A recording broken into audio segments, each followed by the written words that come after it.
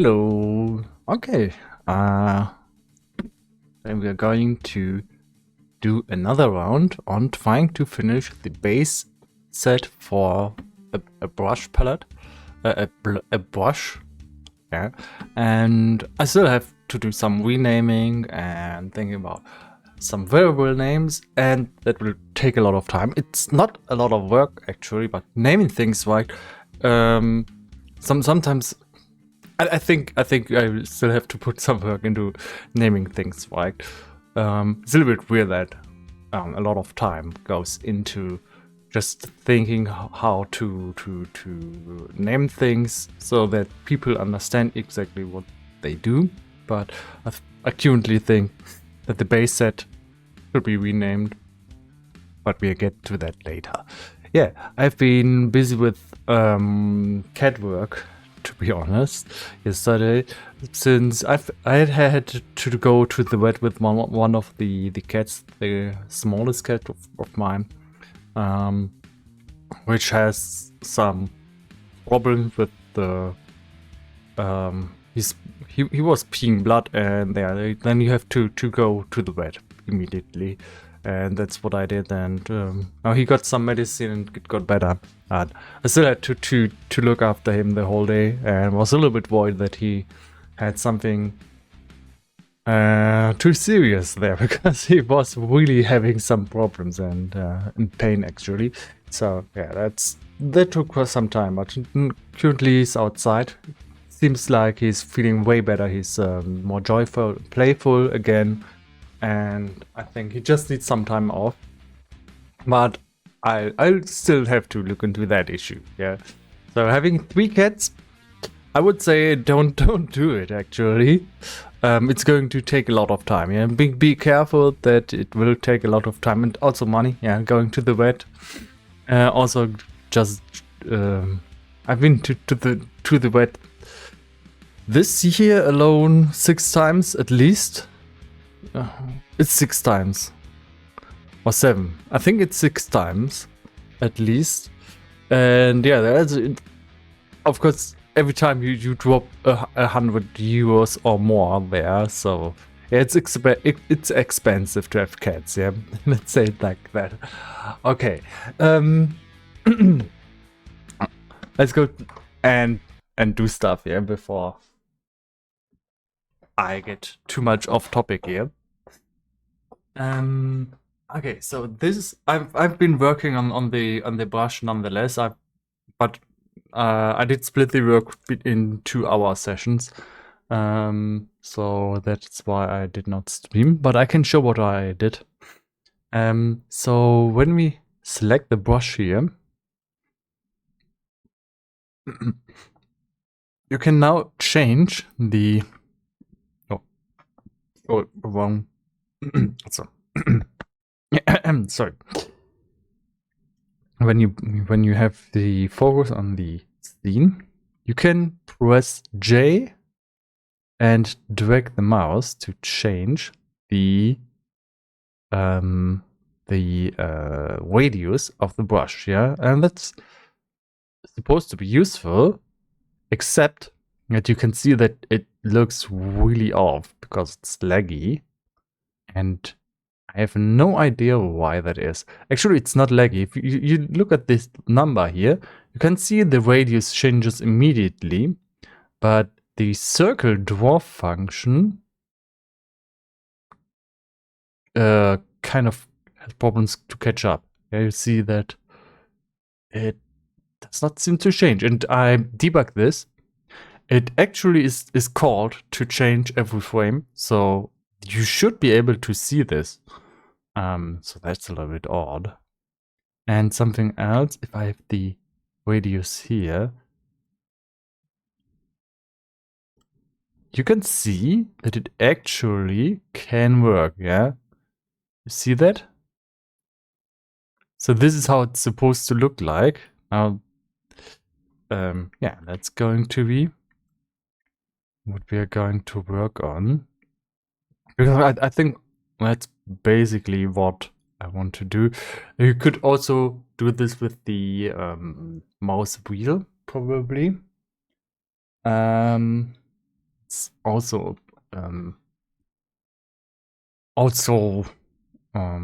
something that I'm thinking of. I think pressing J and then adjusting the brush radius like this is pretty neat actually.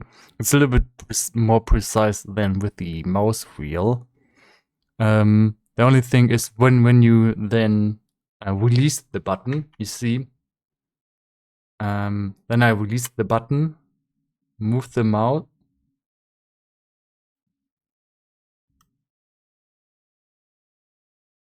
Oh, what is that? Okay, I think what happened here is that it did not catch the mouse release.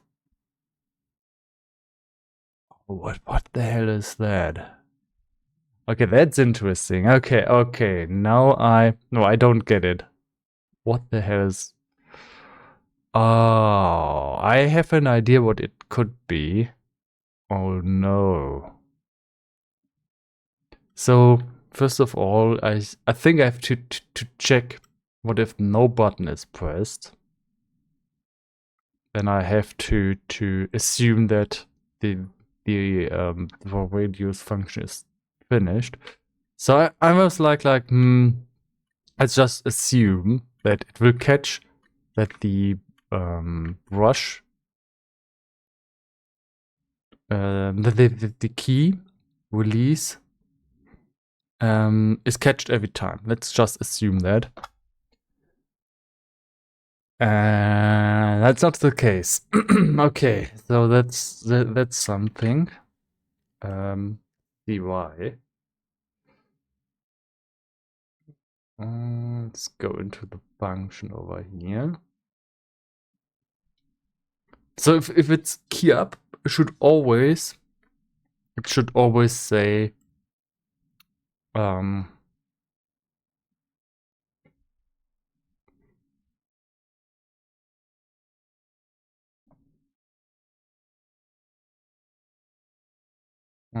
stop it. But okay, it's inside of this if. It has to be outside of this if. So this checks if it's the key combination. I think this should now on every key up, it should say this has to be false.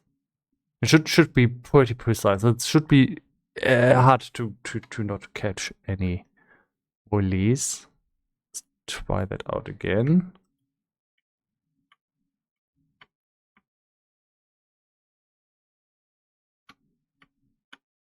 Okay, that is much better.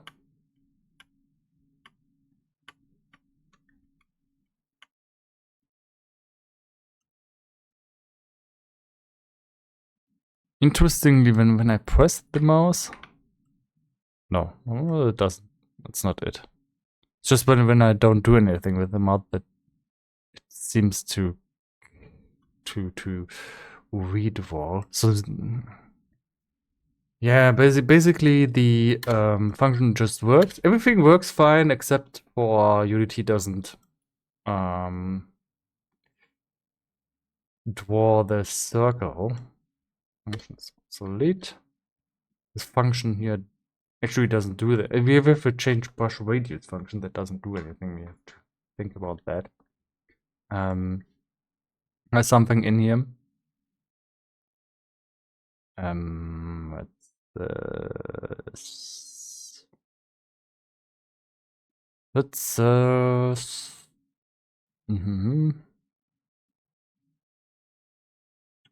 brush hotkeys. Change brush radius. And that function, you click there and it doesn't do anything. So probably could give an editor input field and prompt the user to plug in another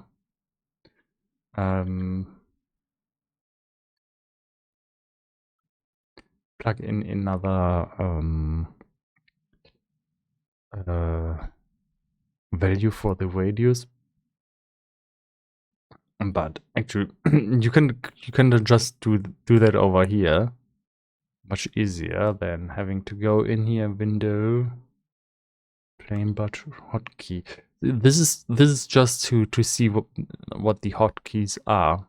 Yeah. And if this one, it doesn't make sense to click on this. Yeah, you would always have this in the scene, or do it over here.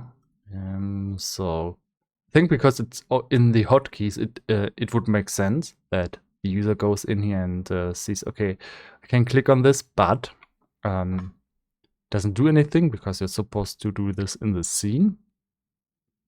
For the other things, it's though you click on this and it will actually do call the function. But this change brush radius function actually doesn't do anything, because that's supposed to be in the scene. And then here it doesn't make sense to it's I could force some logic inside of here, you know, just to have something, but I actually don't want this option to do anything. I just want the user to see the hotkey, but I don't need the function. The function is kind of, yeah, it's useless. Okay, yeah, and we already have a function for this, so we are not going to put this into another function. Yeah. Okay. And that's it. Yeah.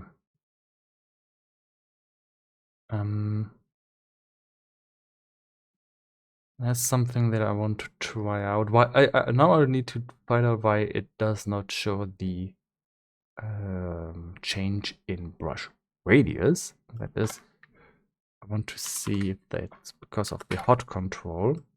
Hot control is always it's pretty brute forcey. No, that's not it. Why? Let's put it to another shortcut. Maybe it's related to that.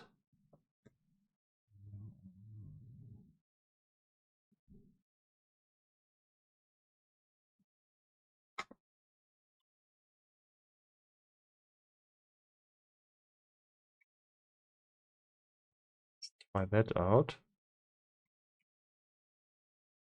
Okay, it's not the shortcut.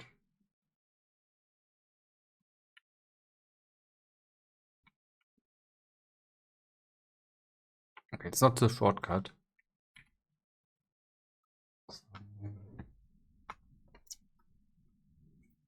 I thought maybe it's something with the shortcut, that because of the shortcut it doesn't focus the scene window. That's not it.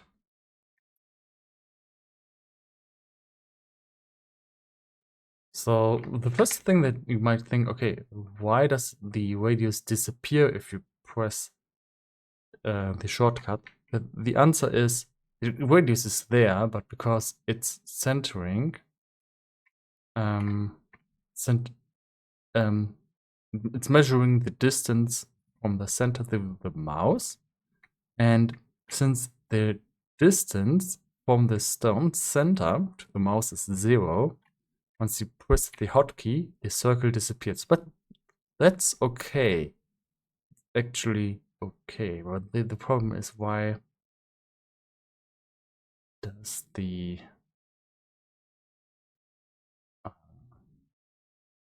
circle not draw? It's really weird. Because I already checked if there's draw chords, and there are draw chords.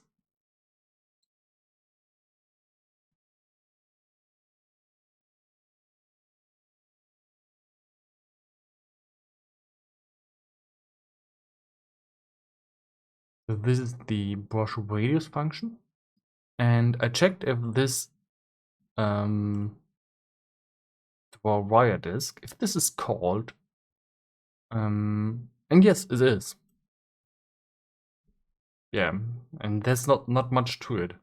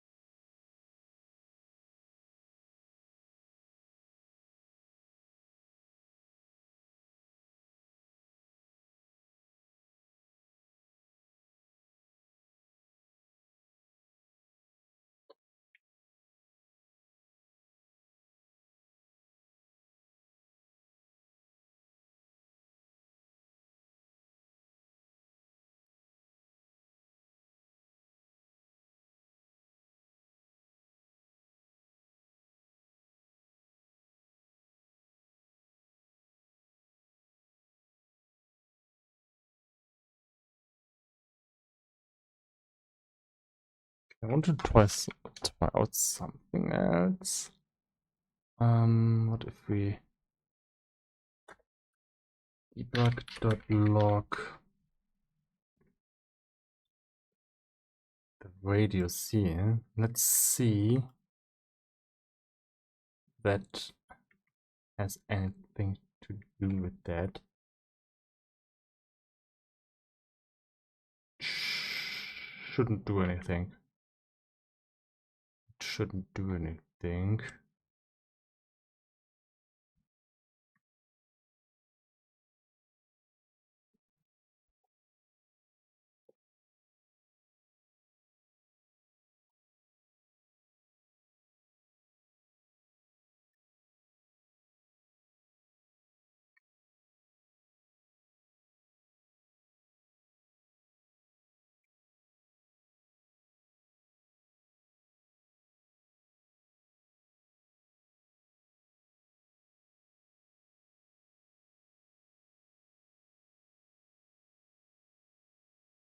You can see the numbers change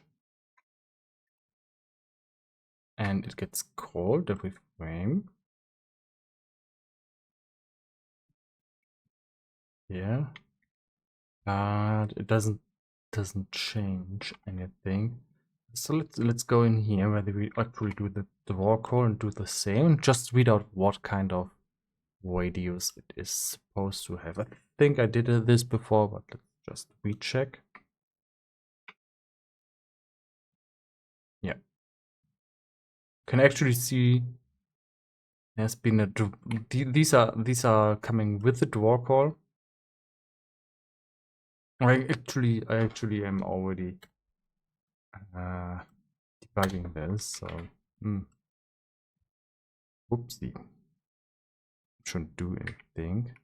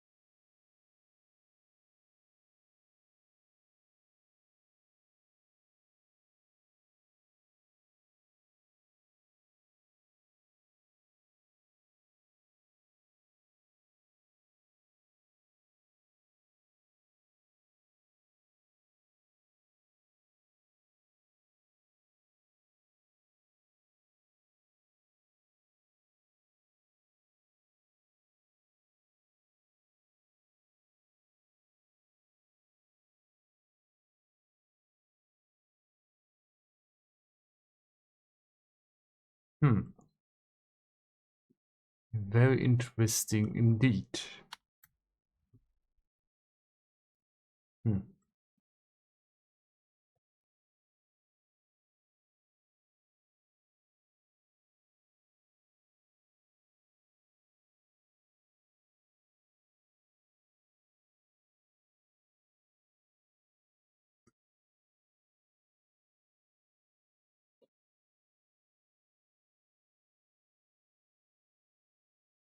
We can look at the documentation and read a little bit. Maybe somebody else has that problem, but let's just look at the documentation.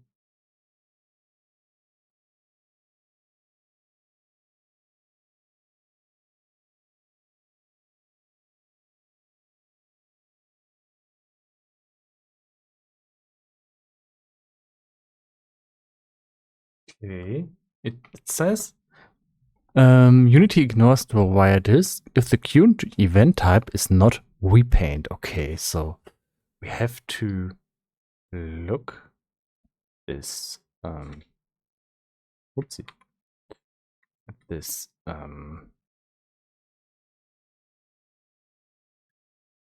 function. I want to try out what if I get rid of this. Now this should be called for every event. So let's try that out.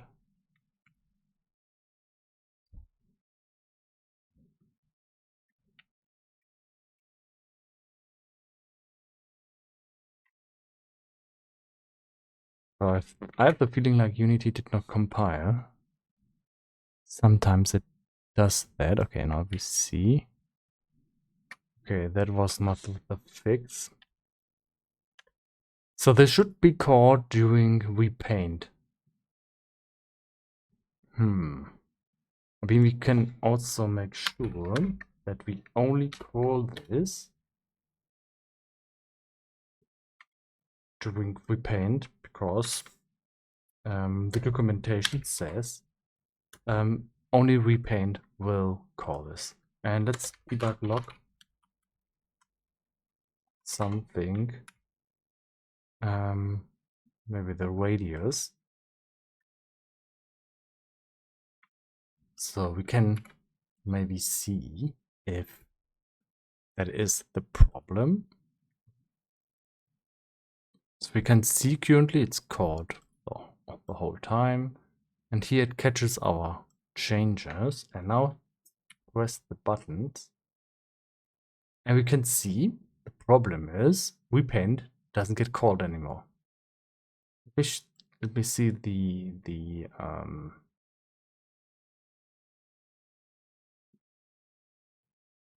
so it doesn't even go inside because repaint is not called.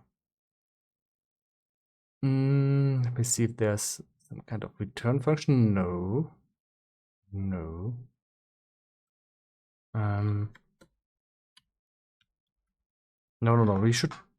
We saw before that this function gets called the whole time.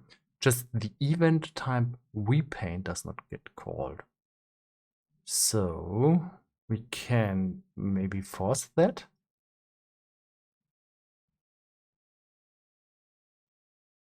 Can force that.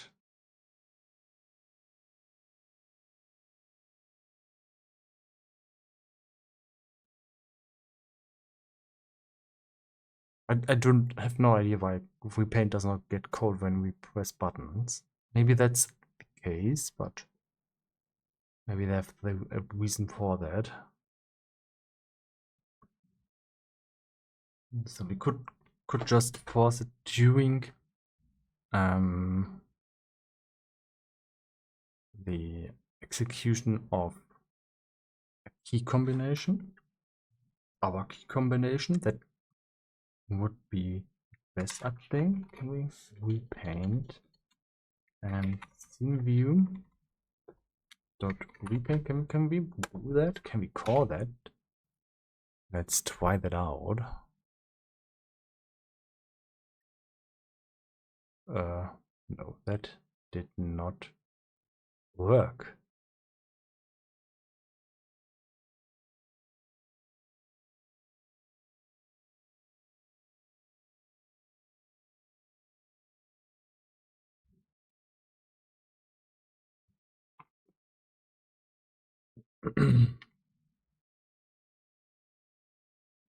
Let's do something dumb and just call repaint every frame. That shouldn't do anything, but just want to try that out. Oh, that looks much better. Oh, yeah, that's how it's supposed to look like. Now we have to find a good condition for repaint function. Yeah, it would be nice if we could just write, please also do this when we have a repaint. Yeah, okay.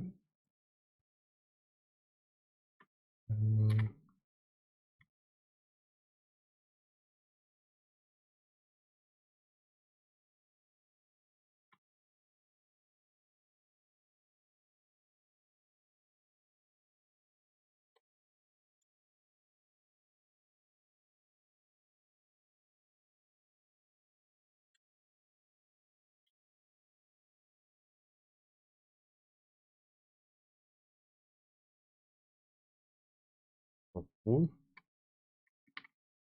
Can compare these two beforehand. Just say if these two change. Yeah, that's okay. I think that's okay.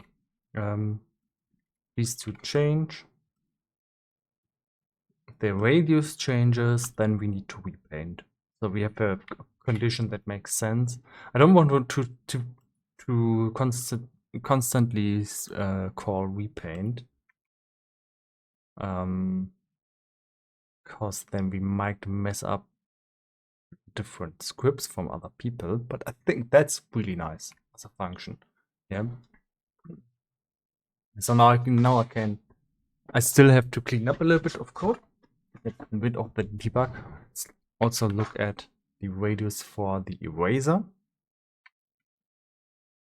Yeah, eraser also works. I think the red could be a little bit brighter, so let's do that. Increase the brightness of red just a little bit. I could see it, but I think the contrast was not that nice. And I'm working on an OLED display where the contrast ratios are quite good. Let's put this on another monitor. Okay, on a VA. I think this is a VA panel. On a VA panel, the contrast is pretty good. Okay, yeah. Okay, I'm going to clean up now.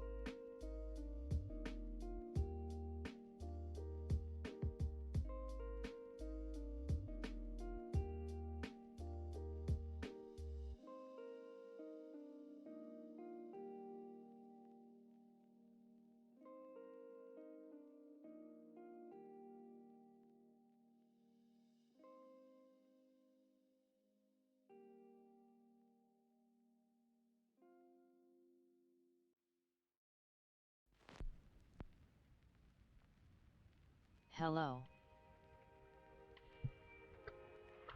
Hello there. Hi. Edu the King, what's up?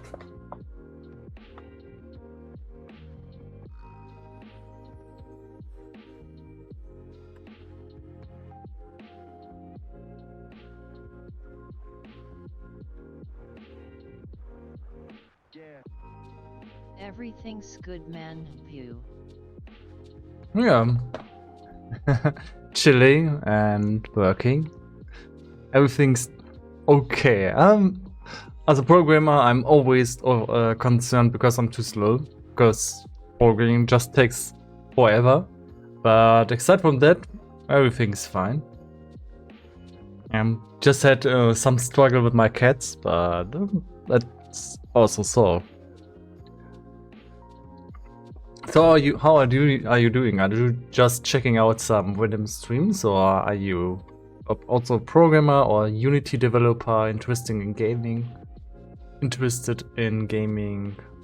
Game development, something?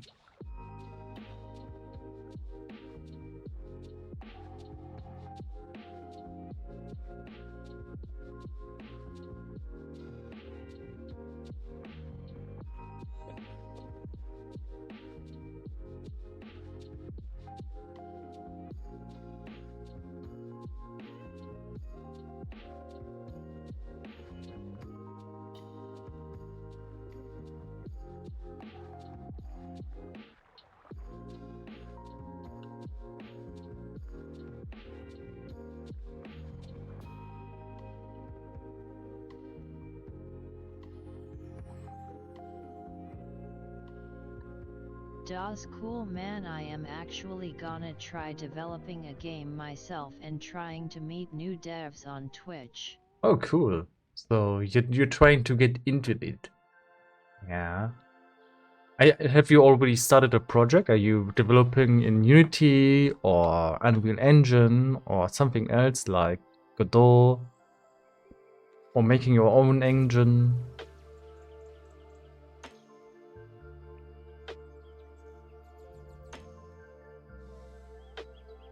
I mean, there's so many ways to do a game. You basically are completely free. You can even just pick up Python and or C and work from scratch. Now, I wouldn't recommend it at this start. You could also do it in assembler. Yeah, but assembly. Yeah, but I wouldn't recommend it.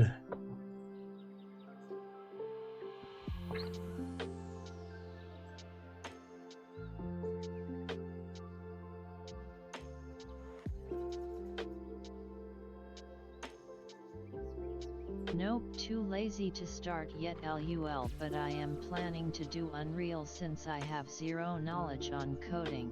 Oh, yeah. So basically then you would go into the branch of game designer, game artist, 3D artist maybe? Or level artist, map designer, something like that. Does something of that sound attractive for you? So you can do game development without coding. It's just harder.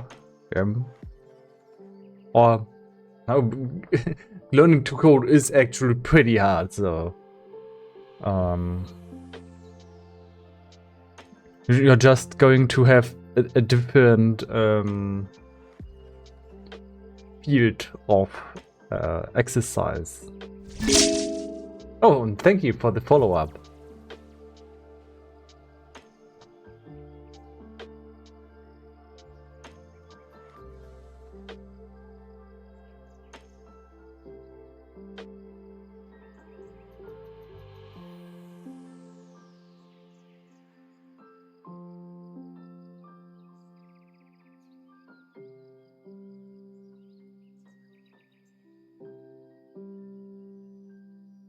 Yeah man, everything is hard these days. I have no idea where to start LUL. Okay, you have no idea where to start. What are you? What do you want to do?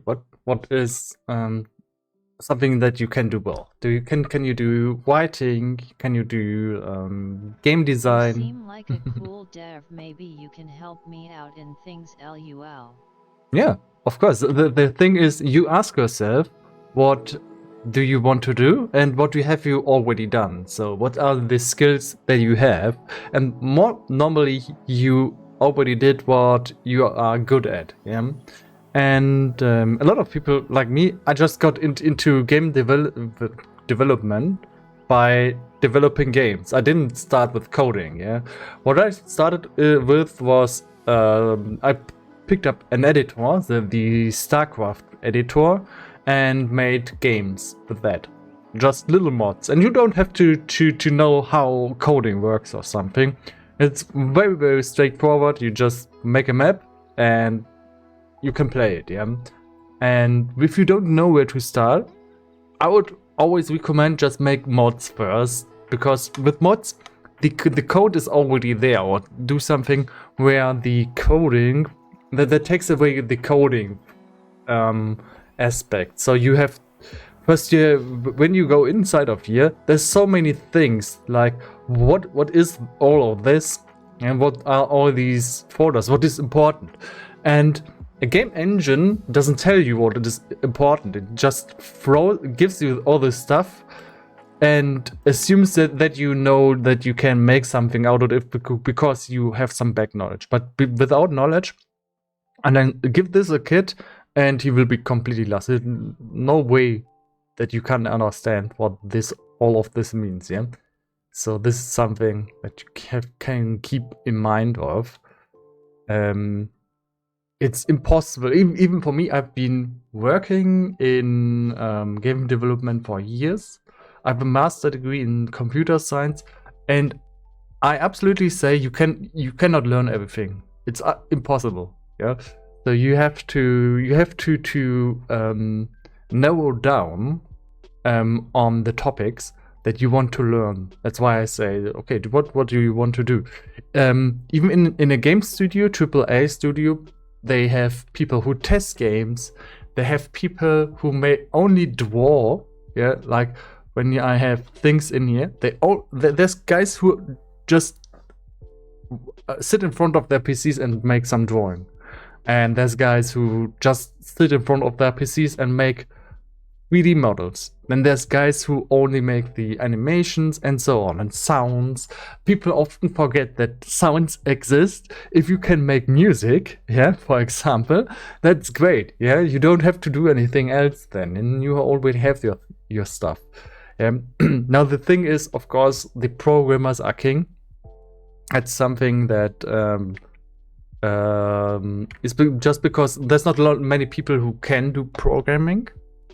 And it's the most important topic. That's something why I say programming. If you want to get serious and have be 100% sure that you can work in any business in gaming, and you pretty much have to encapsulate some kind of scripting and programming, because a music artist, a 3D artist, you have to basically take what you get as jobs or as paid exercises, paid limited work. Yeah, that's the struggle that a lot of artists go through, and that's basically because art and music and writing has a lot of people who want to do it, and more people want to do that actual, and they will always want to do the fun stuff, and there's less people who want and there's less demand for it because of that. There's just too many people who think that's really nice. With programming, it's opposite. There's nearly no one wants to do programming, and there's even less people who can even do programming. Programming is the absolute hardest thing there. So in the long term, I would always recommend, if you can do programming and you say, okay, that's something for me, then do programming. It's just the safest option out there. But if you're a good artist, I've worked with artists, and I absolutely think the last designer that I was working with, they were really, really good. So nothing against them, and I think I actually think they are really good people. Yeah.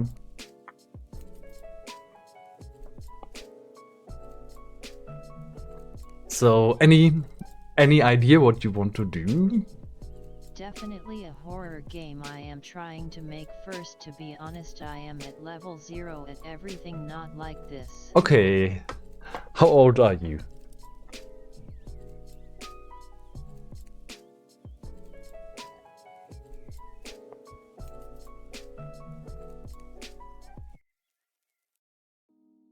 Are you still in school? 22 in 1 month. That's good. That's good. So if you want to do a horror game, you often have the big game in mind, yeah. And first of all, if you want to get serious, you have to think like that. In every story, you have that training arc. You know, you have that training arc where where in a movie, that's the point where the character just struggles and gets stronger, gets a sensei, and then trains and trains and trains. And that's the truth is, the training part is the thing that you are doing most. And before you do any big game, you just have to make a game at all. Yeah, it just needs to be something small. If you want to do a horror game, it's really easy. But you have to narrow down your first projects so that you don't do anything complicated. You have to know what you are doing first. And if you don't know what you are doing and you try something big, it's going to explode in time. You're never going to finish. Do something that you can finish, like just have a walking simulator where you can have a game where you just have your 3D environment. Like, I would just start with making a plane. Now this is a plane, and instead of trying to make everything good, just try first to scale everything down, make a plane, and build a house on that. Yeah. So you just learn the tools. Yeah. That's your training arc. Yeah. That you first have to do, and then you build an environment and just make a game where you can walk through that environment. It's super complicated. It's already enough just to get, and it's really important that you have to keep in mind, just to get to the point where you can build some environment, you can walk through it, and then you can play with the lightning, so it's maybe scary, and add things later. But first, just build something where you can walk inside of that level, yeah, and then build the game, so you can in the end go in here and build the game and give it to other people. And that's important that you also go the last step to actually make the game. So when you're doing a project and you never make an executable that you can give to other people, you haven't done the whole thing, and that's also important. But yeah, until you get that, for example, just a plane, place a character inside and make him walk. Doing that is going to take a whole week. Now, experienced people can do this in an hour. Yeah, in an hour can do this, but that's because I know everything. If you know everything, it's easy. Yeah, it's like I don't know, playing a piano, reading, writing. You have to, you don't start. You your life and know how to read. It takes years to learn to read and write and grammar and speak languages. And gaming is also there's so much stuff going on in everything that you have to narrow down where to start, and then you can, for example, know how things work. Just go in here into the internet, and you say Unreal Engine starter tutorial, and pick something out that is done well. I could try. Now this one immediately is a red flag because it's 5 hours, and that makes it a little bit chunky. Can maybe try to find something.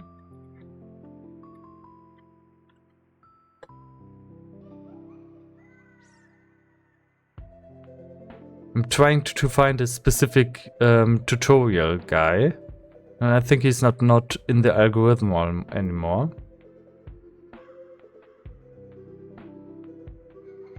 So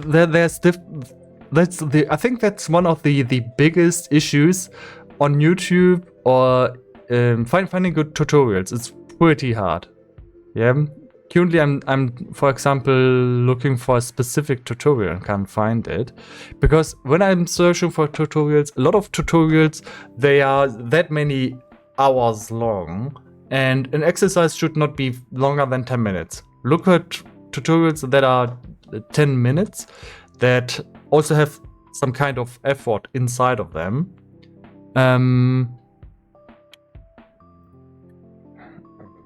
Let me try to say. I wanted to find a good example, now I can't find it. I'm a little bit sorry about that one.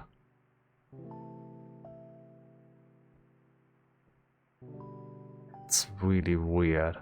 Also, my thumbnails are kind of buggy. I don't know why that is.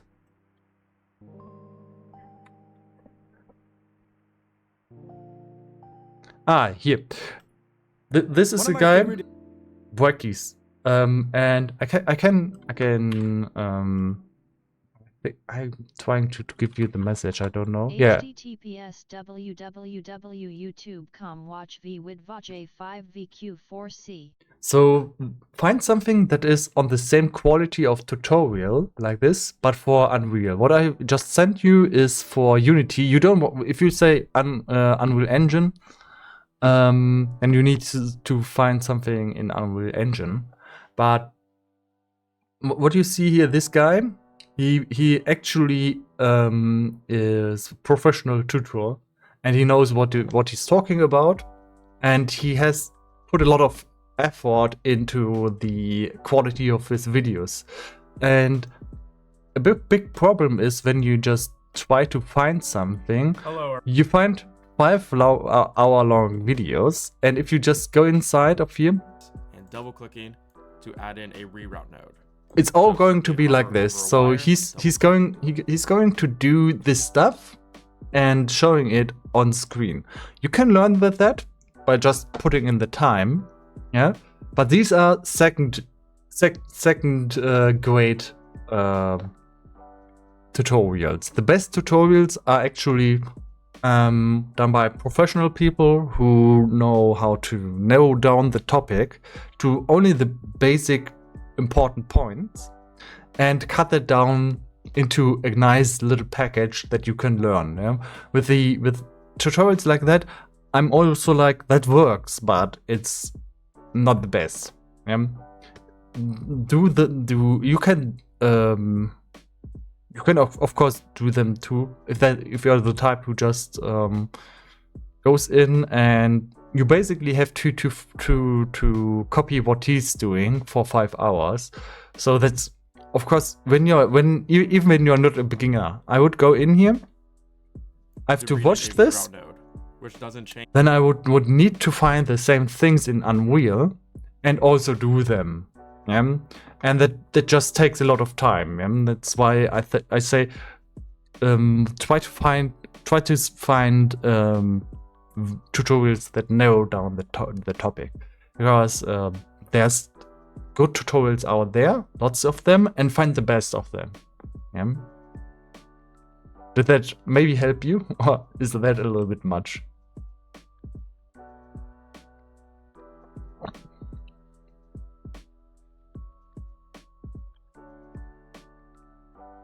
Great advices, man. I actually had the idea on making a big game first, then I just decided to do a really small one first. Yeah. That's also that's the biggest problem. I also would like to do a big game, but you have to know, and I really need to. Yeah, that's just the reality that is out there. A big game, AAA game, it takes a team of hundreds of people who work on that game 8 hours, and a lot of people do over hours and work 10, 12 hours in a team with hundreds of people. So you basically get an idea that it takes a lot of time and effort to make a game, yeah? And of course, you have inside of that team lots of different fields like art, writing, programming.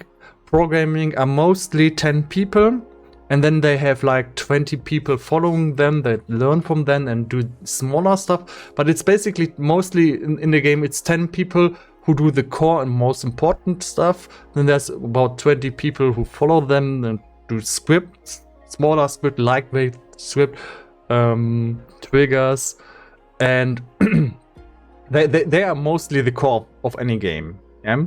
And without these people, you can't make a game.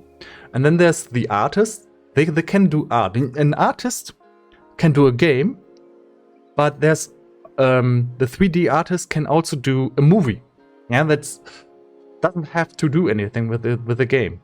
There's or a 2D artist, he can do a game and do things like these drawings, but he can also become an artist and make paintings. Yeah, so this is something that you have to keep in mind, that there's a lot of fields inside, and if you want to be able to do everything, you're going to be a full stack indie developer. Yeah. But full stack has up and downs. That means you have to be able to do anything, and you need to have the time. You have to have the money to do anything.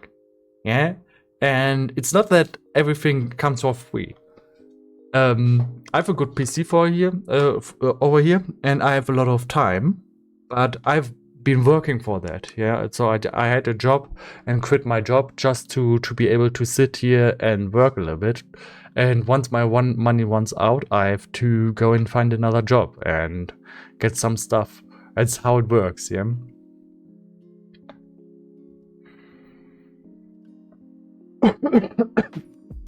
But even if you are working on a small project, it's important to have teamwork there. Teamwork is very, very important. Hey, that's tough, man. It's not that tough, actually. It's not that tough. It's just you just have to accept the lie. You have to be. I don't know. It's for me. It's a little bit like philosophy. What are you working on, actually? What I'm working on? Oh, that's very specific. So that's something that you won't need for your start. But what I'm working on is a tool. I'm not working on a game. I'm working on a tool to make a game. Yeah. So what I'm able to do here is, this is a brush. I've programmed this by myself. So I'm a coder and programmer mainly. Yeah, that's my field where I say I specialize in. And with this, now I also do art, but most of the time I'm just programming. So with this you can draw objects in, and it's basically just a brush where you can draw stuff. Yeah, and sorry. So I'm working on all the functions like here, like this is the eraser, and I'm working on that you can change the radius. Now I'm pressing shortcuts. Yeah, there's shortcuts.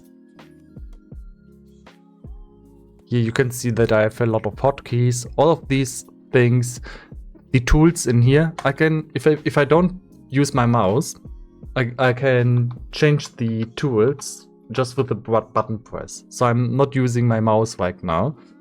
That's something. There's a lot of stuff that you normally wouldn't think about, but now I can erase stuff, and you can go in here and rotate.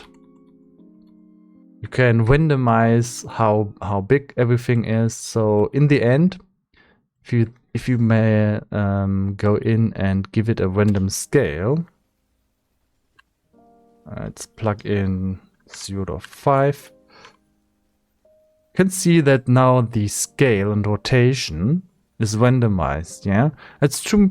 And what you do with that is you draw this in your environment now,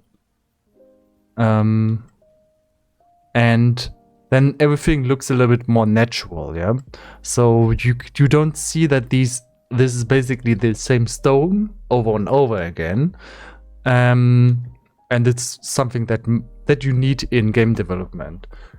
I'm actually also working on a game. I've released a game. I'm opening that up, but it takes a little bit of time, and that's where I'm making the tool for. And instead of working on my game, I often just work on the tools to make the game, because I think it's very important that you customize the tools that you can work on the tools that you use in your day life. Yeah, I'm currently opening the game up. It's still not opened, but this of course takes a lot of time. You can see that all the options inside of here, the fields, the options that come in here, these are the objects. It takes a lot of understanding how the engine works, and how programming works, and what people actually need and want to do. Such a brush, for example, people who saw this immediately said, okay, that's useful. That's actually what a lot of people need. Unity comes with the base tool set, but for example, you don't have everything to make a game. If you're trying to make a game, the engine gives you a lot of stuff that they think they need or that they need for their games. Unreal Engine comes with more tools than Unity. Unity says we give you a base engine and make it very adjustable and programmable. And Unreal will give you always the tools that you need. Yeah. So in Unreal, Unreal for beginners, it might be even better. It might be better. I'm not sure because I'm not a tutor. But the good thing that Unreal comes with is the tools. You already have the tools inside that you need for a 3D shooter game, and that's where you have to maybe know the history of Unreal. The first games that they did with Unreal were Unreal Tournament, for example. It has Unreal inside. That was done with the Unreal Engine, and that's where Unreal is really, really good at in 3D shooter games. They have all the tools already done, yeah. So you can use them and just make a shooter. It's really easy to do once you okay. If you have basic knowledge, everything easy, yeah. But then there comes the thing, you don't know anything. I don't know anything.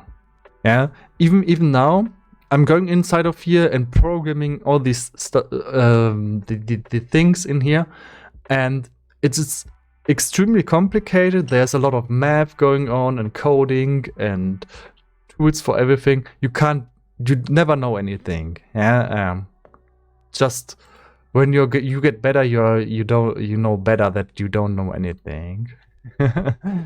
And there's a point in where you think you know everything, but actually you never know anything.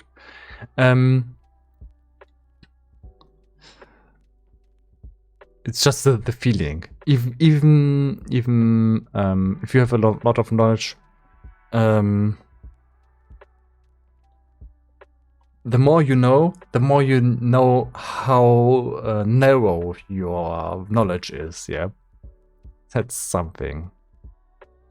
So this is actually the game that I'm working on, and you can see this is where you can just go in. You have your heart, and you can play this. Go inside, and on these, I've not been working on the game that long. That's why there's a message coming up. It's basically something that I need to update. So you can go in here, and this is my basic game in Shuri. And it's very, very, yeah, it has a lot of time that has been inside of you. So says a informative man LUL. Thank you. So you can see this is the game I've been working on. I've been working on this a long time, but I think that the base problem with this game is the art sucks. That's why I need to redo a lot of stuff in here, yeah.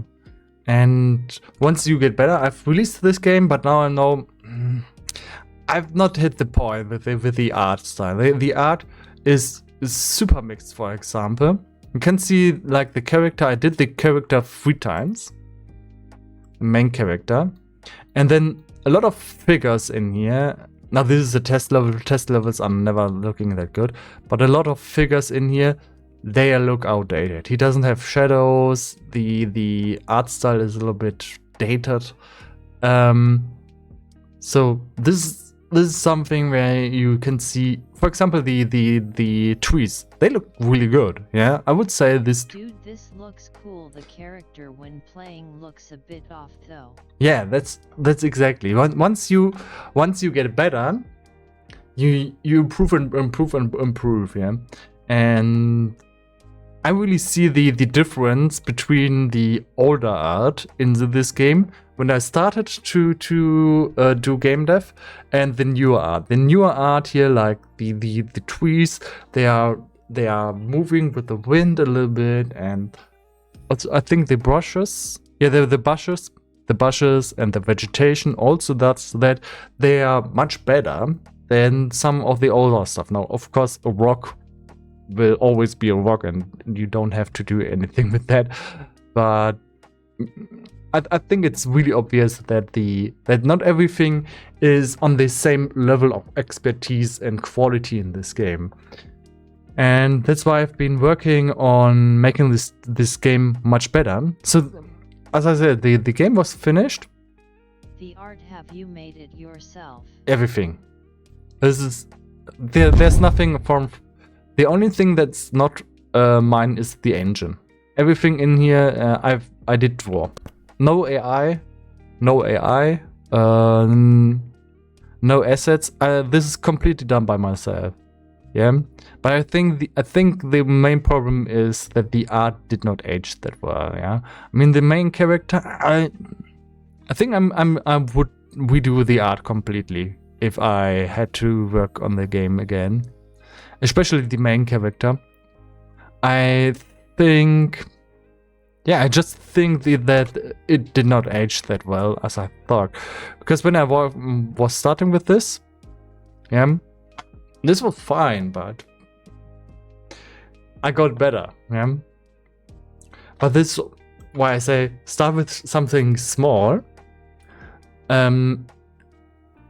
So you can in the end say, okay, I finished something really good, because you can narrow down your topic and make the little things that you do really good, because that's more important than trying. Most people go in there and try to make the next big hit or big game.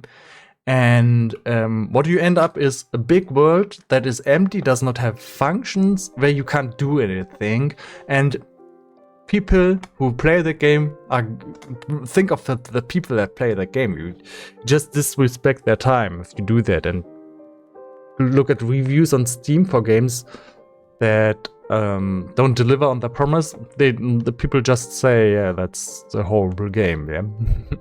So that's one thing why I'm still trying to improve on this game and say, okay, I never hit the quality that I wanted to hit, and try to improve upon that. And before I do that, I don't really want to move on because I have that idea or that I just want to give the people that type of quality. Yeah. Where I think the main character, for example, I will maybe do a complete redraw of that. I know I will definitely do that. Redraw the character and some of the first enemies that you come upon. Basically take the drawing that I have and improve upon that, so that they look on par with newer art. Yeah, that's just taking time. You have to sit down and just draw a couple of days for that. Yeah, and that can be really fun. I just go in there, pick my drawing tablet and draw for days. I just draw. Program. You have to accept that it just takes time. What can help you is though, so for a project like this, that you narrow down everything. The main character when doing nothing looks good, though only when he is active it looks off. Yeah. So when he does nothing, like here, you can see also the idle animation. I think that's okay, but I think the side animation, I think it looks too flat, and that's the main issue here. And the proportions. Now I changed the proportions on purpose so that his face is bigger. So because he's so small that's why I decided to make his face bigger, so you can still read a bit of his emotions. But when he's in the side view, I think the head proportions are too big, and something's off about that. So I think I will need to do a redraw there. Yeah, but yeah, that's. You have to Maybe fail a I'm lot. Wrong man, maybe people will love it. I don't know. If I don't love it, so I'm going to change it. Yeah. If you don't love it yourself as an artist, oh no, you can love pretty shitty things. There's a thing where when you're working a lot on your own stuff, and don't have other people to re-evaluate, that you are probably to love shit. and that's just because what a lot of people say is, I've worked so long on this, yeah, and say I've worked years on this. I've drawn this character for so long, so it's good. But that's not the same. You can work a long time on something and it's still not good. Yeah, and that's why re-evaluation and trying to be neutral and see things from different perspectives is very important. Because once you look at a character very much and play a game and get a feeling for it gets better. Just because you get and you get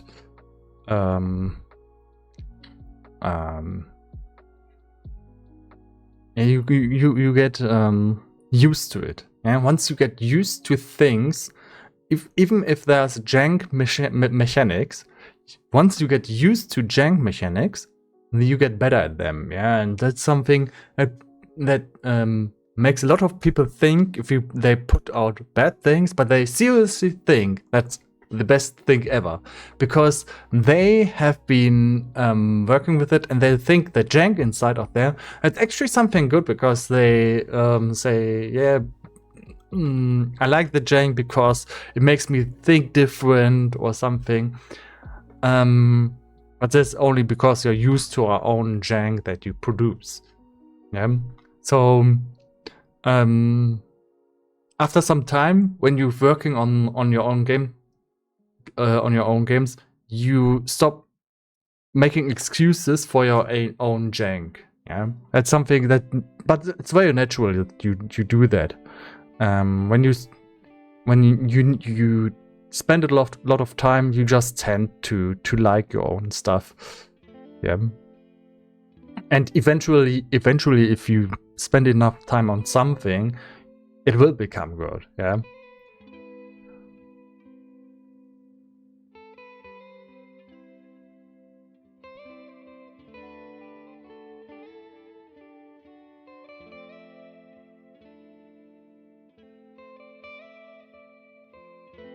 That's true.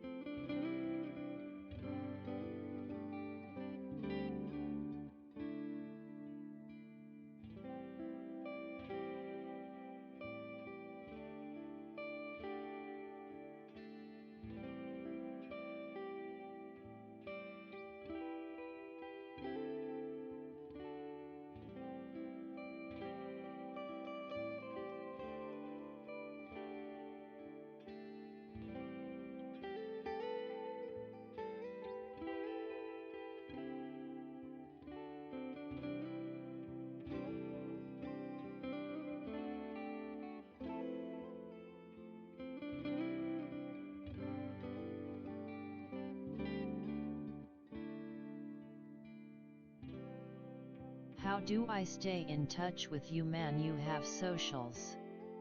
Yeah, I have some links in the Twitch stream. Underneath the Twitch stream, you can basically find some links like my Instagram, but also have a Discord. And I'm also that, and there's a Discord server, and I'm active on that. So you can just add me there. But you can also just join, look at the stream or ask me something here. Yeah.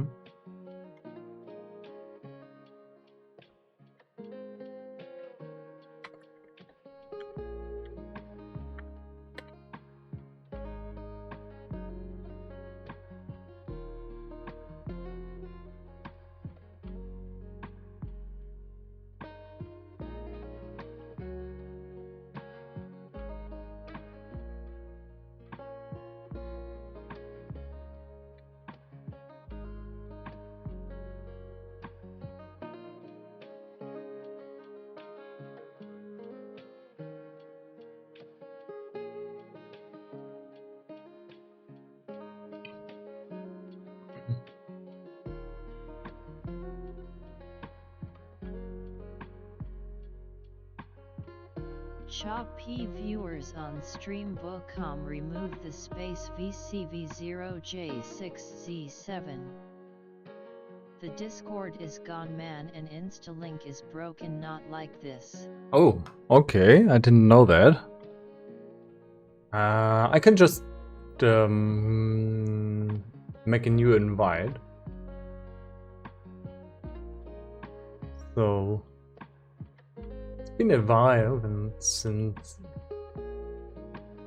I think it's just that the links, because I've done this a year ago, and if Instagram or Discord change anything in their code, I sometimes change the links. So I have to go in and check that. But I can just give you new links. Let me wait a second. Invite. You can send it to me in Whisper, the lot of bots these days. Yeah. Give me a second.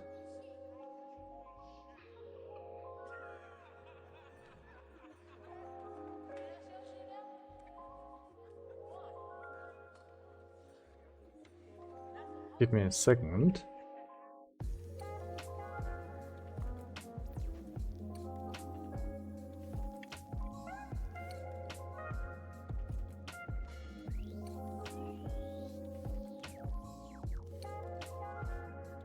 Oh, I think I can't give you the link. I should just.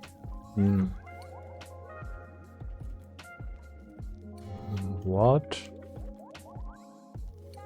I think it's hidden because of the link. Let me check my Instagram.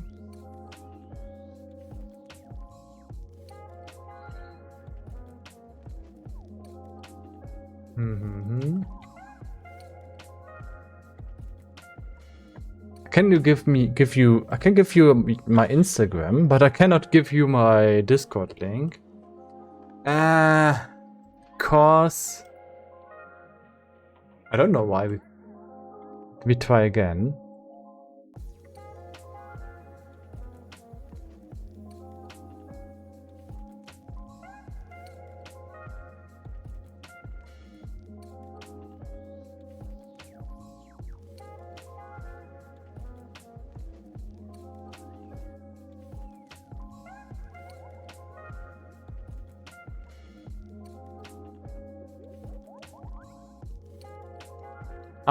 Okay, I can't give you the link for Discord in streaming mode. Wait a second.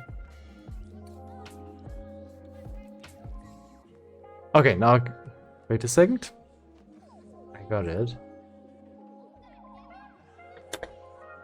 Here's the Discord link. So this is a link to my Discord. You can just add me as on Discord.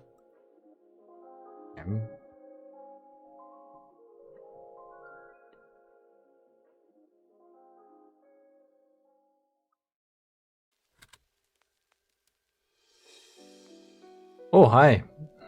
Edwin the Knight. Yo, what's up?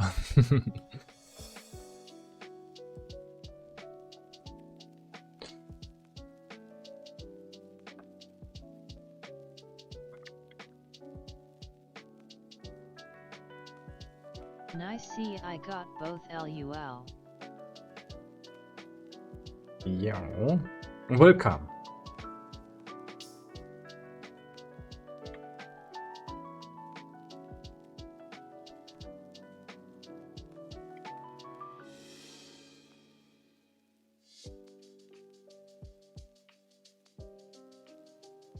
Yeah, I also had to work on the stream description. Yeah, I'm not putting much too much Feels effort like into an that. achievement when making a new friend LUL. You're welcome.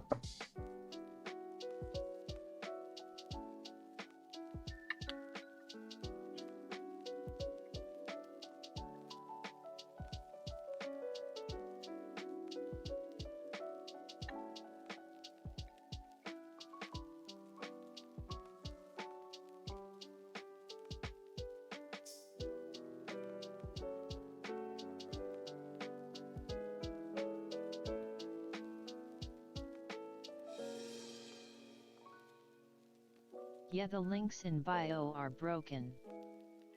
Yeah, I'll work on that, but after the stream, it's not that important right now. For me, the most important thing is to make games or make assets for stuff that actually are good. Yeah, and that's for me more important at the moment. I'll do that after the stream if I think of it. I'm actually not that yeah, I just don't care that much currently. Okay, now I have to work on an algorithm.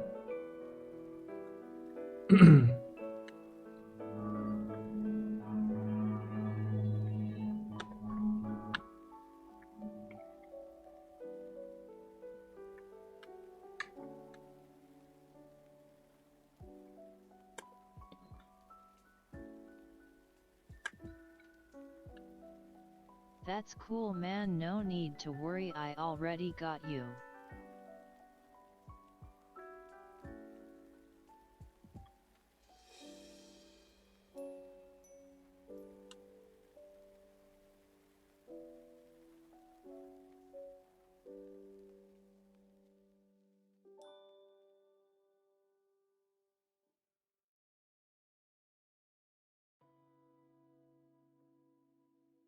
So currently I'm trying to implement this algorithm over here. How do you come up with different art styles, man? Is it complicated? Yeah.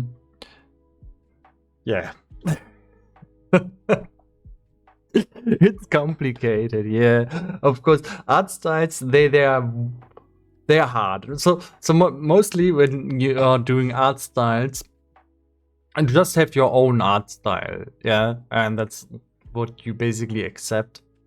And different artists have different art styles that they do when they do stuff. And when you're starting to learning how to draw, you are going to learn a little bit about copying the art styles of different people, but you do your own art style just by doing your stuff, and that becomes your style. Yeah. So the hard thing about that is your art style at the beginning probably is not going to be good. Yeah. So you still have to work on proportions, work on how do I draw fingers. Just drawing fingers takes forever until you get that really well. Yeah, and just a lot of practice and exercise. But you don't really do different art styles. You just do your art according to your instructions or to your circumstances, and that becomes your art style. Yeah. It's also, if you hire an artist, you don't force him to do special art style. You accept that he has an art style, and that's what you get. Yeah, it's something you cannot force an artist to paint like another artist. He can copy that, but it will not be the same. Yeah.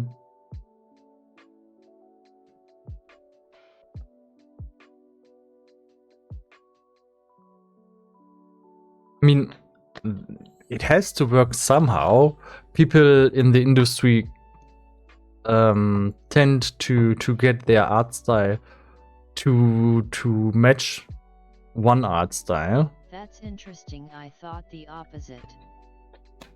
You can make people match one art style in a team, for example. If you have a game development team, the artists have to come down to an art style, but you sometimes have different art styles even in that. So in a game, people who don't work in a game don't realize that there's sometimes different art styles.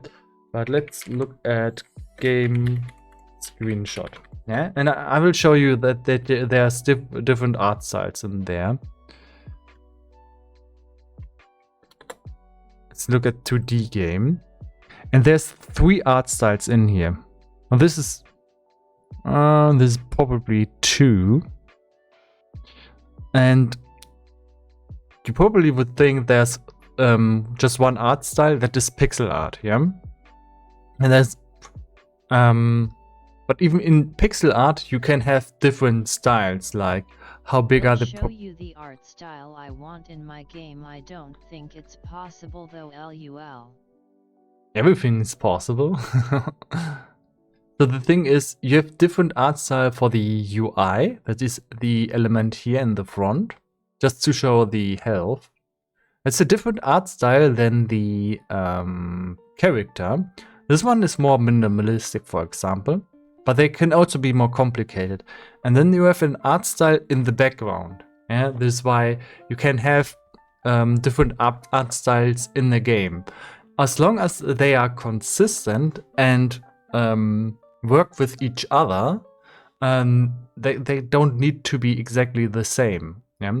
For example, here the background is faded out. The colors are much more dull. So this is how the art styles work well together. Yeah?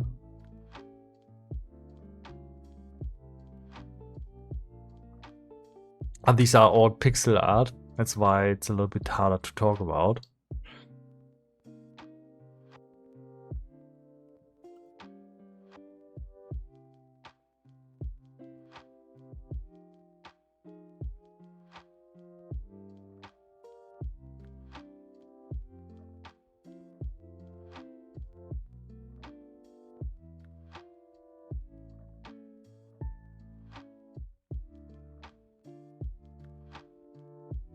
But here you can see that they mix different art styles.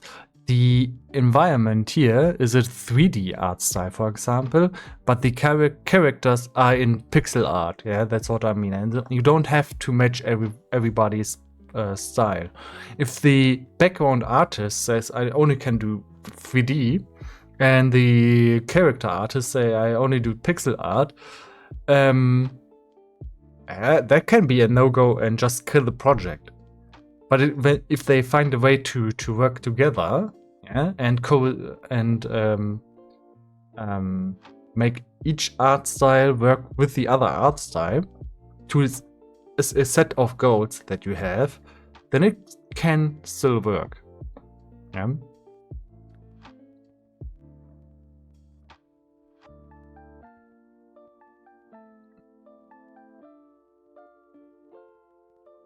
If you're trying to send a link, just send it at a Discord, because Twitch is going to say you can't send a link due to protection.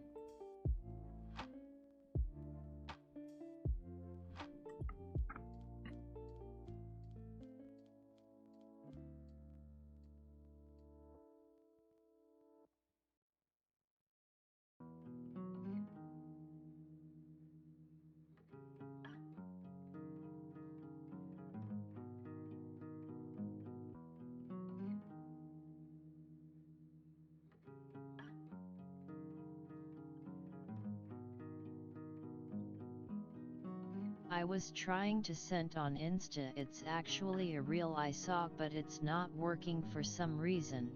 It's protection. Try to send it on Discord. I think it's going to try to protect people from sending links. Links are often not allowed because there's a lot of scammers who just send links.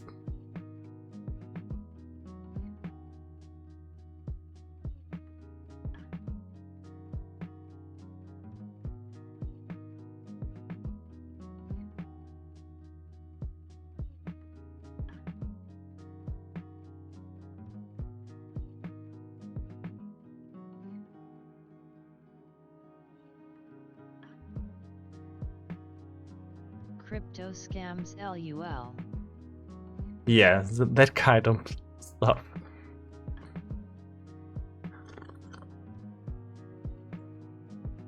No, mostly I think it's just malware, where they say, hey, download this stuff, and then it's some kind of virus. Yeah, it's a classic.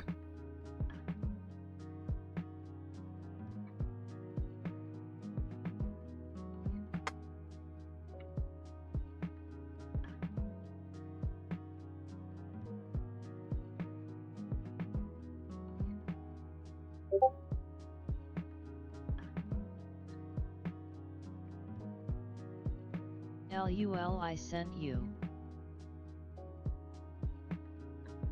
Well, second.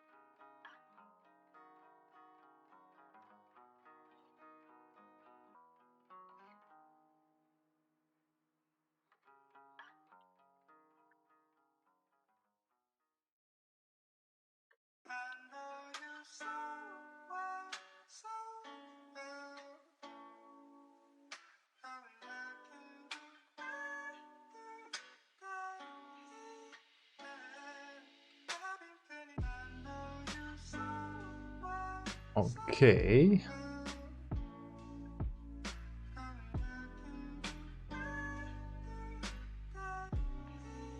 So let me take a look.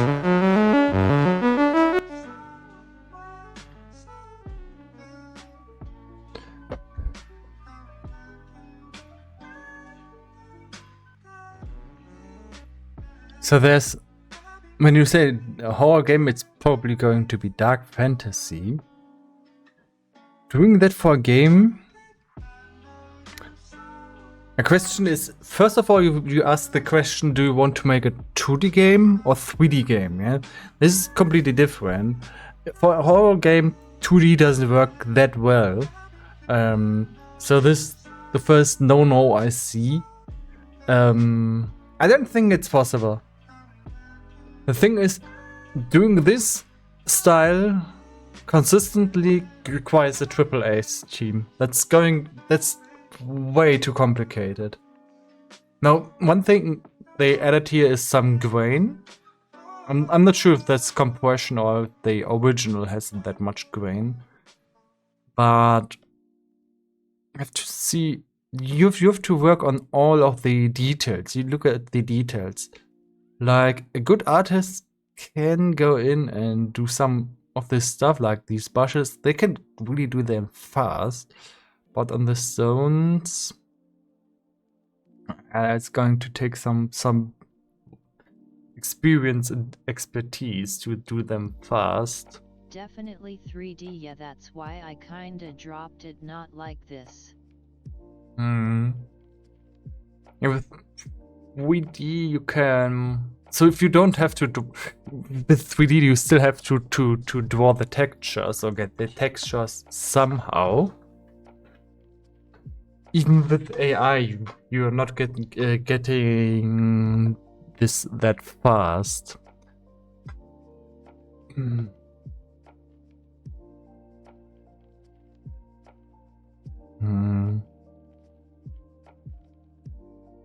Moin Chen.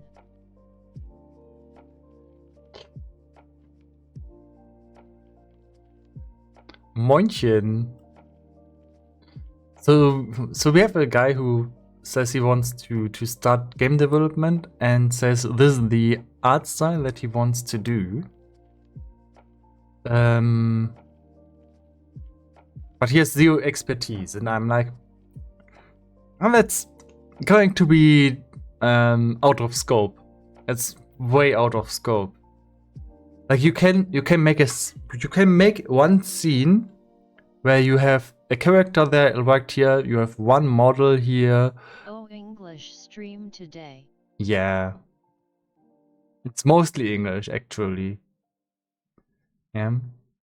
So making this scene isn't that hard. Yeah. Okay, for a beginner it's still hard. If you make every 3D model, you can narrow it down and work a lot with lighting to make that match this art style.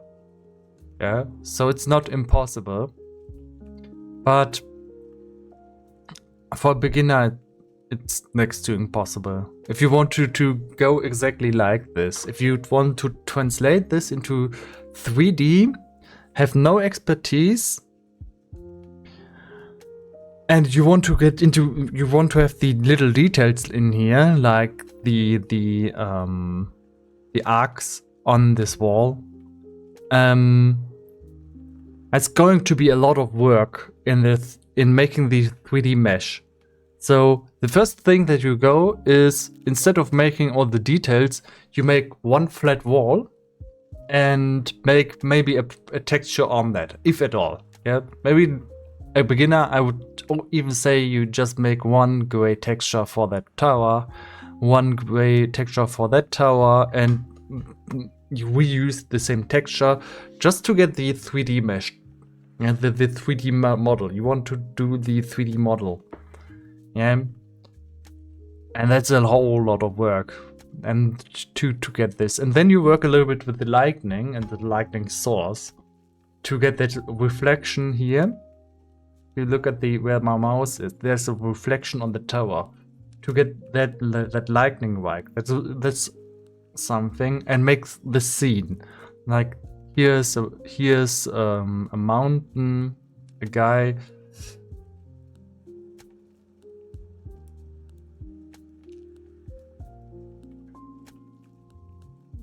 You can of course just buy assets, but then you have to get the assets, and that's what most people do. They just buy some assets, put them together, and make the scene. Yeah?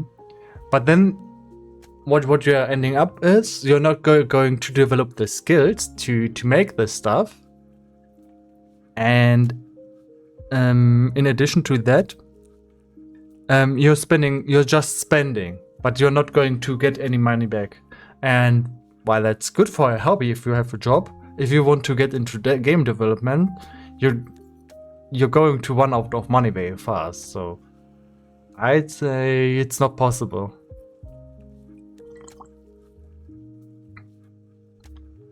Only if you really narrow it down to, okay, I'm going to make one scene like this. Is there even assets with this art style available to buy? Yes, definitely. You can buy this stuff, but you're going to even if you buy the assets, I would still say don't do it. Because you make this scene, but you still don't have a game.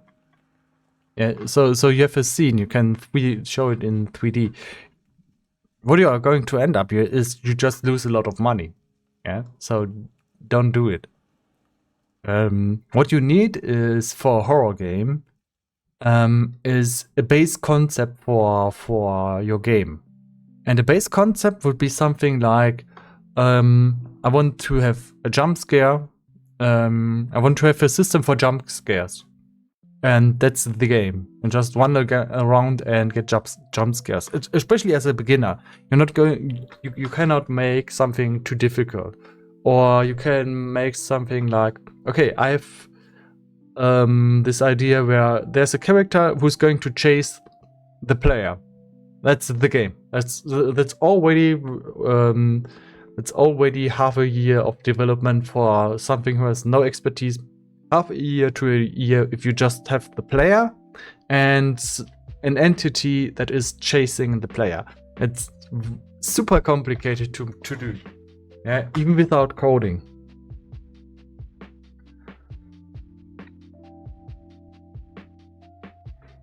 Now, what you can do is just do tutorials. You need to do tutorials where you have little projects that you do, small games, and then you have to adjust the game that you make to the skills that you have. You don't make the game without the skills. You need to, and then that's how you do a good game or a good project. You need to have the resources. You look, what resources do I have and what can I make with that? You don't have a goal and say, this is my goal, I want to do this, and then you find the resources. That's not how it works. Yeah, you need to have the resources first.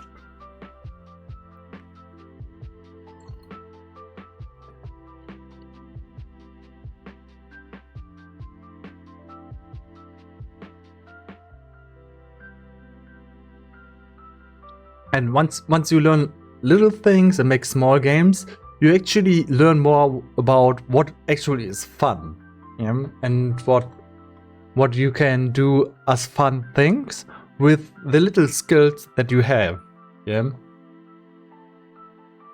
And even experienced people, even more experienced people, know more to narrow down what they have and make that into a fun thing, instead of trying to do the big thing that is never going to happen because it's out of reach, because you need a big team for that. Yeah. Or you start small with a smaller project and make that bigger and bigger, but then you have iterations. When you start with the first iteration, it's Lot still of important details. You are saying I need to note it all. yeah. You can also start with a small project and then make that one small step bigger and go one small step further, yeah? But you in that way I would say don't have a goal then. Yeah, then you go in, have your game, and it will work this way. And then you probably are going to think different about what you're going, the direction you want to go. Then, because then you have the paths that you can see, and then you can choose your next path. And probably the path that you choose then is going to be completely different from what you are imagining at the start. And that's not uncommon. I've worked, for example, for even bigger games like Diablo or StarCraft. When they started their project, they had completely different things in mind there and changed the direction during the development of games. Completely normal. And it's better to do this instead of trying to do something that is where you say, okay, when it's done, it's good. Probably never going to work, and probably you're doing something that nobody asked for, nobody is going to have fun, and the skills that you have don't even match, or the resources that you have don't even match the goal that you have.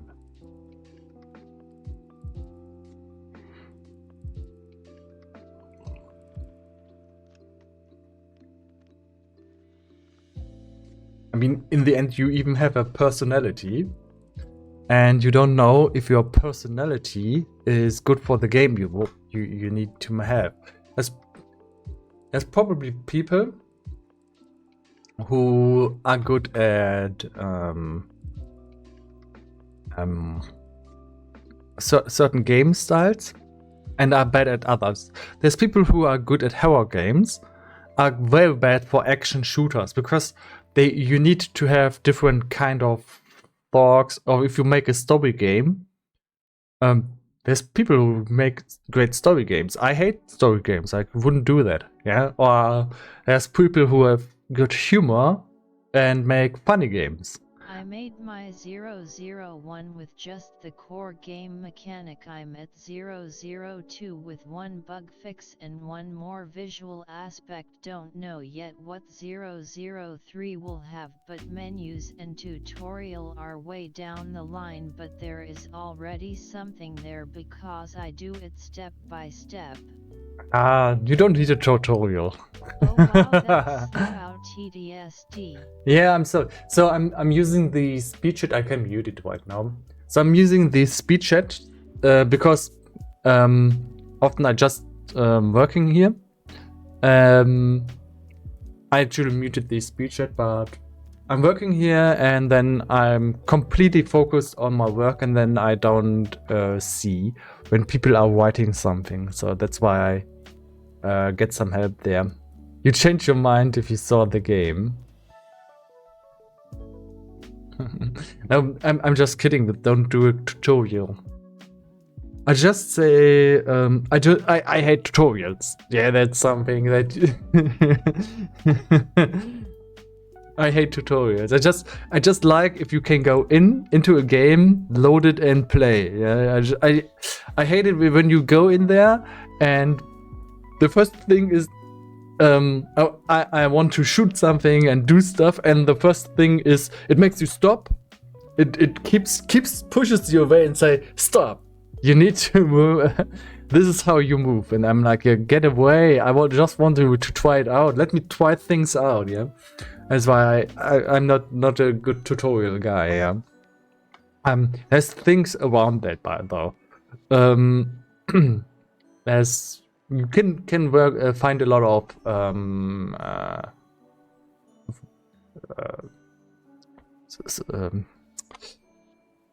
scripts about how to write a tutorial without writing a tutorial, a classic tutorial. But on the flip side, having a pop-up window that just writes, okay, this is how you move, is way faster than to have a system for a tutorial. A system for a tutorial is a lot of development time.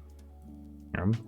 So basically for now, I need to start a smaller horror project first, then gain experience. Yeah, you have to level up first. You know, like in you have to gain some experience, and then you can spend that experience in skill points. By tutorial in my case, I mean basic levels. Most testers were already overwhelmed with level 1 or 2 in my first version. Yeah, okay. That's interesting. Now, I also did give my game to testers one time. They were to my parents, and they were just horrible at the game. And I was like, yeah, they need some kind of tutorial, but and I gave it to some people who gamed, and they said that doesn't need a tutorial. It's super simple. And you have to keep in mind your target group. If people are able to find hotkeys, for example, if you have a menu where you can see the keys, that's good. Yeah, it's normally enough to find the how do I move, where do I attack, and if people don't. And then you just wait in your game. If people don't get through a zone or reach a target or goal that you want them to do, then you can throw something at them and give them a hint.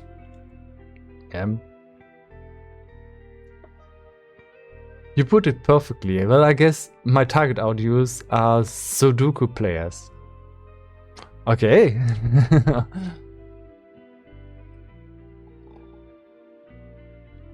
So, with that, you have written core rulebooks, for example.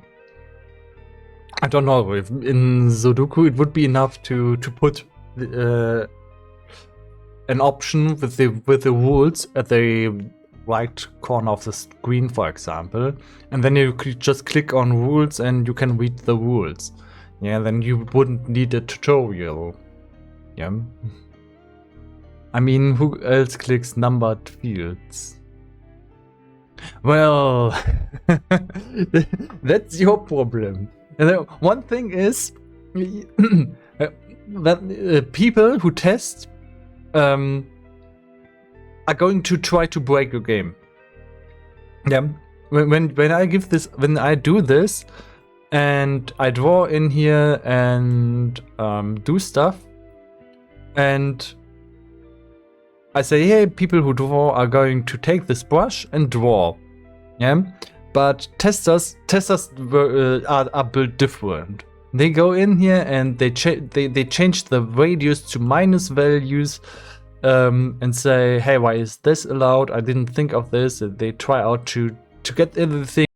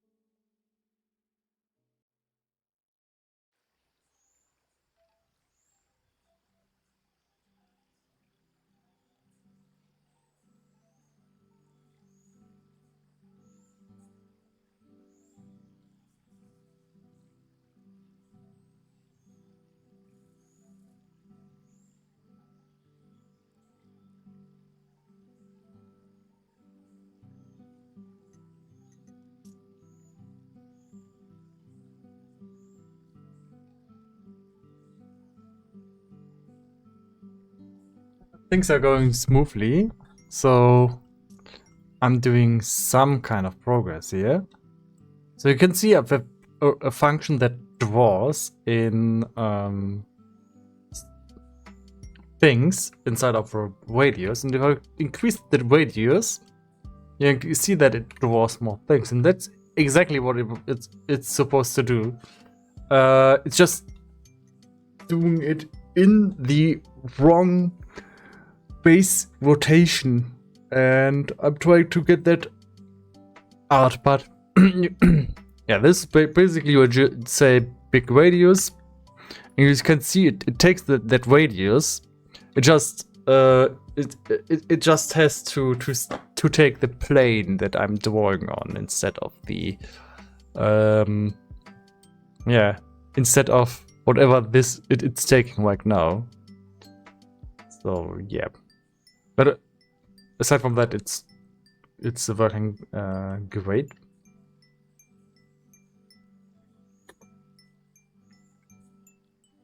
So I'm just doing some experimentation right now. How it works. It works with forward, but doesn't work with right. It's a little bit weird. Thought that if I have right in there, that would actually work. Maybe I have to plug the angle into the Z coordinate. So I have to look a little bit at the map here. Nice. Thank you. Yeah, I'm glad you like the PC setup. took a lot of time. It actually takes a lot of time, not just to buy the stuff and such, but it takes more time to adjust the colors and get that right. Yeah.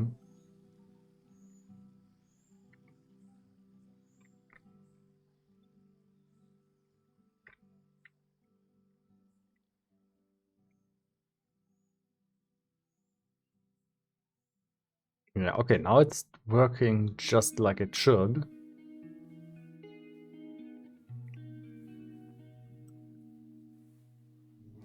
Let me try something out. And then you can randomize a lot of stuff. So if I go in here, now I can see that it looks a little bit more random. So there's a lot of stuff that's going on with randomization.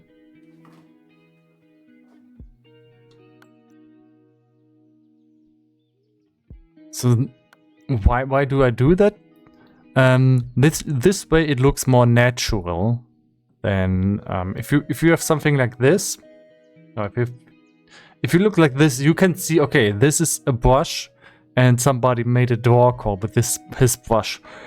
With this, it's harder to see what's going on. How did somebody make this? And if you go over it again, for example, like you have this in a scene and see this, you don't know how somebody did this, because you cannot assume that somebody did go in here and drag this stone inside every time. You can do this, yeah, you can drag this stone inside, drag them inside, and now I have these stones in the scene somewhere randomly and need to adjust their position and stuff. Yeah, that's why you need things like brushes and tools to work with. Yeah. But I still have to do a little bit of math here. Because right now I can draw, I can erase quite nice. That's super important. So I can go in here and everything is gone just with this stroke. And when you're working on a project, as I said, you're working in there a lot of time, and so I need to have the tools that I need to make a game. Yeah. One thing that I don't have is a preview. The preview is, I still have to work on the preview. But once you have the base function, that gets easier once I understand the correct math. Now I still have done the math a little bit with AI and experimentation, but in these two lines of code I need to change something, because I need to get it in the direction of the plane. And currently, if you rotate the plane, rotate the plane, I think then it's not going to work anymore. Yeah, now you see that the function doesn't work anymore, because it doesn't understand how rotations work. It's just brute forced into one direction. Yeah, and now I need to get that inside. But I will make a break here, since I thought I would be finished a little bit sooner, but I got the base math really quick, but now I need to eat something. Yeah, I need to eat, and yeah, that's why I'm going to make a small break, start cooking. So I'll be right back, and after that I'll go on. So see you back later.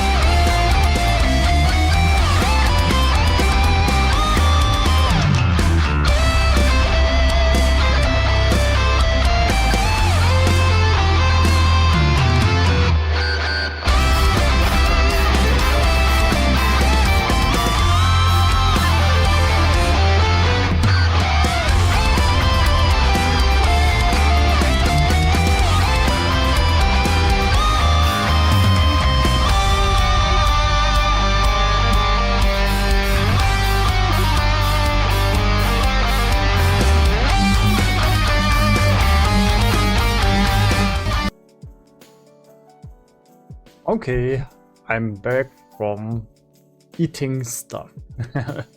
Or other people call it dinner. Okay, so I've been doing some research during my dinner session.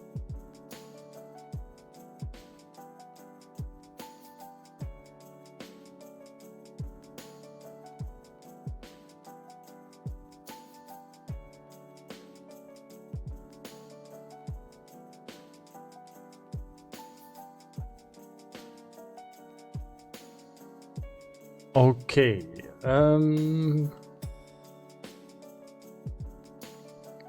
so we're working here on this time map, and currently the problem is that I don't take into consideration at all what kind of rotation the time map has. Yeah, so that is the basic problem here.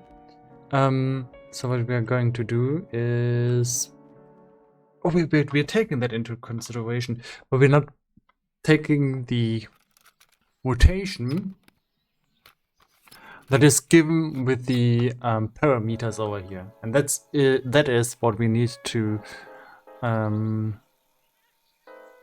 apply. So we either force that the paint call has to come with the normal that we want, that the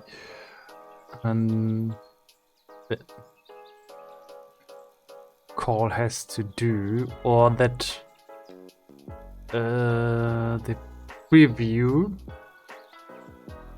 comes with the normal. So currently preview will just take the target rotation. Yeah, that has to be a little bit more dynamic. Yeah. But it seems that. So what I want to do is I want to be able to adjust the algorithm. Currently, if you want to draw like this, you have to rotate the whole plane. Yeah. So I want the user to be able to draw like this or like this without having to rotate the plane. And currently now it's working. Yeah, so there's still math that is not dynamic to the situation. Let's put this to 100%. You can see how the algorithm actually works.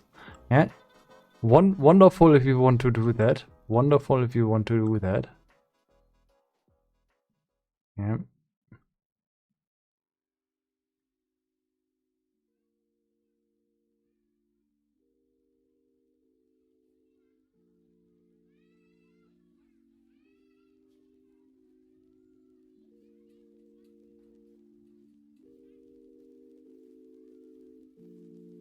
Okay, wonderful if you want to do only on the 2D map, that would be enough, yeah? Unfortunately though, we have to be a little bit more flexible, yeah?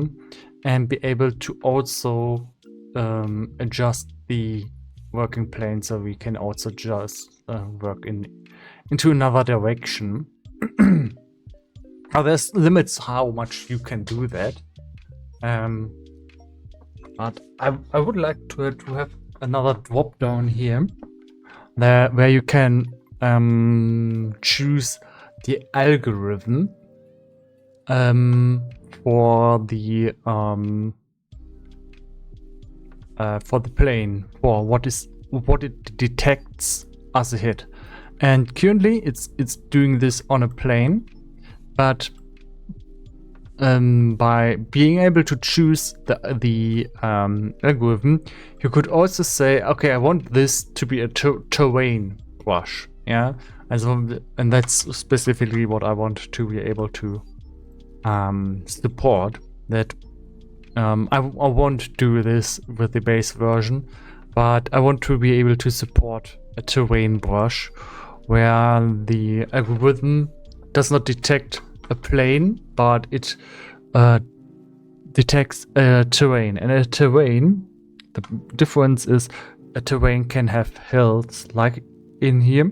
The hills are out of polygons, but you have to adjust the height of each of the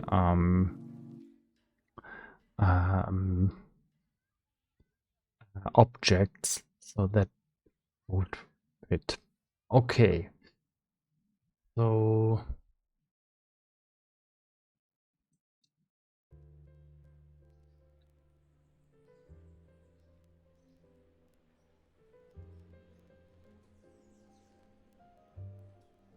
could get rid of the rotation and get the normal.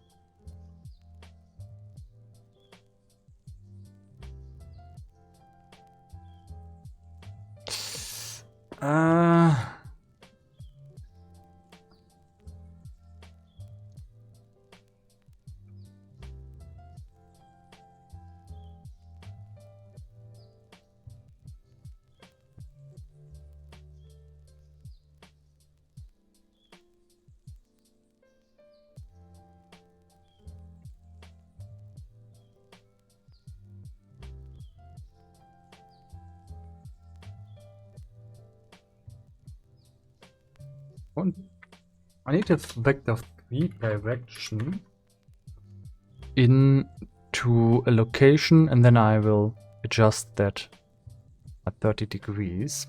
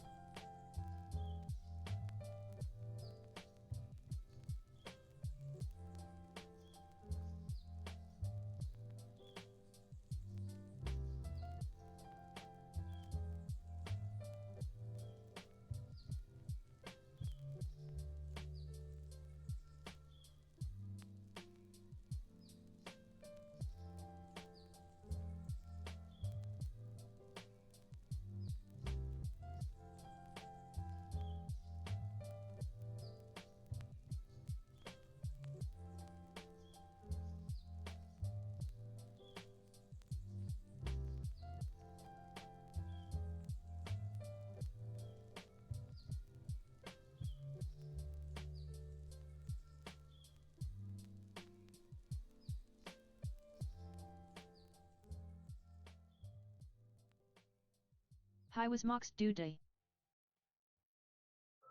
Hi. Was ich hier mache? Ich mache ein eigenes Tool. Das hier ist ein Brush, den habe ich selbst geschrieben. Also das hier ist komplett eigenes Skript. Und was der Brush macht, ist, ich nehme den mal. Oh, der Brush macht, hiermit kann man jedem Objekt in die Szene platzieren. Und ich schreibe die ganzen Funktionen, um das reinzumachen, was man erwartet noch. Hier kann man zum Beispiel dann den Radius verändern.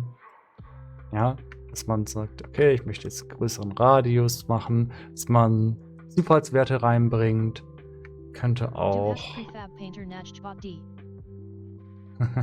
nicht ganz. Also, oder ja. Also hier kannst du auch dann radieren. Und ich gucke mal eben für Painter, um es zu vergleichen. Tatsächlich brauche ich das System als Grundlage für einen anderen Brush, der dann Parallax malen kann. Aber ich muss es dann runterbrechen auf die Basics. Und wenn ich das veröffentlichen will, und was ich auch möchte, kann ich natürlich nicht einfach einen anderen Prepare Painter nehmen, sondern muss das System selbst von Grund auf machen. Ja, genau sowas habe ich auch hier im Kopf, dass man sowas machen kann. Er hat hier einen Terrain Brush tatsächlich. Und der Brush, den ich hier gerade mache, der kann das gar nicht. Also noch nicht. Da habe ich gerade drüber geredet, dass man den Algorithmus noch austauschen müsste. Im Moment malt der immer auf einer flachen Plane. Ja, der ist auch eigentlich für 2D gemacht. Aber ich möchte hier noch einen Dropdown reinbringen, sodass man den Algorithmus ändern kann. Weil für 2D ist das hier super. Du kannst hier einfach auf einem Transform ohne irgendwelche Voraussetzungen malen. Ich brauche hier auch nichts drauf haben. Also im Moment hat das ein Grid, aber ich brauche keinen Grid. Moment, machen wir das Grid raus. Es war am Anfang noch drin. Ich male jetzt auf dieser Plane und die hat kein Grid. Ja, da ist auch gar nichts drauf. Und später mache ich dann die Erweiterung von dem Brush und die Erweiterung kann dann einen Parallax-Effekt erstellen. Ja, das ist die Idee dahinter. Ja, cool, den Prefab Painter, den kann ich mir später mal angucken. Weil ich weiß, es gibt den und andere, es gibt auch von Unity einen Terrain Brush, die könnte ich mir nochmal angucken. Und dann so abgleichen, so was erwarten Nutzer so an Sachen, um die reinzumalen. Aber Entschuldigung. Aber es ist natürlich so, ich möchte nicht das gleiche machen. Mein Ziel ist, also mein Ziel ist, diesen Parallax Brush zu machen und den Base Brush, der ist das, was ich dazu brauche, ja. Ich hoffe, das beantwortet deine Frage. Muss es das? Okay, jetzt gehen wir in die Philosophie. Aber gut, es wäre auch komisch, wenn das Ziel ist, mal schlechter zu werden. Es sei denn, man macht irgendwelche eigenartigen Tests. Wie schlecht kann eine Arbeit sein, ein Asset sein, und man veröffentlicht es in Unity und macht damit Gewinn? Das wäre mal ein interessantes Experiment, aber ich werde es nicht machen. Das wird ziemlicher Scam. Ja. Ja, also das Ziel ist natürlich, Mehrwert zu bringen. Ja, wenn einfach nur dadurch, dass du ein bisschen. Ich habe schon einige sehr schlechte Assets gekauft. Ja, kann ich nachvollziehen. Weil viele machen ihren Stuff und tun die dann rein, aber ja, Studenten machen ihr erstes Projekt und sagen, ja, lass mal ein bisschen Money machen, ne? Also, da habe ich so Verständnis für die Leute, aber wenn man sich weiterentwickelt, sollte man das wieder rausnehmen. Und Unity sollte seine Quality Control vielleicht besser machen, aber dafür gibt es ja auch dann Ratings und sowas alles. Freier Markt, dies, das. Ja, aber ich arbeite hier an dem Asset und wenn du zum Beispiel guckst, ich mache jetzt zum Beispiel hier die ganzen Shortcuts dafür und Hintergrund, habe auch den Programmierer-Background. Ja, und mein Hauptproblem wird eher sein, dass ich tue das rein und ich programmiere nur, aber ich mache wenig Werbung oder Marketing. Das heißt, das werden nicht viele Leute finden. Mein Ziel ist es eher, dann ein bisschen Marketing machen auf Discord und den Unity-Seiten. Dann möchte ich, dass die Leute, die es benutzen, dann auch wirklich was davon haben. Und dann, dass dann nicht das Größte von der Welt wird, ja, das ist mir relativ egal. Weil ich habe nicht genug Zeit für Marketing. Ja. Aber du kannst auch ein schlechtes Asset rausbringen mit gutem Marketing, dann okay Geld mitmachen. Aber du wirst damit jetzt nicht reich werden, denke ich. Ja. Also du hast Assets gekauft. Machst du Games? Oder machst du nur Music Video Battles?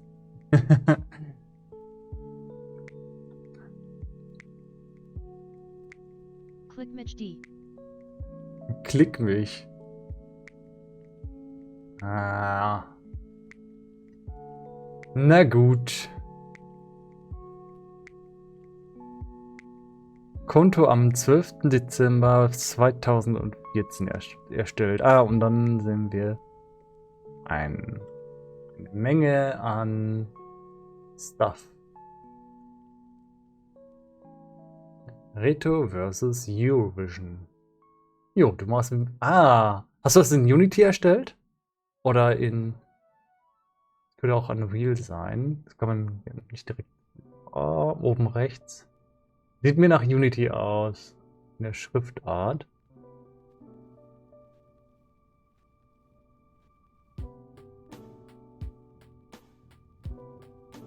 Ich glaube, das war früher eine Default-Schriftart bei Unity, aber ich bin mir nicht sicher.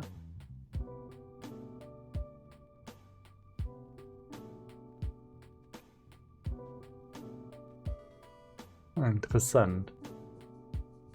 Ja, was du besser hast als ich, auf jeden Fall, ist deine User Interaction mit deinem Stream-Content. Da habe ich im Moment gar nichts. Ja. Und was du gut hast, ist, dass die Viewer auch ihre Namen direkt in dem Stream-Content haben. Ja.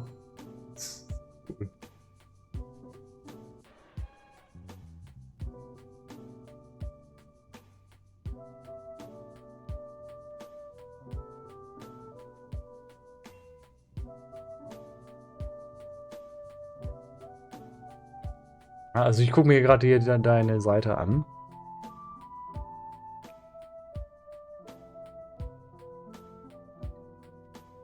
Ist Mark, Softwareentwickler und die Stimme bei Music Video Battles. Machst du auch Music?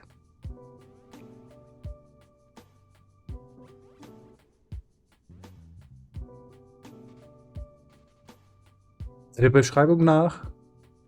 Hörst du, ja. Ich mache eben Speechchat aus. Also Speechchat mache ich bei mir immer an, damit ich merke, wenn Leute mir was schreiben, weil ansonsten bin ich zu sehr gefokust. Ich bin gerade leid. Oh, thanks! Oh, cool. Kann ja mal gucken.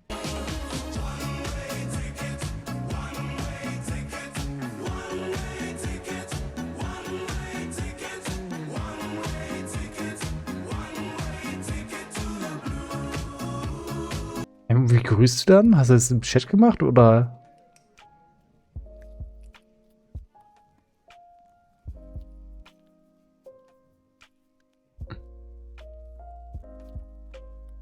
Oder wie? Oh, da, jetzt sehe ich's. Oh, thanks. Hi, ja, jetzt sehe ich es im Chat. Ja, hi zurück. Ich werde nachher mal ein bisschen reingucken. Ja. Ah, cool. Und was entwickelst du für Software?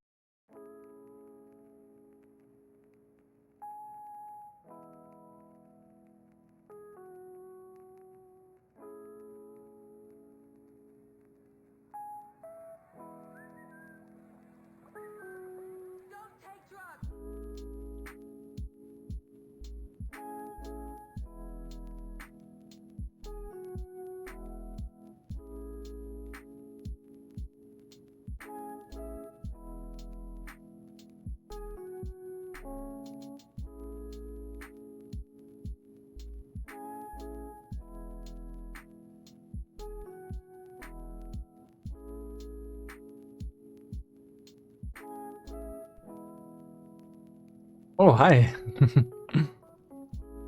Hello there. Moin, moin.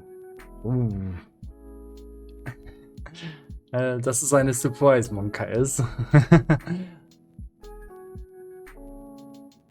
Hi, thanks. Danke für den Wait. Oh. Dann einfach mal zeigen. Ja, okay. Also ich entwickle hier Tools für Unity. Und hier ist mein Tool, an dem ich gerade arbeite.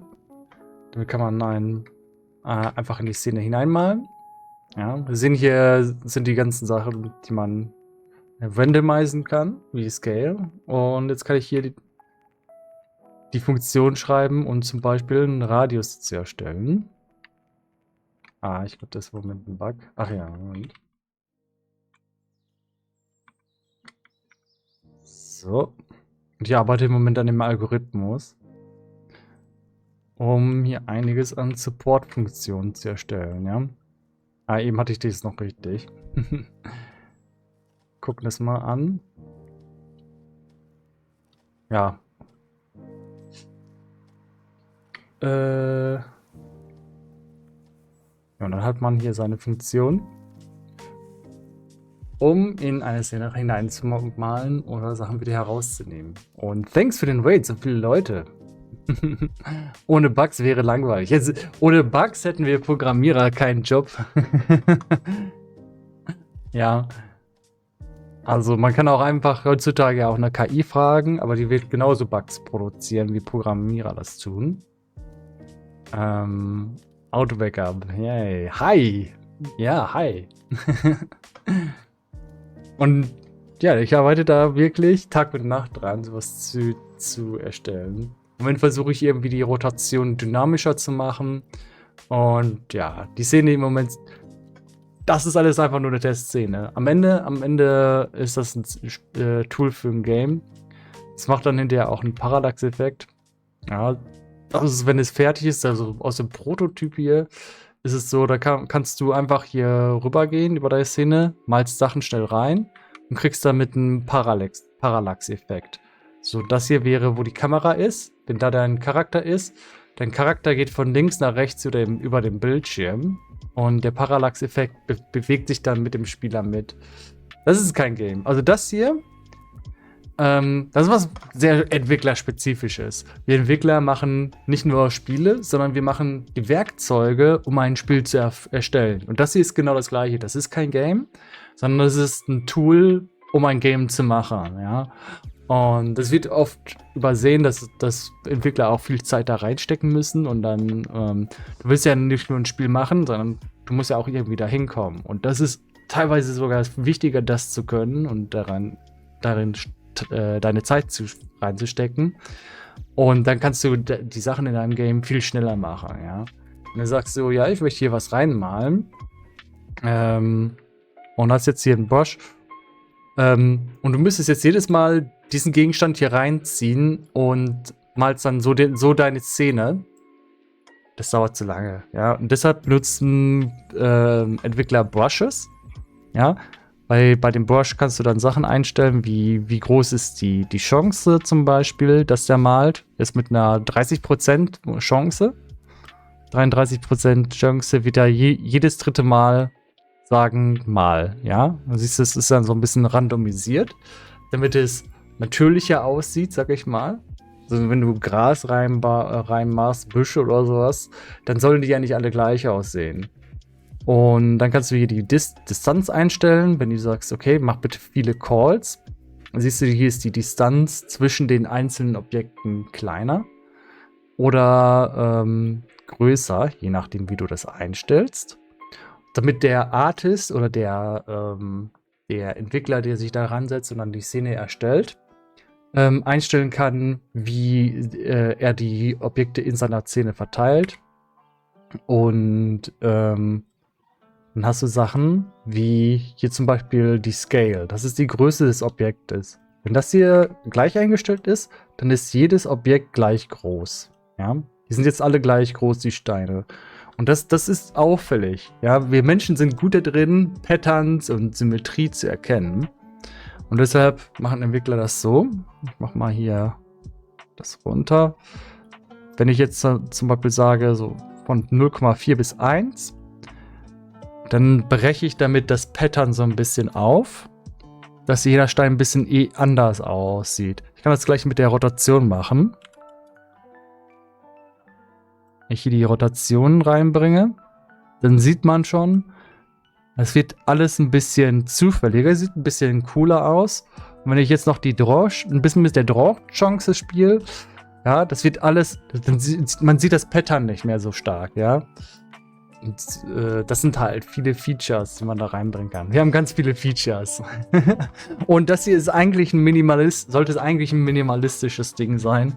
Ja. Ich kann auch, wenn ich zum Beispiel die Hand hier meine Maus hochhebe, das hier ist, ich kann das auch komplett mit Shortcuts steuern. Ja, also jetzt drehe ich zum Beispiel, ich mache das alles mit Shortcuts.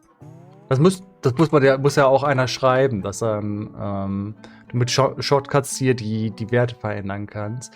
Weil wenn ich hier was reinmale und ich möchte meinen Gegenstand drehen, ich gehe nicht jedes Mal hier rein und schreibe, okay, ich möchte jetzt 0, ja, zack, und dann hier an der Wand möchte ich die Steine so platzieren, da gehe ich nicht immer rein und ändere hier den Wert. Ich mache das mit Shortcuts, weil ich habe da nicht die Zeit für hier mal reinzugehen, ja. Dass das dann gehen muss. Und dann, wenn ich das mache, dann fallen mir noch Bugs auf, jetzt dreht er das nicht richtig. Man muss viel testen und gucken, dass alles sehr smooth ist. Denn wenn man es hinterher verwendet, dann soll es schnell gehen. Wenn ich dann im Level bin und die Sachen reinmale, ich möchte da reingehen, alles reinmalen und dann habe ich keine Zeit, das noch zu coden oder neu zu adjustieren. Das muss dann gehen und schnell gehen. Ja. Das fühlst du, ja. Und das hier ist schon runtergebrochen auf ein kleineres System, damit ich es noch selber machen kann. Wenn man jetzt größere Brushes macht mit 3D, Detection, Terrain-Unterstützung, dann brauchst du quasi schon ein Developer-Team. Ja? Oder viel Zeit. Ja, aber man muss ja auch irgendwo von leben. Ja. Die Qualität eines Programmierers erkennt man daran, ob er eine Bugs beheben kann. Die Meisterschaft erreicht er, wenn er die Bugs als Features verkauft. Nee. Also so, ich kenne es auch, dass Leute sagen, it's not a bug, it's a feature. Ich hasse den Spruch tatsächlich, weil das einfach nur lazy ist, ey. Ja. Also, diese Kleinigkeiten sieht niemand. Ja. Wenn ich 1000 Bäume oder Blumen platziere, ohne gute Tools geht das nicht. Ja, auf jeden Fall. Ja, nein, das ist nicht faul, das ist Marketing, ja. Also, auf der anderen Seite kann man sagen, Marketing-Leute, die nehmen ja auch ein bisschen die Arbeit ab, weil du kannst nicht alles programmieren, ja. Das Ganze läuft jetzt hier bei mir auf Windows. Ich kann nicht kontrollieren, ob das jetzt auch noch auf Mac OS und Linux alles gleichwertig gut läuft. Und dann kommt der nächste und öffnet das auf seinem Android-Phone und macht Unity-Entwicklung auf dem Android-Phone. Das sage ich auch, tut mir leid, aber das kann ich nicht testen. Also irgendwo muss das Marketing auch da einspringen und dann einem Rückendeckung geben. Und du kannst dich ausschließen, dass Leute damit komische Dinge machen und das bugfrei ist, ja. Aber ja, manchmal verkauft man Sachen als, ich mag es nicht, wenn Leute Sachen als Feature verkaufen, die obviously einfach nur scheiße gemacht sind, ne?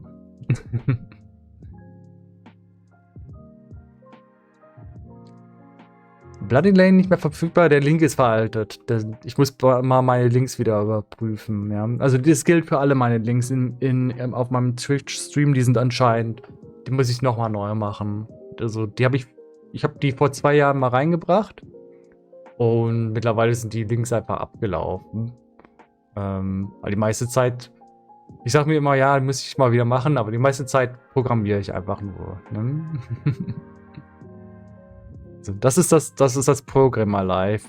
Du machst keine Games mehr, sondern machst die Sachen für ein Game. Ein Game zu machen ist aber auch am besten Teamwork. Teamwork wird unterbewertet. Selbst wenn du alleine arbeitest, machst du mit dir selber Teamwork. So, ich mache Feierabend. Das gerne noch Leute erklären, dass alles viel, viel Arbeit ist. Nö. Nö. Wir Programmierer sind, wir Game Developer, wir sind super schnell. 5 Minuten mache ich ein Game, easy. AAA, alles easy. Das ist alles Marketing.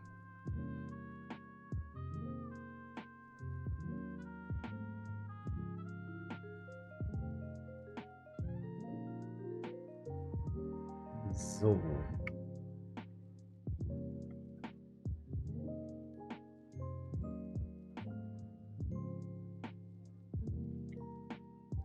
Ja, wenn jemand Fragen hat zu Game Development, kann ich die gerne beantworten.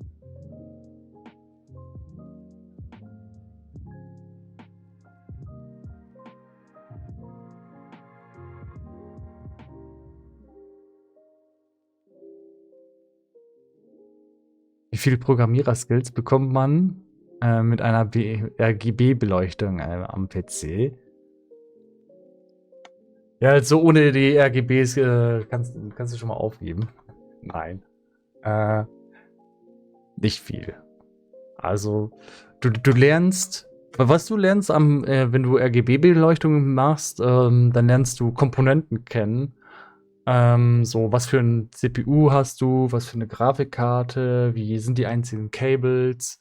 Ja, dass du lernst, welche Komponenten hat ein PC und wie heißen die, was kann man da kaufen, wie benutze ich die, welche Software benutze ich, um die RGB-Beleuchtung anzusteuern. Ich benutze zum Beispiel hier Corsair. Ja, das kann ich auch komplett zeigen, das ist nichts Besonderes. Und mit Corsair, hier habe ich zum Beispiel meine Profile, da kann ich das dann einfach schnell umstellen. Das stellt jetzt alle Produkte von Corsair um. Für andere Produkte muss ich dann aber noch deren Software wieder anklicken und deren Sachen umstellen. Ja. Aber ja, dadurch, dass du diese Sachen dann alle, du musst dich dann ein bisschen mit befassen und dann lernst du kennen, so, ja, was hast du an GPU, was für ein Kabel führt dahin, wie kriege ich, dass das Kabel eine RGB-Beleuchtung hat. Das ist nämlich auch nicht, erstmal, das weiß nicht jeder, wie das geht. Oder, ja, wie steuere ich die an? Welche Header hat dein Motherboard? Weil dein PC hat auch bestimmte Steuerungsmerkmale, um RGB anzusteuern. Und ja, sowas lernt man dann kennen. Oh, das ist sehr interessant. Ist leider kein Komplettprogramm für RGB. Das gibt es tatsächlich. Es gibt Signal oder OpenRGB. Das hier ist OpenRGB und damit steuere ich meine Grafikkarte. Das hier ist die Grafikkarte und das ist das Motherboard. Und die OpenRGB kann aber auch alle anderen Hardware-Beleuchtungen ansteuern. Also du kannst auch mit einem einzigen Tool arbeiten. Was aber Signal nicht so gut kann, sind so Sachen wie, du siehst hier diese Laufleuchte. Die man kommt da. Solche Sachen kann Signal nicht so gut. Ja, das kannst du mit Signal vielleicht programmieren, aber eigentlich kannst du hier im Modus nur sehr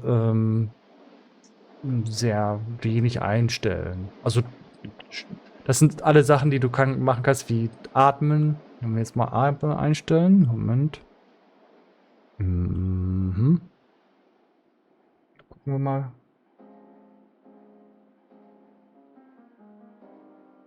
Irgendwas macht er gerade nicht. So, jetzt atmet das. Es leuchtet immer rot auf. Aber das war es dann auch wieder. Also du hast hier diese einzelnen Modi, aber du hast nicht so viele so viele Möglichkeiten, wie du mit einer Corsair-Software hast. Da ist die Corsair-Software einfach besser. Ja. Und dann guckst du halt deine Trade-offs an. Also Statik ist natürlich, würde ich auch sehr empfehlen für die meisten Sachen, weil wenn du so einen PC hast und du machst überall irgendwelche Laufleuchten rein, Effekte, Regeneffekte, das lenkt dich komplett ab. Also du kriegst dabei einen Epilepsieanfall und die Leute, die dich angucken, die werden auch komplett abgelenkt. Ja, das ist für die ersten 10 Minuten ist das toll. Und danach wird das irgendwann nervig. Ja? Deshalb ist statische Farbe meistens auch das, worauf es hinausläuft. Weil die anderen Sachen, die lenken mehr ab und dann brauchst du das eigentlich nicht. Also ich würde jedem empfehlen, wenn ihr euch RGB kauft, stellt 90% der Sachen auf Statik ein. Ja? Ah, das Flimmern hat mich gleich gecatcht. Ja, aber ich beschränke mich darauf auf wenige Komponenten. Ich mache das zum Beispiel hier beim Arbeitsspeicher, weil ich finde, da sieht das cool aus. Das hat so ein bisschen was von Rechner-Vibes. Ja. Aber bei den Lüftern zum Beispiel, bei den Lüftern habe ich das relativ statisch eingestellt, dass es so nur sehr, sehr dezent ist, sodass man das kaum sieht, damit das, so, wenn man jetzt länger zuschaut, damit man nicht die ganze Zeit davon abgelenkt wird. Weil irgendwann ist das ein visueller Overflow und dann ist es nicht mehr schön. Und du musst ja auch gucken, ich sitze ja hier, ich als Mensch, und wenn du Sachen im Hintergrund siehst, deine Augen und dein Gehirn, die nehmen das ja auf und du verarbeitest das konstant, ja. Ja. Und deshalb, ich würde immer empfehlen, macht RGB, sucht euch auch ein Color Scheme aus, das gut zusammenpasst. Hier, ich habe zum Beispiel Orange und Rot. Es gibt andere Color Schemes wie Blau und Lila, Babyblau und Pink, Grün und Gelb. Ja, ein Color Scheme, das gut zusammenpasst. Denn alle RGB-Leuchten sind so ein bisschen anders, wenn die von anderen Herstellern sind manchmal sogar vom selben Hersteller.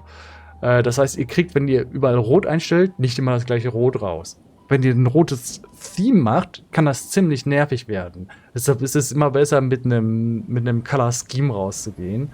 Dann seid ihr ein bisschen flexibler, wenn die Leuchten nicht 100%ig zusammenpassen.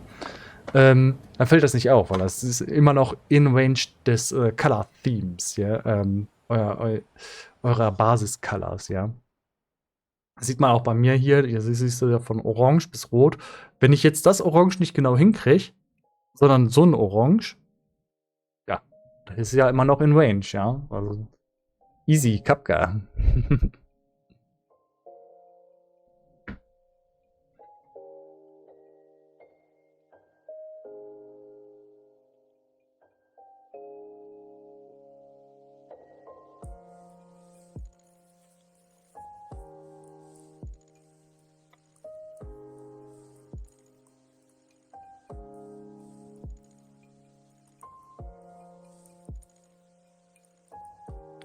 Jo, vielen Dank für die Infos.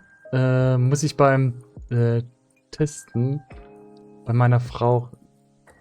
Muss ich mal beim Testen bei meiner Frau Rechner?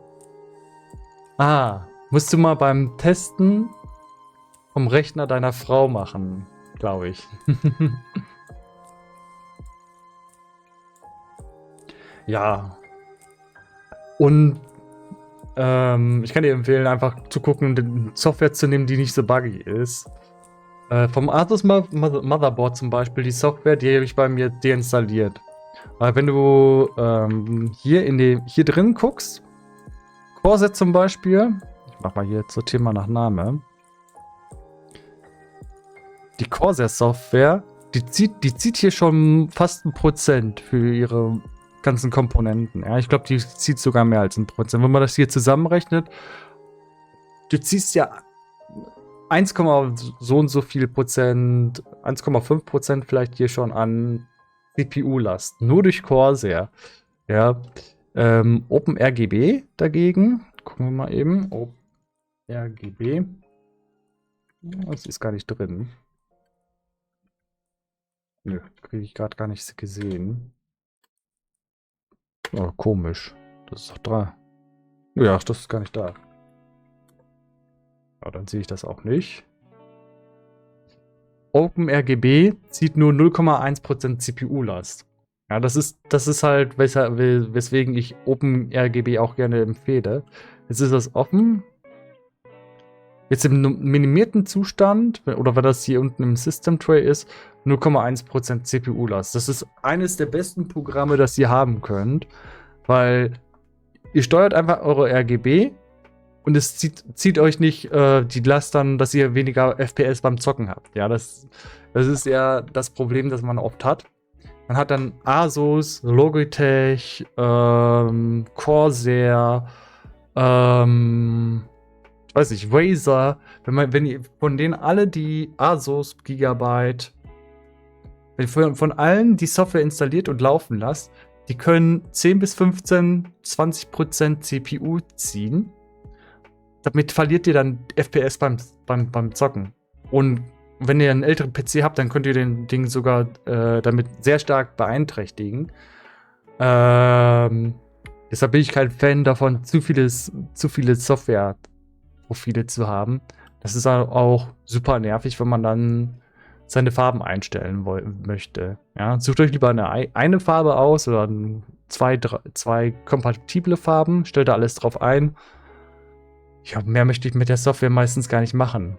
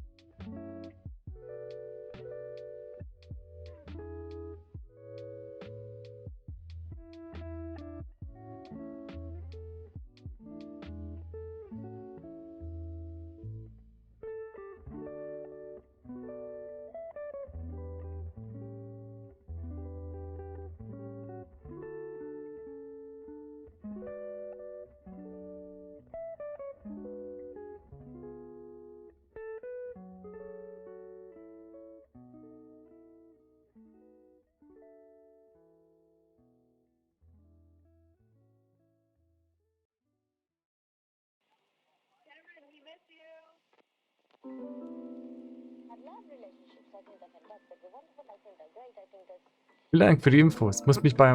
Achso, das hatte ich schon.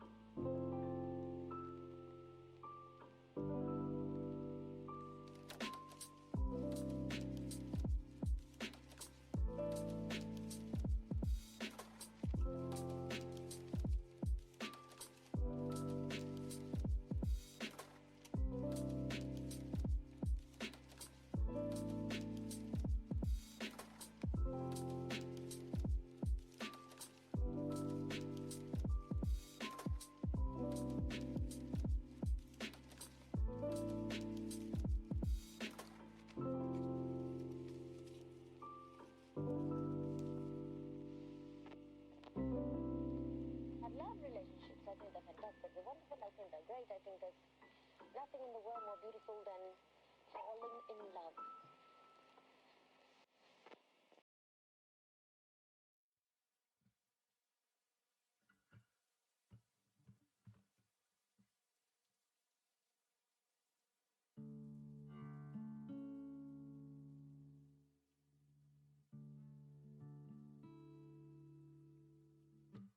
Das Voltage Great Fragen ob du Quellen hast wo du Programmierer Inspiration holst Main Lehrer Main. Das wollte ich gerade fragen, ob du Quellen hast, wo du Programmierer Inspiration holst. Mein Lehrer meinte immer, schau in die Hilfe, bis ich fertig mit Lesen war. War auch meist die Stunde vorbei. Schau in die Hilfe. Also, ja, also, du kannst, es gibt den Spruch, look at the documentation, or just read the documentation. Und wenn du sowas hast wie das hier, das ist eine Dokumentation, erwarte erstmal, dass es in Englisch ist. Das ist die Grundvoraussetzung zum Programmieren. Du musst gutes Englisch können. Du lernst es aber auch relativ schnell. Was du nicht schnell lernst, sind die Grundbegriffe. Die musst du dir erstmal aneignen. Die lernst du normalerweise in den ersten Tutorials. Programmierinspiration. Meine Inspiration zum Starten beim Programmieren war tatsächlich, ich habe Mods gemacht für Spiele wie StarCraft oder Warcraft. Habe ich eigene Maps erstellt und damit habe ich angefangen, dann kleinere Projekte zu machen. Und ich bin mit so einer Map dann auch fertig innerhalb von einem Tag oder so und habe daran meinen Spaß. Und das ist eigentlich die Sache, was die meisten Leute motiviert. Ja. Wenn der Lehrer sagt, schau in die Hilfe, ja, kann man auch sagen, google doch einfach. Ein bisschen sehr vage, würde ich sagen. Und es kommt dann immer darauf an, was du machst. Ich gucke hier rein. Ich möchte hier eine Richtung zum Beispiel rauskriegen und ich gucke dann, welche Methoden habe ich denn, um eine Richtung als Dreiervektor rauszubekommen. Ja, und schaue dann hier, ich möchte nicht die Mathematik komplett selbst machen. Mathematik ist wichtig, dass man die versteht und auch sich einlesen kann, aber ihr wollt nicht alles selbst machen. Ihr wollt nicht jedes Mal alles neu erfinden, sondern man möchte Sachen nehmen, die schon existieren und die weiterentwickeln oder damit was machen. Ja? Und das reicht eigentlich normalerweise auch, um alles zu machen, was du machen möchtest. Viele Leute zum Beispiel möchten kein Game machen, sondern machen Webseiten. Die sagen, hey, ich möchte meine eigene geile Webseite für mich selber haben und da soll dann ein Bild von mir sein und vielleicht lustige Links drauf sein oder ich möchte darauf einen Blogpost machen und machen dann ihre eigene Webseite. Und das ist dann für die Inspiration. Ja, das Beste wäre immer dann auch klein anzufangen. Wenn du langsam anfangen kannst zu lernen und nicht direkt versuchen, die großen Sachen zu machen, sondern erstmal kennenzulernen, was habe ich da und dann kannst du versuchen, mit den Sachen, die du kannst und den Ressourcen, die du hast, geile Sachen zu machen, ja. Aber erst musst du erstmal kennenlernen, was kann ich überhaupt machen. Am Anfang kannst du ja noch nichts. Und du musst halt gucken, was hast du, womit du was machen kannst. Und bau dir deine Projekte darum herum.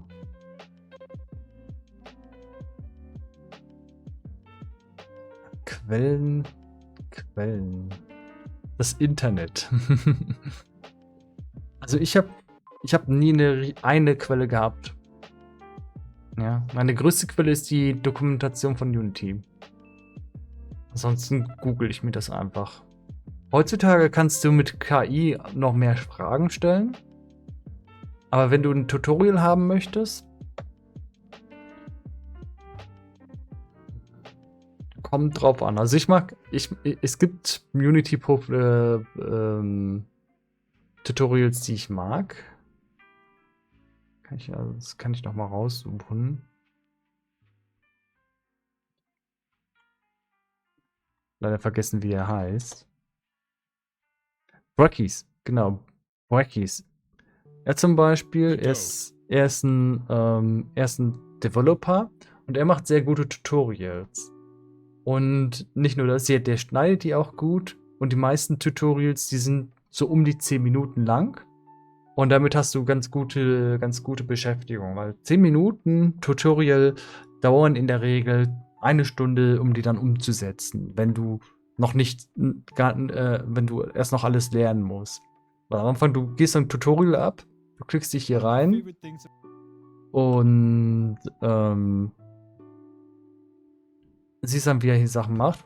Ich hoffe, dass er hier Sachen macht. Ah ne, das ist nur Best Games. Ja gut, das ist jetzt kein Tutorial.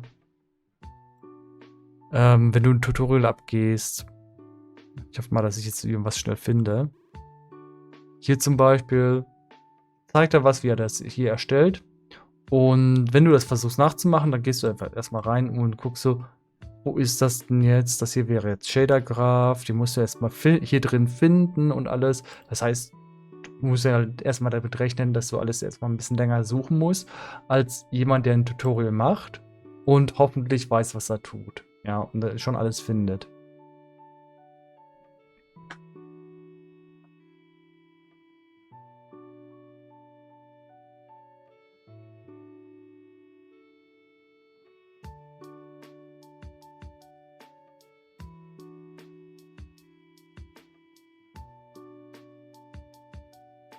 Ich habe damals HTML-Seiten offline, sorry. Ich habe damals HTML-Seiten offline erstellt und Musikplayer. Das war so um die 2000er. Danach noch ein bisschen Excel-Tabellen. Hab dann aber die Lust verloren. Und dann kam auch Java. Da haben mir die Englisch-Skills gefehlt.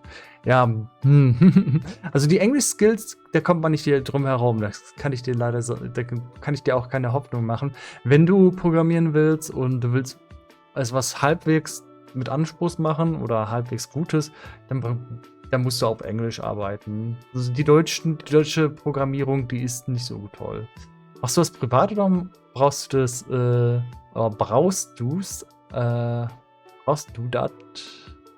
brauchst du das im Leben? Ich mache das, also ich habe einen Master in Informatik und ich bin auch professioneller Programmierer. Du das, ja. Sorry, ich musste jetzt auch den Typo erstmal zweimal lesen.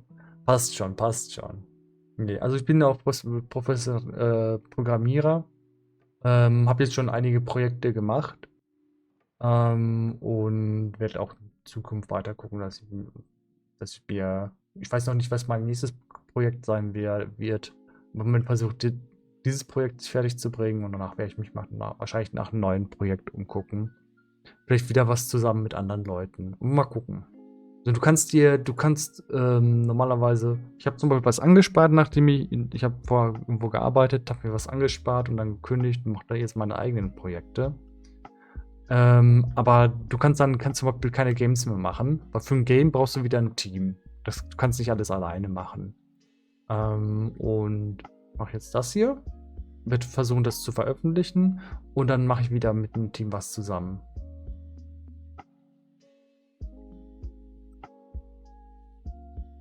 Jedenfalls sieht so im Moment mein Plan aus. Das wird jetzt mega der Hit und ich werde rich und Millionär, dann gehe ich ab in den Pazifik. Wahrscheinlich werde ich mir aber ein Team suchen, weil ich glaube nicht, dass ich damit rich werde.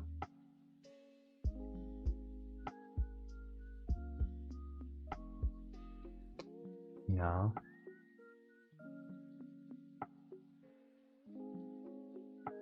Aber Nintaru, das mit den Excel-Tabellen ist so richtig typisch deutsch natürlich. Das ist auch was ich in der Schule gelernt hatte, mit Excel zu arbeiten. Finde ich im deutschen Schulsystem absolut useless. Weil durch Excel lernst du durch Excel keine Skills, die du brauchst später im Leben. Jedenfalls nicht in der Programmierung. Kannst du vielleicht irgendwo im Büro in der Stadt arbeiten, Ja, ja. Ich finde es halt nicht so gut. Aber ich bin generell nicht so mit der deutschen Bildung in der Schule so einverstanden, was die da machen.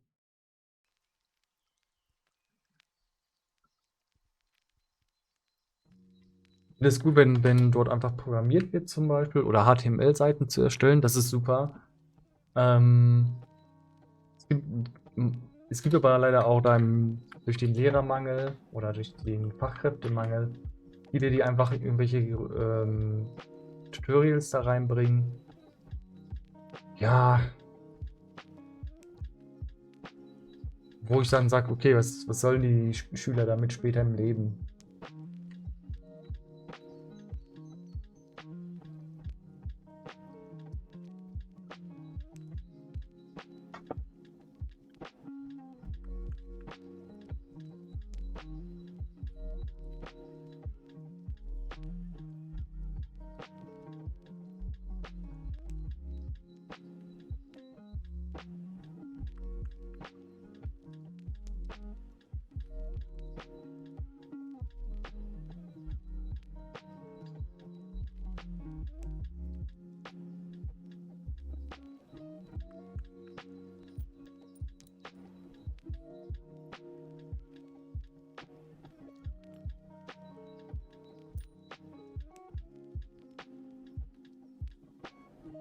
Unsere Namen in ein Spiel programmieren. Vielleicht hast du unter mehr Erfolg und sind geheim als geheim auf der Straße lesbar.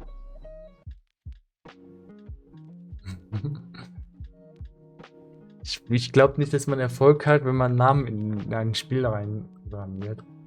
Das kannst du aber geil machen. Also es gibt Leute, die machen das so.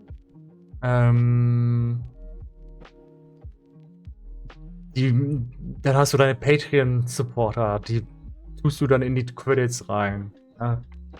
Gibst du 5 Euro und dann ist dein Name im Spiel. Ja.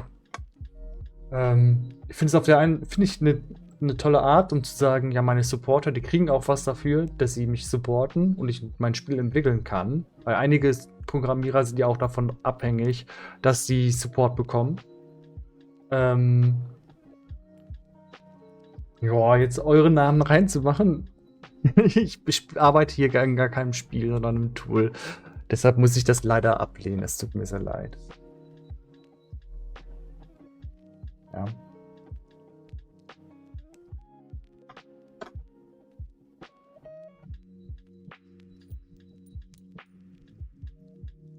Ja, sorry.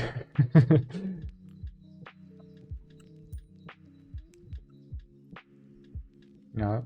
Also, was ich eher machen würde, aber ich mache eher Fokus-Streamen. Das heißt, ich gehe gar nicht auf die großen Viewer-Accounts auf Twitch. Aber was ich machen würde, ist für Twitch, wenn ich jetzt mehr streamen würde, irgendeine Streamer-Interaktion zu programmieren. Dass du sagst, die Leute, die jetzt irgendein Kommando in den Stream reinschreiben, die kriegen einen Avatar, der dann durch den Bildschirm tanzt oder eine andere Interaktion. So was finde ich auch cool. Und kann ich auch jedem empfehlen, wenn ihr auf Twitch streamen wollt, dass ihr mit den Viewern irgendeine Interaktion reinmacht. Ähm, solange es nicht zu viel ist, ist das auch sehr zu empfehlen. Und Dram Music, thanks für den Follow.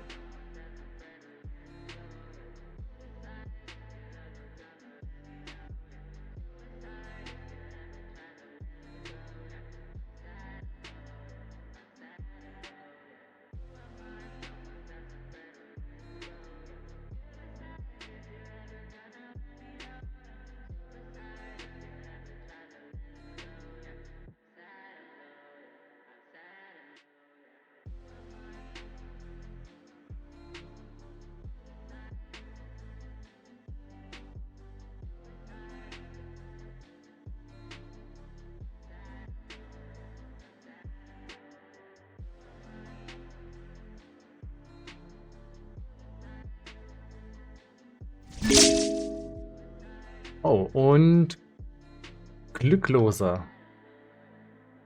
Thanks für den Follow.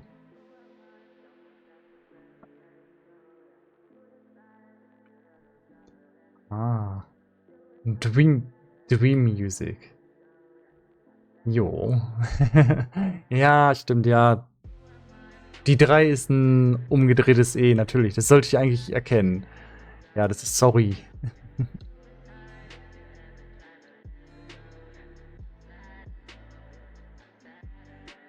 Ja, ich habe in Excel einen Dienstplanersteller für ein Wachschutz zusammengefuscht.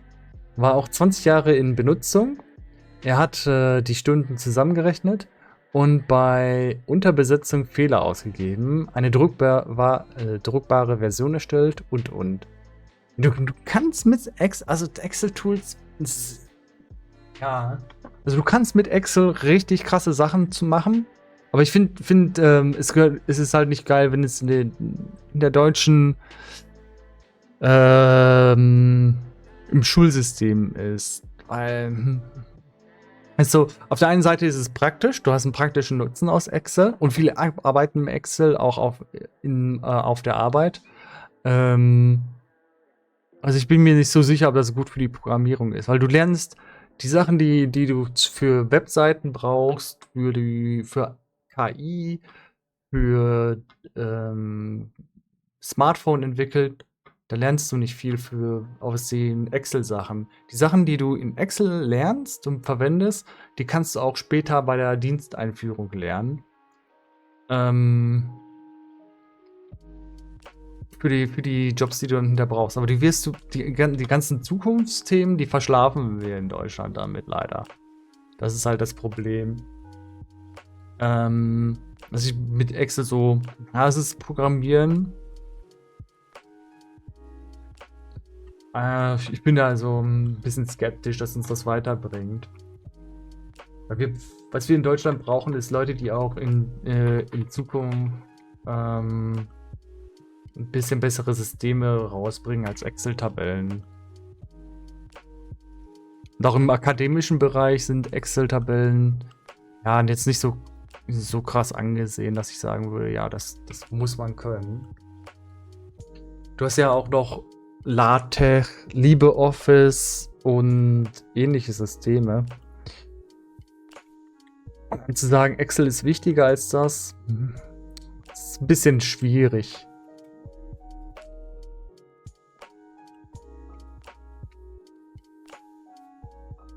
So.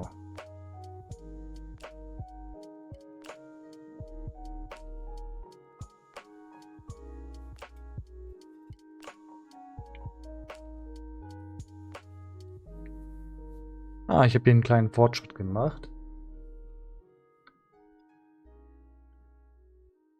So, der Algorithmus hier ist schon mal ein bisschen besser geworden. Dass jetzt auch alle Sachen, die gemalt werden, sich mit dem Gegenstand bewegen, auf dem sie sich befinden. Dass je nachdem, wie sie vom Algorithmus mitgeliefert werden. Ja, super, cool.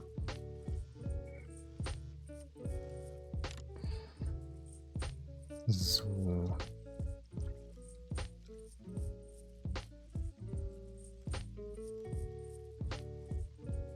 Kann ich noch gucken, ob irgendwas Komisches passiert, wenn ich einen zu großen Radius nehme. Von meinem gigantischen Radius. Aber das kriege ich erstmal leck.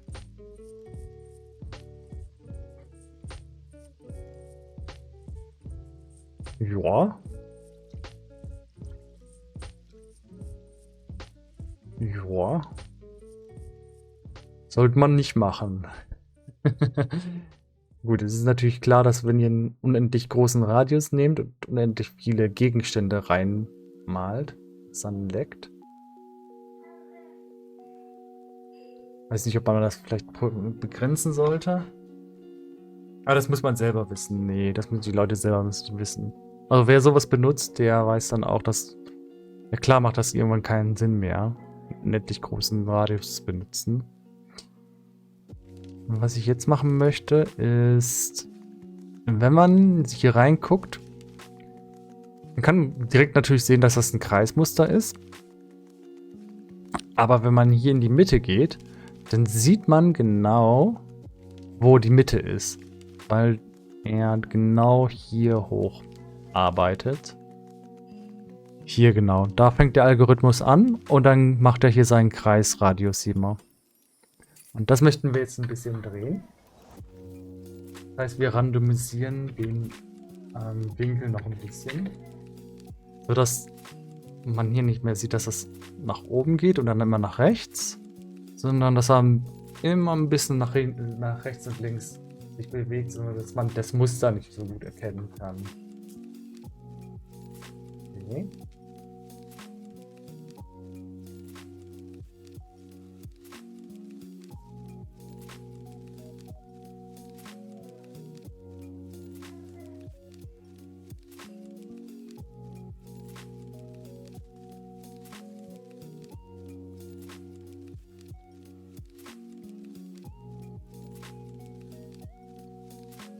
Das heißt, wir geben den Winkel nochmal einen Zufallswert dazu von 0 bis zu dem Winkel, den er maximal hat. Fangen dort an. Nee, das funktioniert so nicht. Funktioniert nicht.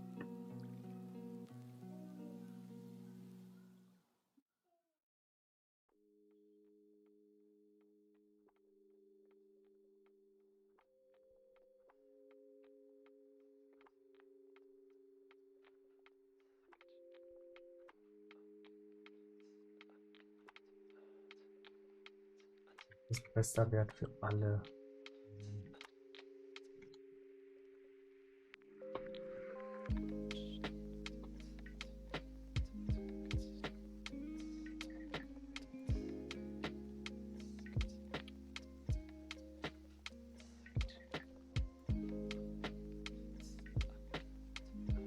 So, und dann machen wir nochmal rein, gucken, ob das überhaupt funktioniert. Joa. Wenn man jetzt hier in die Mitte geht, müsste der sehen und jetzt sieht man nicht mehr genau, wo er hier hochgegangen ist, sondern es ist halt zufällig, wo er lang geht. Was er macht ist, also das hier ist ein Kreis, das hier ist die Mitte, er geht hoch und malt dann den nächsten Kreis. Aber damit man nicht sieht, dass er mal hochgeht und dann den nächsten Kreis malt und wieder hochgeht und den nächsten Kreis malt, nehmen wir hier den Winkel und randomisieren den von 0 bis zum maximalen Winkel. Beim ersten Mal ist das 60 Grad. Und dann wird der Kreis ein bisschen gedreht und dann geht er wieder hoch. Dann randomisiert er wieder. Hier sind das 30 Grad, also den 60 durch 2 für den zweiten. Und macht dann 0 bis 30. Dreht das Ganze ein bisschen und dadurch sieht man hier im Kreis nicht ganz genau, dass er mal hochgeht, einen Kreis malt, dann geht er wieder hoch, malt einen Kreis, sondern verbirgt das. Und wenn man jetzt noch mehr Zufall reinnimmt, dann kann man das auch komplett verbergen, wie der hier wie der Algorithmus arbeitet. Denn am Ende möchte man mit so einem Brush, möchtet ihr natürliche Gegenstände machen. Ihr wollt in der Natur vielleicht irgendwelche Büsche malen, irgendwelche Sachen, die im Hintergrund sind. Und man soll nicht sehen, dass das ein Algorithmus ist, sondern es soll natürlich aussehen. Das kann man dann auch machen, indem man sagt, okay, bringen wir noch ein bisschen Zufall rein. Und wir arbeiten wieder damit, dass wir die Scale ändern und ein bisschen rotieren. So, hier sollte es. Hier noch ein Bug. Aber die mache ich später. So, man sieht das jetzt schon. Das sieht alles ein bisschen natürlicher aus. Ja. Ich mag den Winkel nicht so. Gehen wir mal hier, mach mal nur 10 Grad Änderung. Ja. Das, was einem noch helfen würde, ist, wenn man mehr Steinvariation hat. Also vom Grundstein. Hier habe ich jetzt im Moment nur 2 Objekte. Man sieht das natürlich, dass es immer derselbe Stein ist. Aber das Aber dafür hat man hier schon genug Grundvariationen. Da kann man so viel gar nicht mehr mitmachen. Ja. Das muss jetzt erstmal reichen. Könnte noch mit der Farbe vielleicht die Farbe noch randomisieren. Aber das kann man auch selber skripten. Ja, ich finde, das ist okay. Man malt hier rein, man sieht nicht mehr, dass es ein Kreis ist. Ja.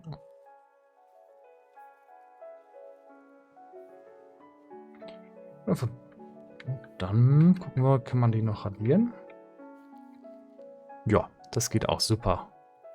Haben wir einen großen Kreis, kommen wir hier ein bisschen Lag, aber nicht so viel.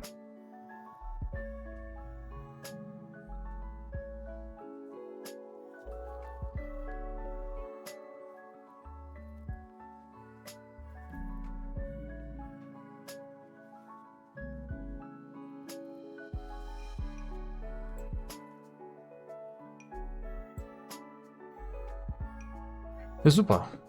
Das geht ja schon gut.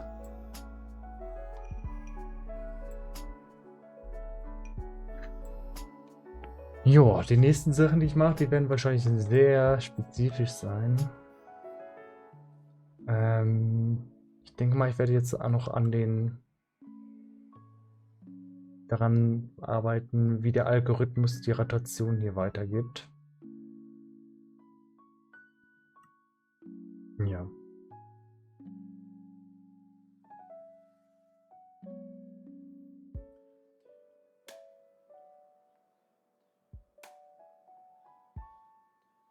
Ja, ich will in diese Direction eigentlich die Rotation.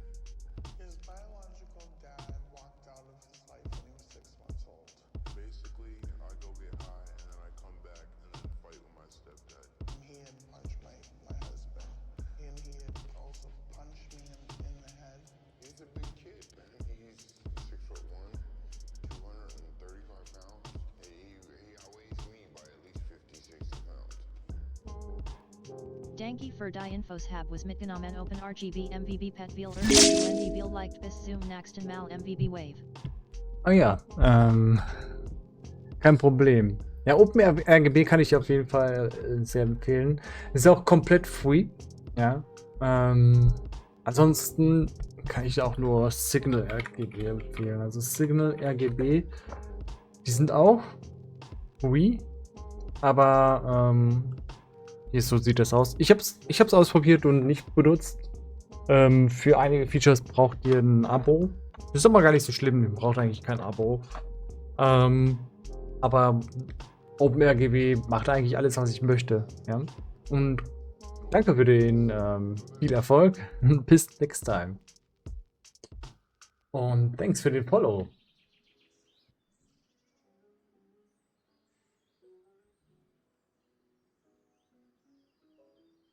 An Nintaru. Danke dir.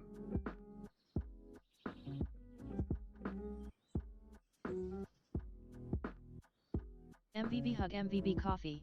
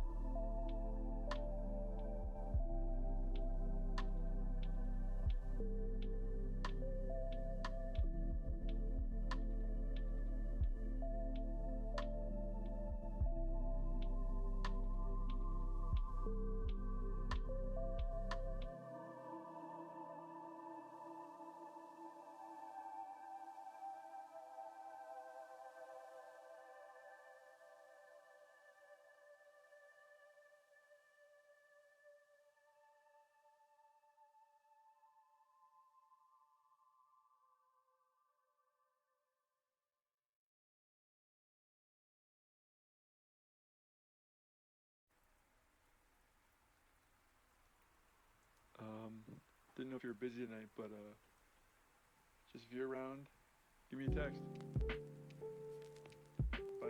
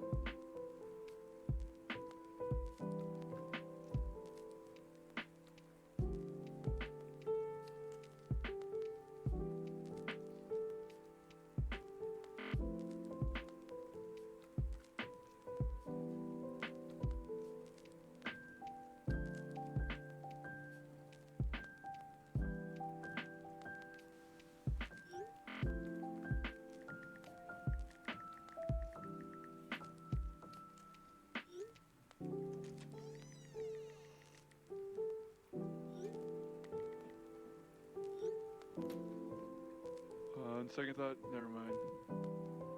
Things came up.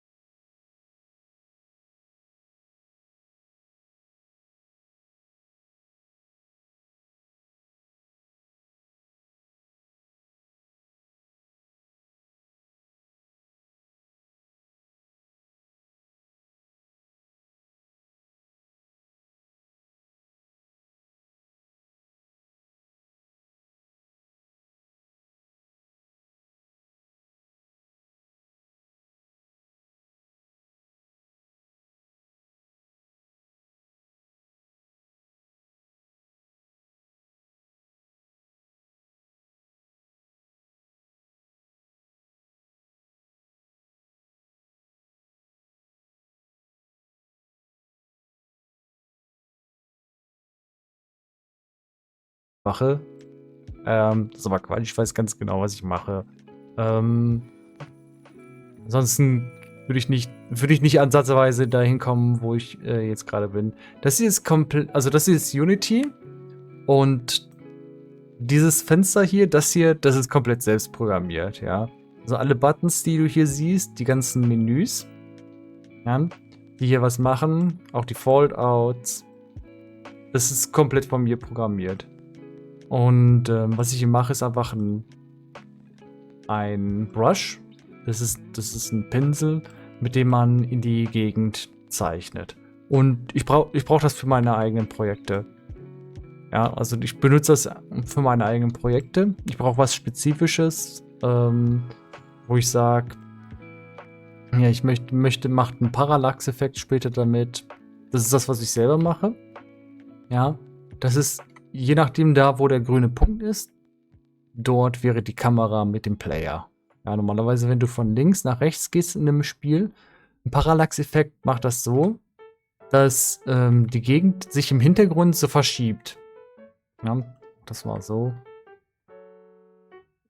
Wenn du dir vorstellst, das hier ist jetzt zum Beispiel, wenn du in Super Mario hast, dann siehst du das vielleicht im Hintergrund, dass sich die Gegenstände so mit der Kamera verschieben. Und das mache ich hier auch mit einem eigenen Pinsel. Also meinem Prototyp, der kann das auch komplett machen. Aber dafür brauche ich erstmal ein Basis-Editor-Tool und an dem arbeite ich gerade. Und jetzt gucke ich jetzt zum Beispiel, ich gehe hier rein und mir fällt zum Beispiel auf, dass wenn ich hier den Winkel verändere, indem man auf 50 stelle, so, jetzt stelle ich den auf 0. Jetzt sehe ich hier der Winkel, der stimmt nicht mehr. Jetzt muss ich Bugs fixen zum Beispiel. Der müsste nämlich jetzt gerade 0 Grad sein. Also gerade sein. Und dann würde ich hier reinklicken. Und ich sehe auch, dieser Stein, der ist gerade im falschen Winkel erstellt worden. Das heißt, ich muss da einmal, wenn der Winkel geändert wird, dann muss ich einmal den Preview, das hier, was hier an der Maus ist, das ist ein Preview, den muss ich dann updaten. Das hier ist C# 9. Ja. In welcher Sprache schreibst du C#? C# ist die Sprache. Ja, es gibt die Version von C#, das hier ist C# 9. Die aktuellste Version von C# ist 10. Die jetzige Unity-Version, Unity 6, unterstützt aber C# 9. Ja. Ich weiß nicht, ob es C# 11 schon gibt als Preview oder ob C# 11 schon raus ist, aber das hier ist C# 9. Es gibt ein paar Sachen, die mit C# mit neuen Versionen rauskommen, die toll sind. Ja.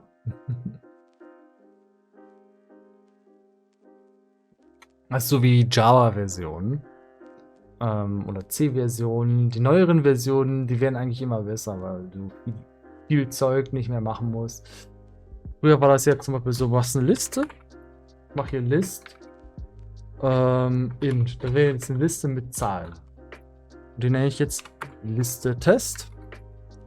Früher musste man dann immer beschreiben New List. Ja.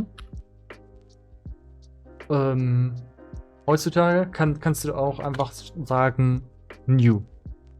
Ja. Das ging früher mit älteren Versionen von C# geht sowas nicht, dass du sowas schreiben kannst. Das sind so Sachen, die kommen mit neueren Versionen mit. Ich finde das super cool, weil die meisten Sachen, die du da mitgeliefert bekommst, die machen mir das Arbeiten einfach einfacher, dass ich weniger redundante Sachen schreiben muss. Ansonsten musst du immer wieder das Gleiche schreiben.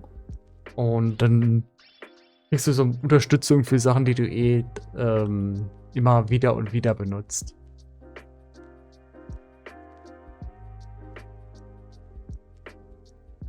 Ja.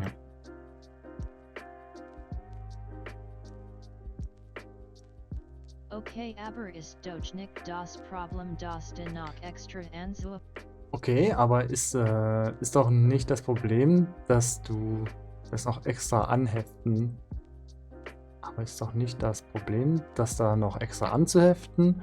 Mal davon ab, dass es für mich einfach zu lesen wäre.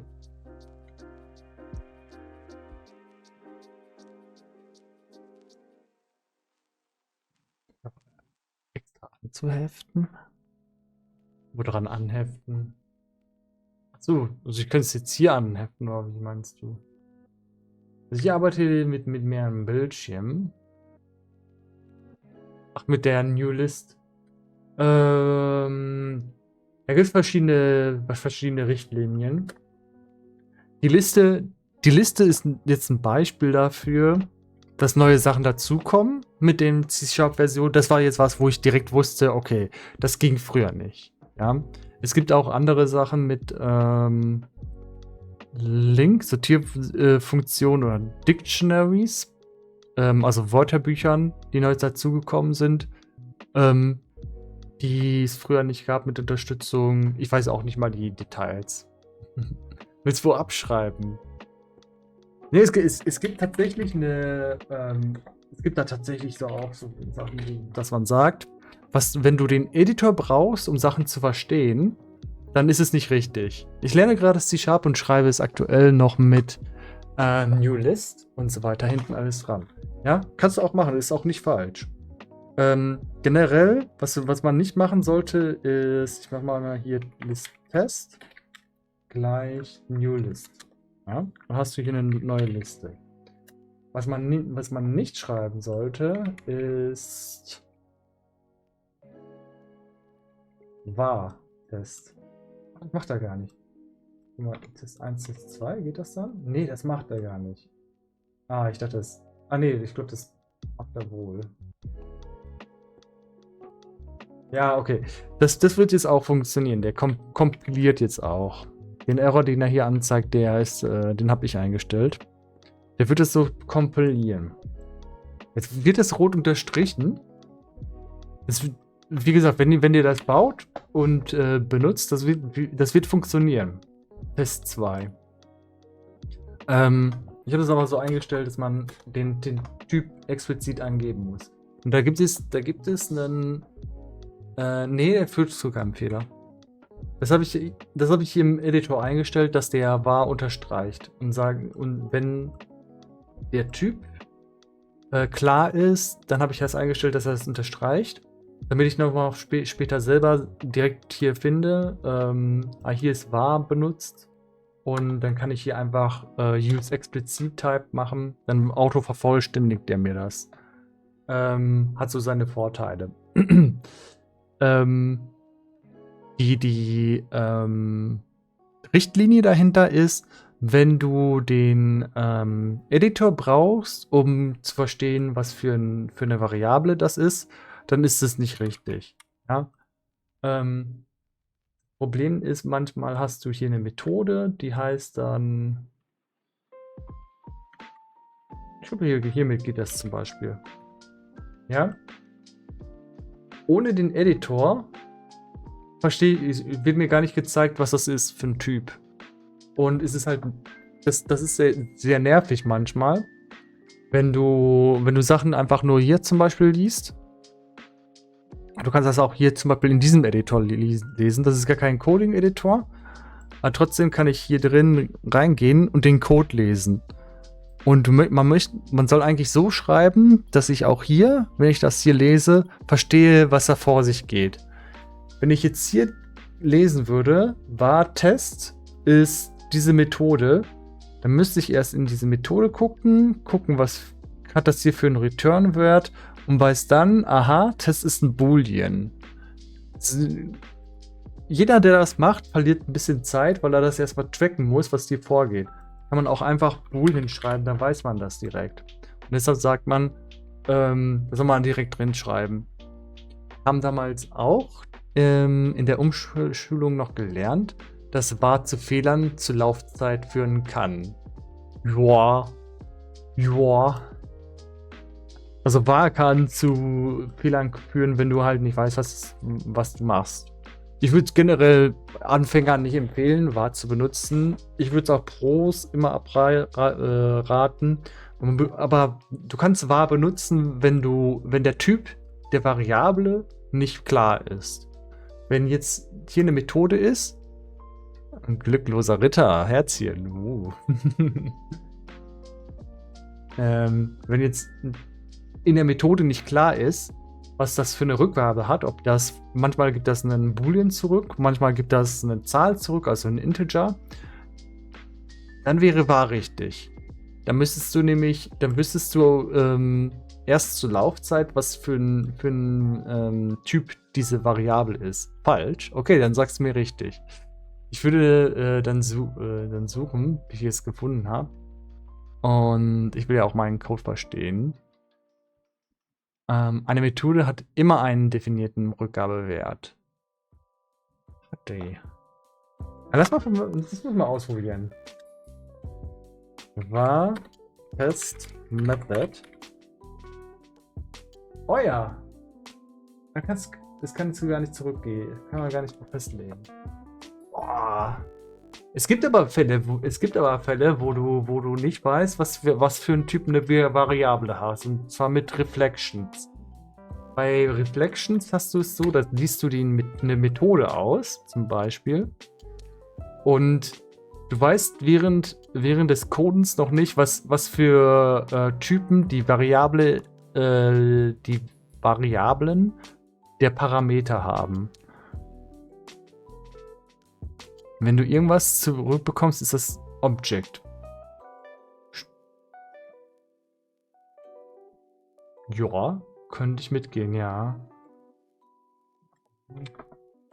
Object. Ja, da merkt man, dass ich sehr viel Unity programmiere. Object Test Method. Machen wir mal irgendein. Ja.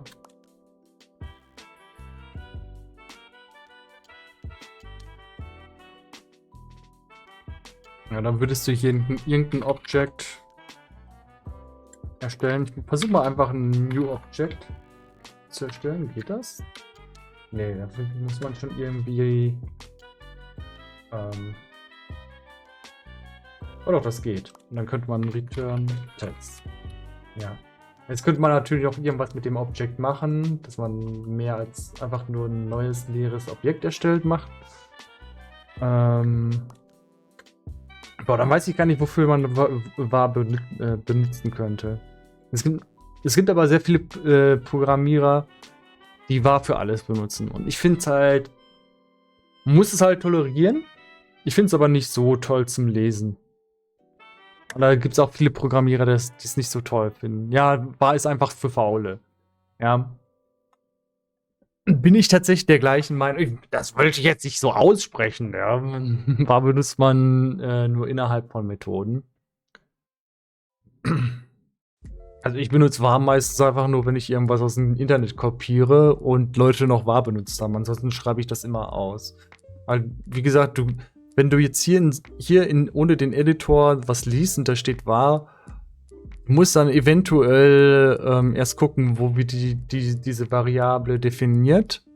Wenn ich jetzt hier direkt sehen kann, wie die Methode heißt, das ist super. Manchmal ist die Methode noch in einer anderen Klasse und dann kannst du erstmal ein bisschen lange suchen, was für einen Typ hat diese Variable. Und für mich ist das oft, ich möchte verstehen, was habe ich da? Ist das eine Zahl? Ist das eine Kommazahl? Ist das ein Konstrukt mit bestimmten Rückgabetypen? Das weißt du eventuell nicht, wenn du einfach nur hinschreibst, ist das jetzt var. Deshalb habe ich bei mir eingestellt, wenn ich var List eingebe und mache jetzt New List vom Typ Integer. Es funktioniert. Ja, also man kann auch sehen, der kompiliert jetzt. Ja, der wirft gar keinen Error. Aber ich habe mir eingestellt, dass er es unterstreicht, sodass ich dann später dann auch direkt finde, ach, da ist noch irgendwo, was ich mal aus dem Internet kopiert habe. Und mach mir bitte den expliziten Typ. Weil ich habe es schon oft genug gehabt, dass ich dann einfach zu lange suchen muss, wenn ich es var sehe. Für variable. Heißt es überhaupt var? Oder wer? Wer? Ich sag immer var dazu. Na gut. Ja. Ist in dem Kontext absolut klar, für was var steht. IntelliSense sagt dir immer, was drin ist. Ja, klar. Also, ich sage auch, hier im Editor kannst du es direkt sehen. Ja, also auch wenn ich jetzt eine andere Klasse habe, ich sehe direkt, was für ein Variablentyp das ist. Aber wenn du das dann hier drin liest, in Unity, oder im Variable, ja. Aber wenn du es hier drin liest, oder in Notepad, oder im Editor, oder ich sag mal, auf GitHub, und die zeigen dir nicht den Typ an. Das ist manchmal ein bisschen nervig dann, ne? Oder du siehst es auf Stack Overflow, willst du es eigentlich verstehen? Ja, ne? Was geht denn? Ja, was steht denn?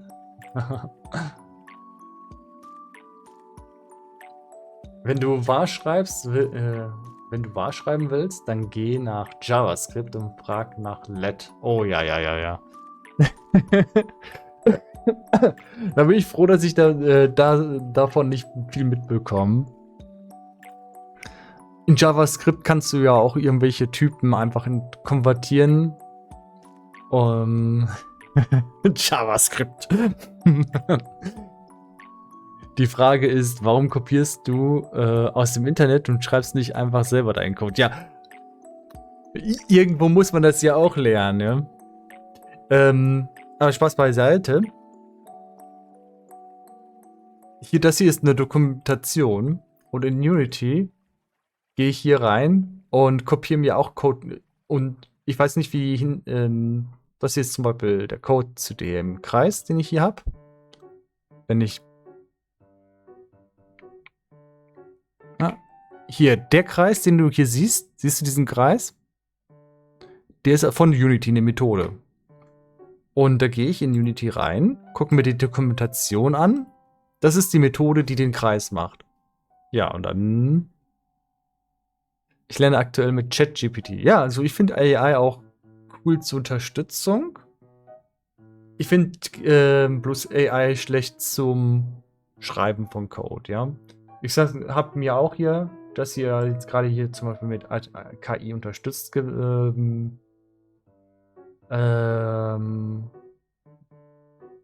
gecodet.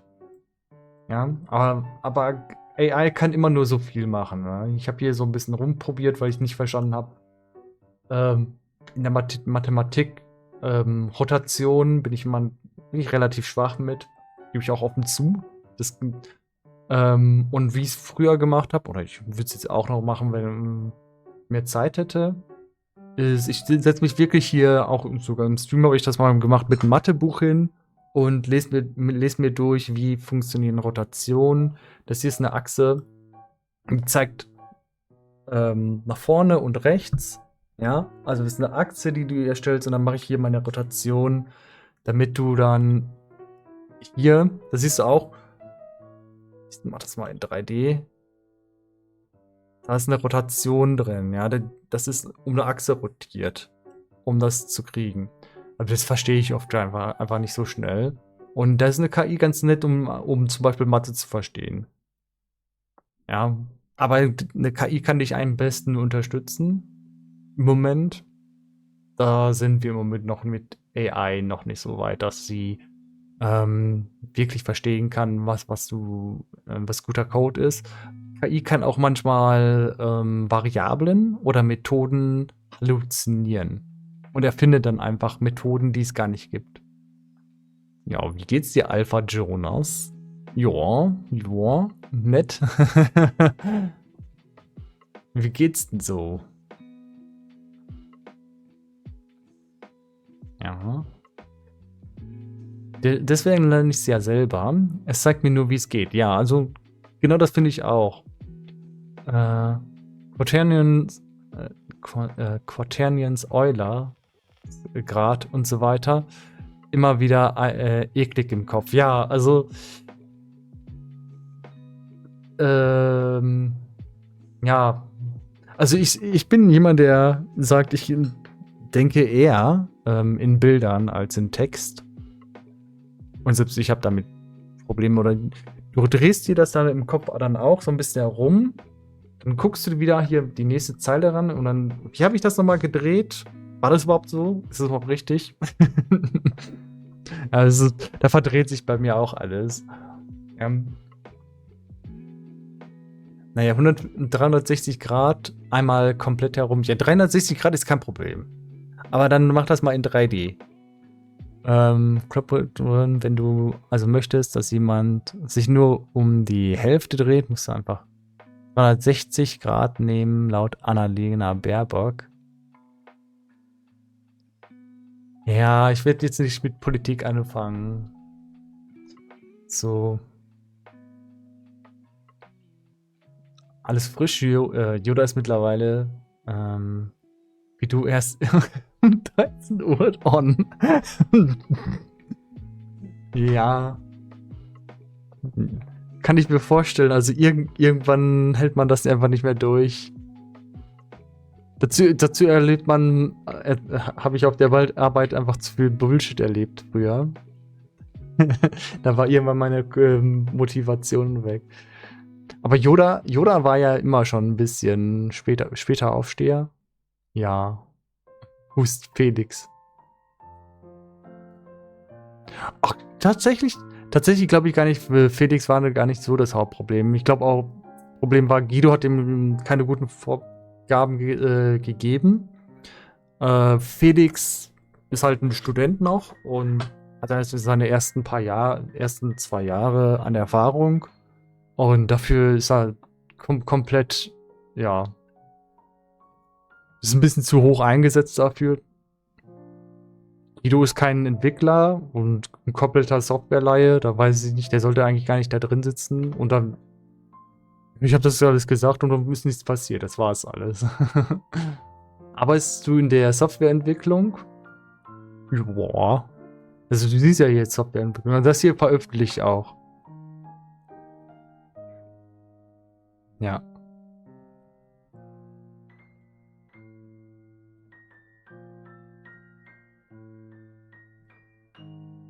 Ich meine, ob du bezahlt wirst für deinen Job. Ja, ich veröffentliche die Sachen, die ich hier mache, die veröffentliche ich auch. Und da kriege ich ein paar 100 Euro raus und versuche davon im Moment zu leben. Das mache ich aber nicht mehr lange. Ja. Tatsächlich ist so mein Leben immer, ich mache meine Projekte selber, mache meine eigenen Spiele und Projekte. Und dann suche ich mir wieder einen Job und werde dafür bezahlt. Dann spare ich mir das Geld zusammen.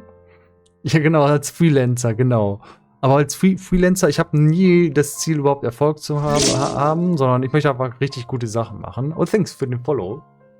At Music Video Battles. Thank you.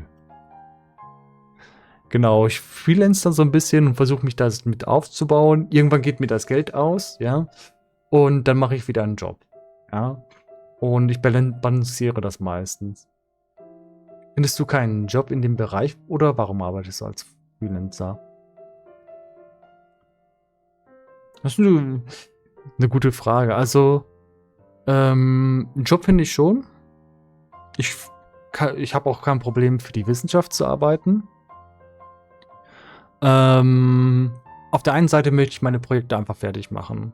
Also du machst ja immer eigene Sachen und möchtest, wenn du was startest, möchtest du es ja auch zu Ende bringen. Und im Programmieren braucht es einfach Ewigkeiten. Und deshalb macht es ganz gut, auch mal eine Pause zu nehmen und deine Sachen zu Ende zu programmieren. Und wenn du später Leute in der Programmierung, wenn du denen begegnest, kannst du auch bei den Sachen, die dir im Bewerbungsgespräch zum Beispiel zeigen, haben die zu Ende gemacht oder ist das nur irgendein angefangenes Zeug, das sie nicht zu Ende gemacht haben? Das ist eine kleine Red Flag. Das ist gut, wenn Leute überhaupt Projekte haben. Das ist gerade im deutschen Bereich schon eine grüne Flagge, wenn Leute Projekte anfangen und die vorzeigen können im Bewerbungsgespräch. Aber es ist rot, wenn sie gar keine Projekte haben. Und noch besser ist, wenn die Projekte auch zu Ende gemacht wurden. Weil erst nur dadurch, dass du es komplett zu Ende machst, lernst du auf diese ganzen Kleinigkeiten zu achten. Das Problem ist, wenn du einfach reingehst und du machst ein kleines Projekt und siehst hier, ja gut, jetzt kann man hier malen und Dann kann man hier den Radius, der ist dann noch buggy und du veröffentlicht es einfach. Dann lernst du nicht, wie viel Zeit das braucht. Und du lernst, das ist das Erste, was du nicht lernst. Wenn du wirklich alle zu Ende ziehst, wie viel Zeit das braucht. Und das Zweite, was du nicht lernst, ist es, so zu arbeiten, dass du es beim nächsten Mal besser machst und was für eine Ordnung in deinem Projekt brauchst. Weil ich habe zum Beispiel hier ja auch alles geordnet, dass ich hier die Sachen nach Typ. Ich bin so ausgebildet, ich habe Master in Computer Science, Informatik. Ja. Wenn du zu Ende arbeitest, dann merkst du dann hier, ich muss das Ganze nach Typ sortieren, du machst deine Klassen, ja, das hier zum Beispiel. Ich zeig mal den Code davon. Wo ist die Palette?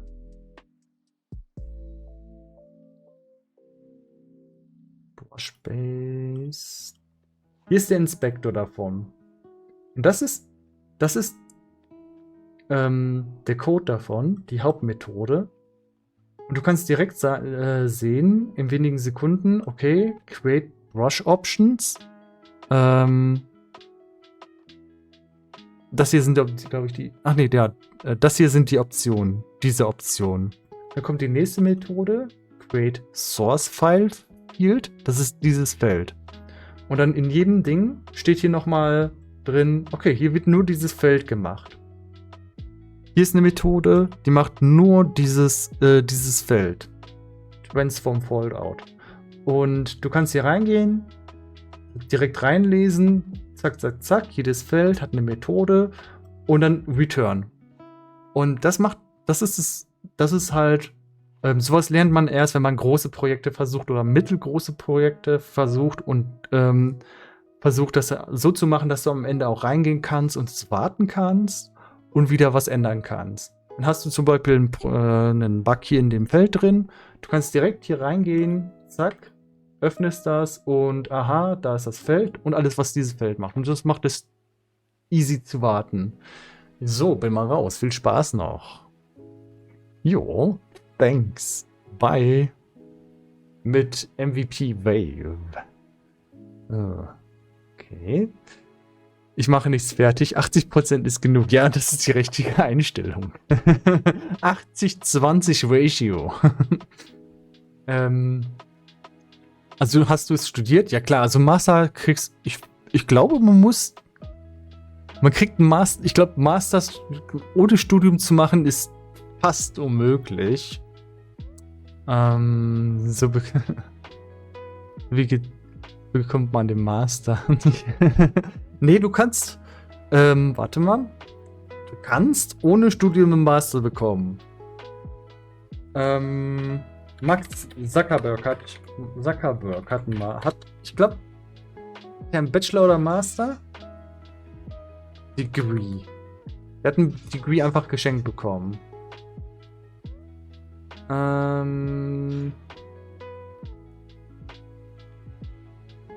Der hat sein Studium nicht beendet und dem haben sie aber nachträglich noch einen Abschluss gegeben.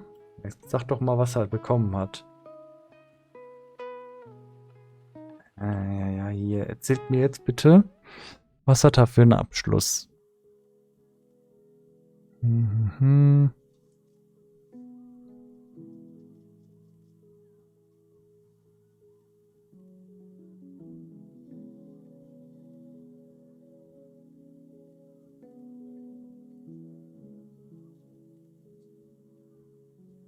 Er erhält einen Harvard-Abschluss. Was hat er denn jetzt? Ein Bachelor, Master?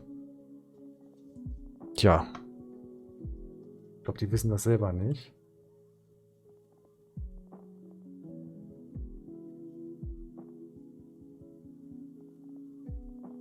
Sag das doch mal einer. Aber eine... Nee, ich hab Abitur gemacht und danach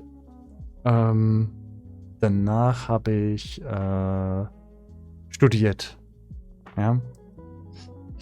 Zwischendurch habe ich noch Krankenpfleger und Barkeeper gemacht. Weil das hat gar nichts mit dem zu tun, was ich jetzt mache. Ja.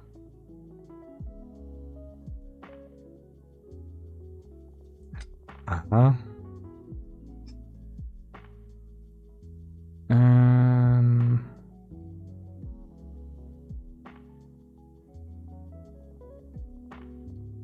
Tja. Und guck doch mal.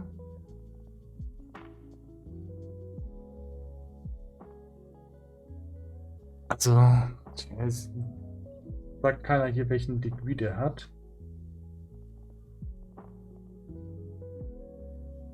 Lohnt es sich, dieses Studium zu machen im Internet, diese Studienanbieter, oder zählt sowas nicht?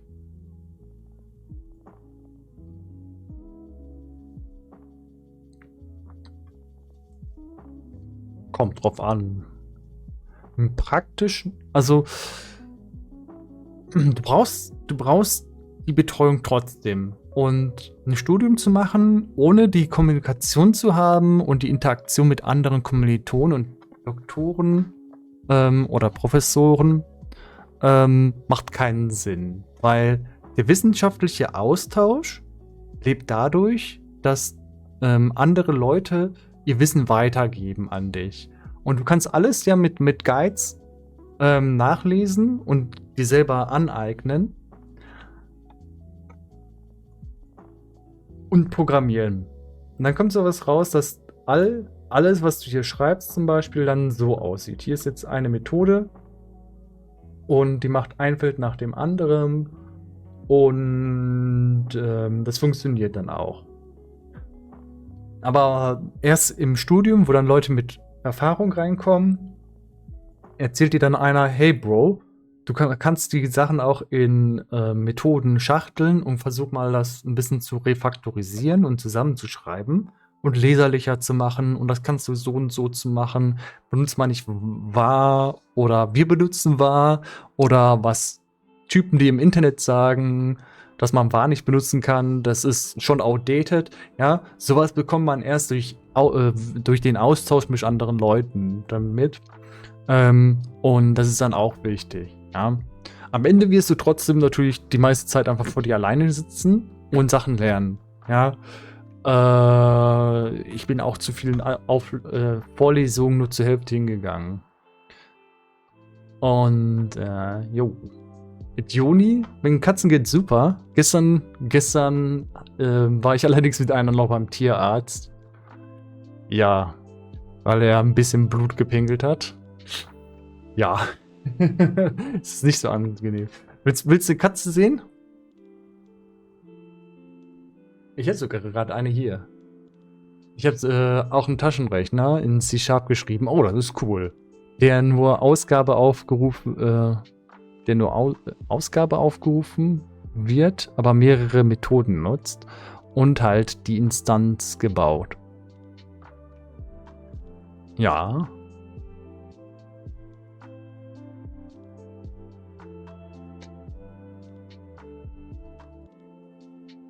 Ja, ich meine, das ist cool.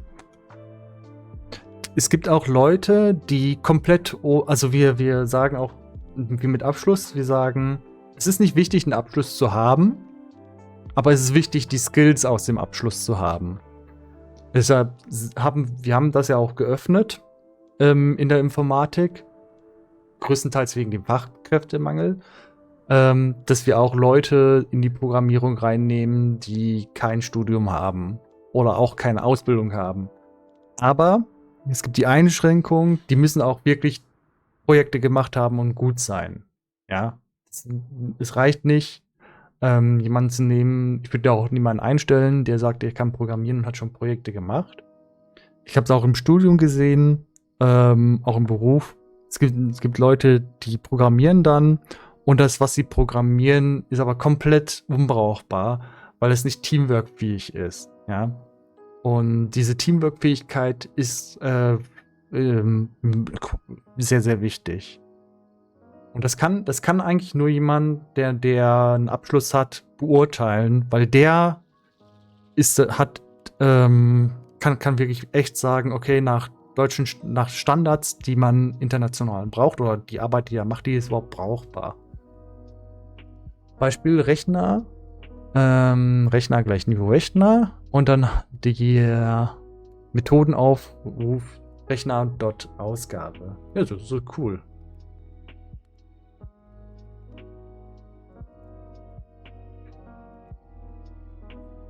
Ich meine, am Ende wäre es noch cool, wenn du irgendwie noch eine UI baust. Aber ein UI ist ein komplett eigenes Thema. Ja, und das wissen viele Leute wissen das nicht. Dass die Methoden hier hinter, die sind so eine Sache zu programmieren, aber nur diese Oberfläche zu programmieren, jeder Button hier zum Beispiel. Kann das mal zeigen.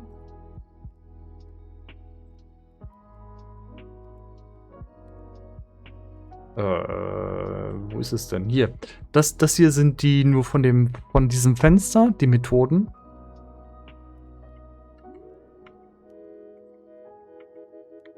Und diese Buttons hier, die haben eine eigene Methode. Nur für die UI. Also sind die noch relativ einfach.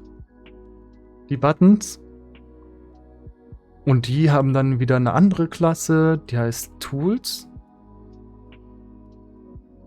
Da ist dann festgelegt, welche Color haben die im Dark Theme, welche haben die im White Theme. Ja, das wird halt immer mehr. Und dann, wenn man draufklickt und so, das ist ein eigenes Thema wieder. Ja, und ich finde es halt wichtig, dass einem wenigstens das bewusst ist, dass man sowas machen kann und wie man sowas macht. Ich finde es aber nicht immer so schön, in Java zum Beispiel, der Buttons zu machen, das war so ein bisschen, du musstest immer ein Panel zuordnen und du musstest immer die Koordinaten davon so ausrechnen. Ich fand es ein bisschen umständlich gemacht. Das ist nicht immer schön zu machen. Ja, aber wenn man es einmal raus hat, ist es relativ einfach. Und am Ende copy-pastest du immer den gleichen Code. Und sieht man auch, das ist eigentlich immer der gleiche Code. Zum Beispiel, um die Background-Color zu setzen und ist dann rein kopiert, bloß mit anderen. Ah ne, das ist so mit der gleichen. Standard Background Color. Joa. Achso, die Color wird am Anfang gesetzt. Könnte man auch mit einem Getter und Setter machen. Aber gut. Ja, soweit bin ich noch nicht. Ich konzentriere mich erstmal auf die Grundlagen OOP. Ja, OOP ist super. Ich meine, alles Moderne ist OOP. Weitere Sachen und Logik. Ja, cool. Ich meine, was auch cool wäre, wenn man einfach direkt AI programmiert. Das also als Programm. als Experiment. Was ist, wenn man Leute nimmt und du bringst denen einfach direkt AI bei? Ich glaube, die würden einfach verzweifeln. Ja, Quantencomputer, aber wir müssen in Deutschland ja auch mal Zukunftsdenken und sowas machen. Wir Deutschen können ja nicht immer nur damit weiterkommen mit Excel-Programmierung. Irgendwann müssen wir ja auch mal was Neues machen.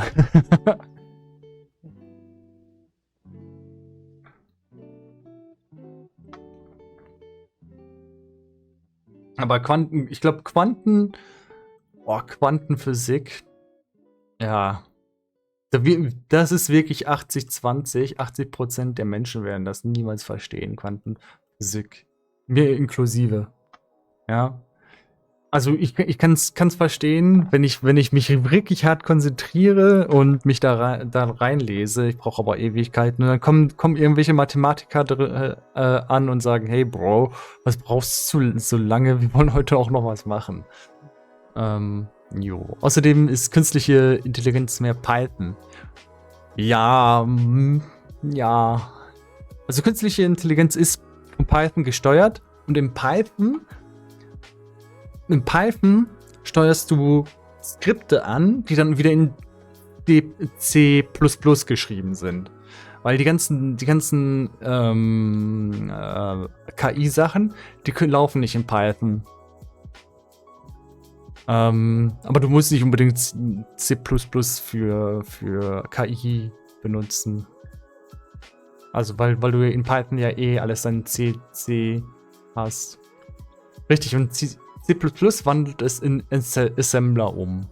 Ja, und der Assembler wandelt es in Maschinencode um.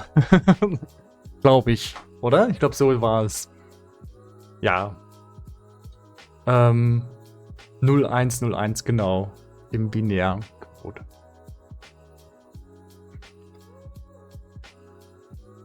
Wenn du KI in Python schreiben würdest und das würde in Python ablaufen, das wäre das Problem. Python ist einfach zu langsam für mal KI. KI ist ja eines der energieintensivsten Sachen, die wir heutzutage haben. Von daher ist Python da nicht für gut geeignet, weil Python ist eine extrem schlechte Laufzeitsprache. Ich weiß nicht, ob es mit neueren Versionen besser geworden ist, aber Python hat keine gute Laufzeit. Aber C++ muss man halt sich auch mit dem Müll auskennen. Sich auch mit dem Müll auskennen lernen. Ja, leider. Und mit Pointern. Also ich benutze C# und ich weiß nicht, wozu Pointer gut sind. Ich hab C++ gelernt in Heap und Stack auch. Ich hab das in der Schule gelernt. Ich habe auch C gelernt. Im Studium, Entschuldigung. Bei C verstehe ich es komplett. Auch den Gedanken dahinter, weil du benutzt C zum Beispiel, um Mikrocontroller in Kinderspielzeug zu programmieren und das ist halt cool. Du benutzt halt C, um einfach irgendwelche Rotoren, kleinere Sachen zu steuern. Super cool. Und dann muss das effizient sein, weil du willst halt Kosten sparen. Kann man auch mittlerweile anders mit gewissen Toolsets, aber muss man nicht. Ich kannte auch welche, die haben C programmiert, die sagten, es ist eigentlich relativ easy, weil sie haben dann irgendwelche Bibliotheken, die geben denen schon die Methoden. Aber ich selber bin jetzt so. Ja, es gibt schon einen Grund, warum alle neueren Sprachen einen Garbage Collector, also eine Müllabfuhr haben. Weil das ist halt, ich könnte damit flexen, dass ich sowas kann. Ja, ich kann aber auch meine Zeit mit was Sinnvollen verbringen. Ich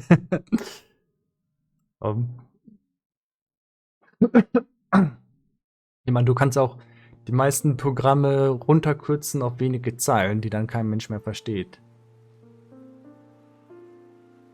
So, ich muss mal gucken, was ich jetzt als nächstes überhaupt machen möchte.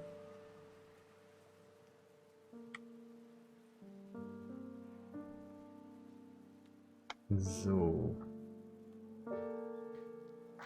Ich glaube, ich mache noch bis 9 Uhr. Und danach gucke ich mal hier meine Tasks durch. Was ich machen möchte, ist, dass der Algorithmus, um hier das reinzuzeichnen, der hat hier einen Target Finder, der dir sagt, okay, das hier ist, das hier wird eine 2D-Fläche und darauf möchte ich es zeichnen. Und darauf wird der Preview gemacht. Und das möchte ich mal als dynamische Funktion hier reinbringen. Im Moment ist das so, der geht einfach davon aus, der nimmt die X- und Y-Koordinate und benutzt die als 2D-Oberfläche. Der könnte aber auch die YZ-Koordinate nehmen oder die XZ-Koordinate. Oder man könnte einen Terrain Brush draus machen. Dafür muss man den Algorithmus ändern können. Deshalb möchte ich hier noch einen Dropdown reinbringen. Ja. Oder ich nenne das weiterhin einfach Plain Brush. Ich weiß nicht. Ich muss nur nachdenken. Macht das so Sinn oder nicht? Ich meine, es ist...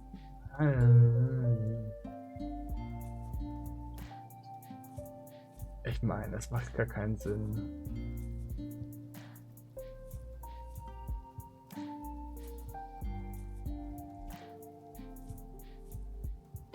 Ja. Hm.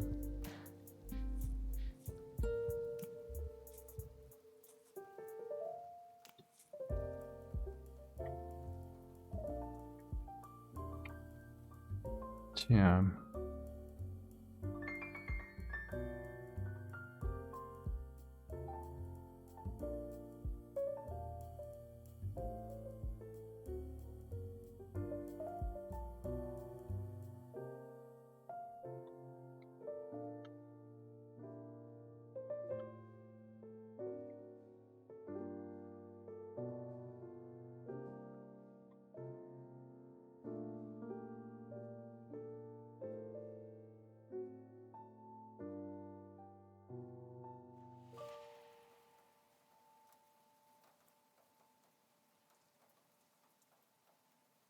Ja, da müsste ich mich umgucken, was man so erwarten würde. Hier ist ein Prefab Brush.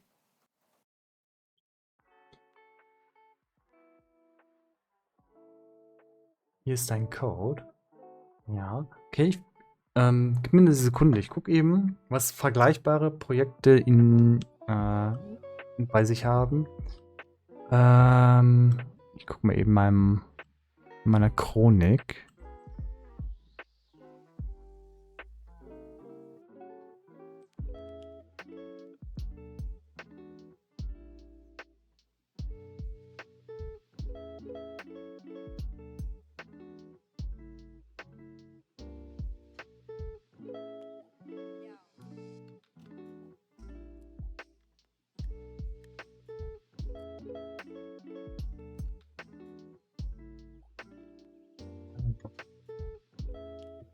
Ja. Prefab Painter, so hieß das. Ja, den wollte ich mal abgleichen mit dem, was ich habe. Müsste ich mir mal downloaden. Das mache ich aber morgen. Das ist jetzt ein Brush, wo ich auch so ein bisschen hinschiele. Der malt auf Terrain. Und der Unterschied zu meinem Brush ist, mein Brush, der arbeitet gerade komplett flat. Ja. Und das soll der auch. Der ist eigentlich für 2D gemacht. Ja, also dass er hier flat arbeitet, das ist gar kein Problem. Ja, ich kann hier radieren und wenn du in 2D arbeitest, dann brauchst du kein Terrain. Ja, das ist meine Überlegung, ob ich den erweiterbar mache, damit er auch Terrain bearbeiten kann. Weil ich habe es schon relativ gut runtergebrochen im Algorithmus. Dass man hier einstellen könnte, okay, mach jetzt bitte, dass der auch in einer anderen Direction arbeitet.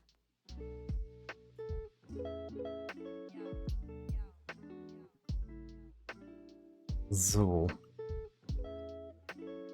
Aber ich glaube, das ist Feature Creep. Und ich sag, der muss auch Terrain. Ich möchte keinen Terrain Brush machen, aber ich möchte einen Terrain Brush unterstützen können.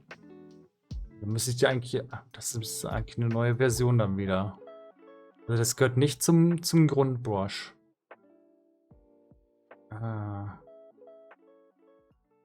Vergiss nicht mal. Ja, okay, ich gucke ja schon. Ja, Sekunde. So. Okay. Ja. Okay, ich guck mir mal deinen High-Quality-Code an.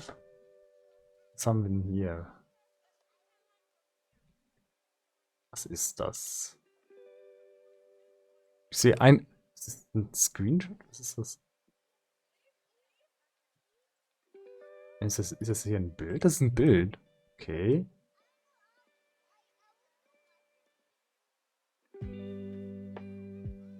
Rechtsklick, ja, habe ich gemacht.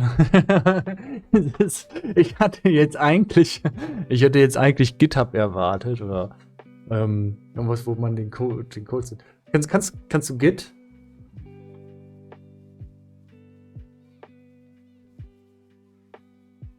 Nee, ja, das sollen sie mal beibringen statt Excel. Ja, vergiss Excel, lern Git. Das Problem ist, sowas lernen wir wieder nicht an deutschen Schulen. Git ist aber international Standard Und für alles, was du machen möchtest, viel wichtiger. Sobald du irgendwas. Es ist auch privat super, Git. Du kannst einfach irgendeinen Code da hochladen oder irgendwelche Projekte auf Git laden. Und falls mal dein PC abbrennt, ist es dann immer noch erhalten. Und du kannst halt in der Version zurückspringen. Falls du mal ein Feature hast und merkst später, das brauche ich nicht mehr, dann kannst du zurückspringen. Okay, ich bewerte jetzt deinen Code. Okay. Wir haben Internal Class Rechner. Ja.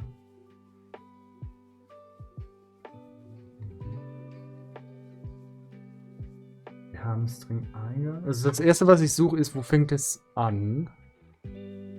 Also ich sehe erstmal keine Main-Methode. Oder wo es anfängt. Aber gut, das ist nur die Klasse. Es kann ja in OOP auch irgendwo einen anderen Startpunkt außerhalb dieser Klasse geben. Die Main habe ich hier vorhin geschrieben.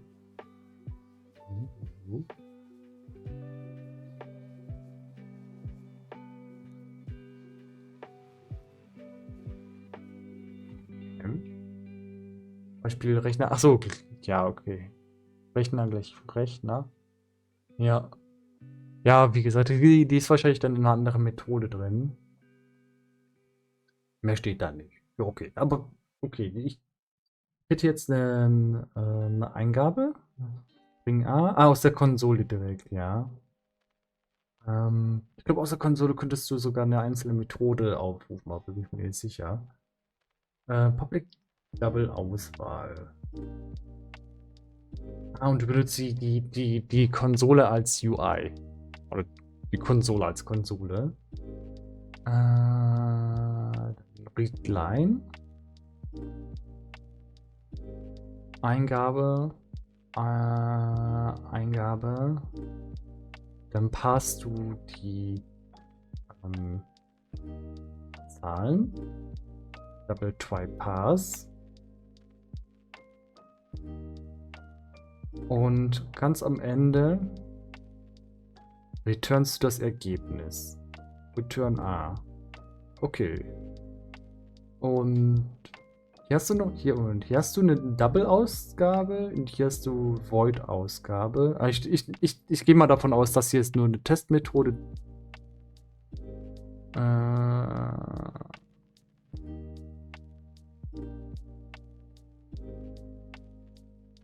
Oder? Ach nee, das ist eine Ausgabe, aber ich sehe nicht, wo die ausgerufen wird. Die Ausgabe. Aber Methoden schreibt man groß. Eingabe, Ausgabe musst du groß schreiben. Das sind Methoden. Ja. Jetzt kannst du sagen, aber du hast bei dir andere Sprache, dies, das. Du schreibst die Methode groß und 2 Methoden klein. Das ist immer falsch. Das muss aber automatisch gehen, ja. Also was hast du gar nicht so schreiben. Das mal beim Schreiben, am besten immer so beim Schreiben schon gucken, dass du wenigstens einer Richtlinie folgst. Ja. Es gibt verschiedene Code-Richtlinien. Und die einen schreiben int Zahl gleich meine Zahl. Int meine Zahl gleich so, meine Zahl. Die nächsten schreiben int meine Zahl. Und was richtig ist und was falsch, es gibt die Richtlinie, es gibt da Richtlinien für C#, da kann man das nachlesen. Das hier ist Pascal Case, das hier ist Camel Case, dass du so einen Unterstrich da machst. Hast du wahrscheinlich auch schon mal gesehen. Und ich glaube, in die Sharp sagt man direkt, dass das hier, glaube ich, der Standard ist. Here's the thing. Du darfst auch in einem Projekt mit einem Team festlegen, oder auch für dich selber, dass du nicht den Standard benutzt, weil, keine Ahnung, die anderen kommen alle aus C und finden, das hier ist doof. Ich weiß gar nicht, wo man das hier macht. Die kommen aus einer Sprache, wo sie das immer so schreiben und finden das doof. Wenn ihr dann konstant immer so schreibt, ist es richtig. Es ist nämlich wichtiger, dass du einen Coding-Style konstant durchbenutzt, als der Coding-Style selber. Jetzt wäre das so, wenn ich so meine Sachen Unity geben würde. Unity hat auch seine eigenen Festlegungen. Unity Coding-Style. Ja. Wenn es mal lädt. Die haben hier ihre eigenen,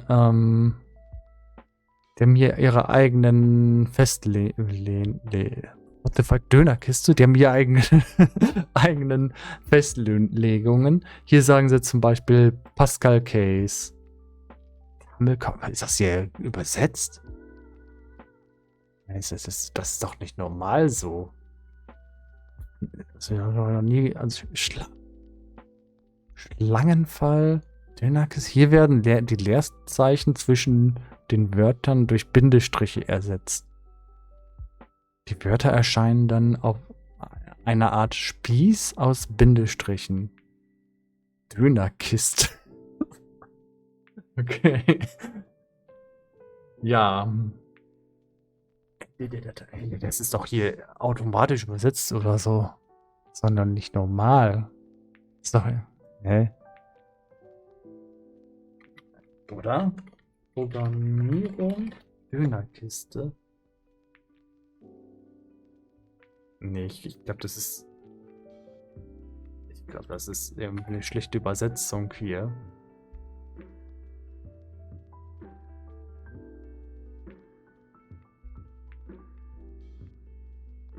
Ja.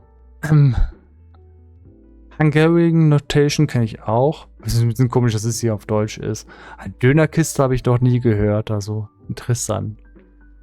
Ich glaube aber, dass sie es einfach nur automatisch übersetzt von irgendjemandem. Egal. Wenn die hier festlegen, hier auf Unity benutzen wir den und den Fall und benutzen das hier.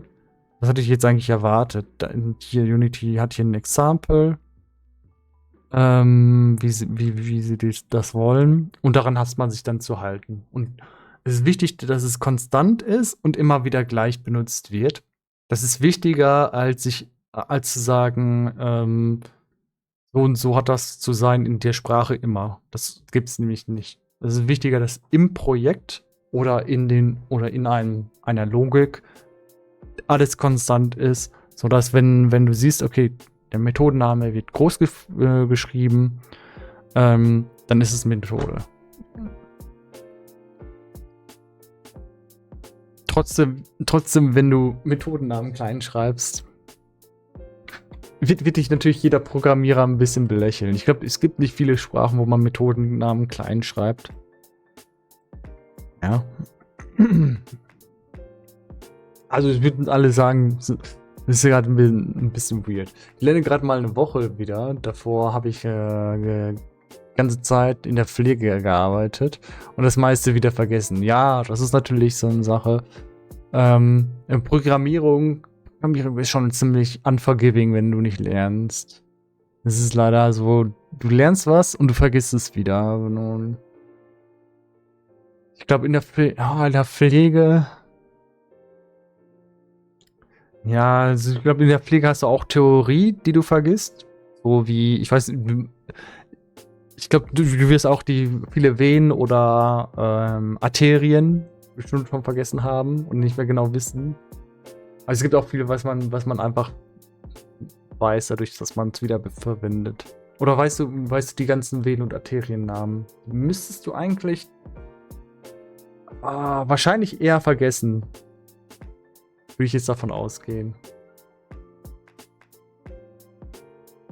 Die wird man vielleicht jetzt im Kopf behalten, wenn man vielleicht in der Chirurgie als Pflege arbeitet, dann wird man das vielleicht besser wissen, aber eher auch nicht. Weiß ich nicht mehr, weiß aber, wofür sie sind. Ja gut. Zum Blut transportieren, das weiß ich auch. Wahrscheinlich weißt du das so wieder besser, wie was Einzelne machen. Oder wenn man dir Namen sagt, Vena cava, Interior, ja, dann wirst du wahrscheinlich besser wissen, wo die jetzt genau liegt als ich.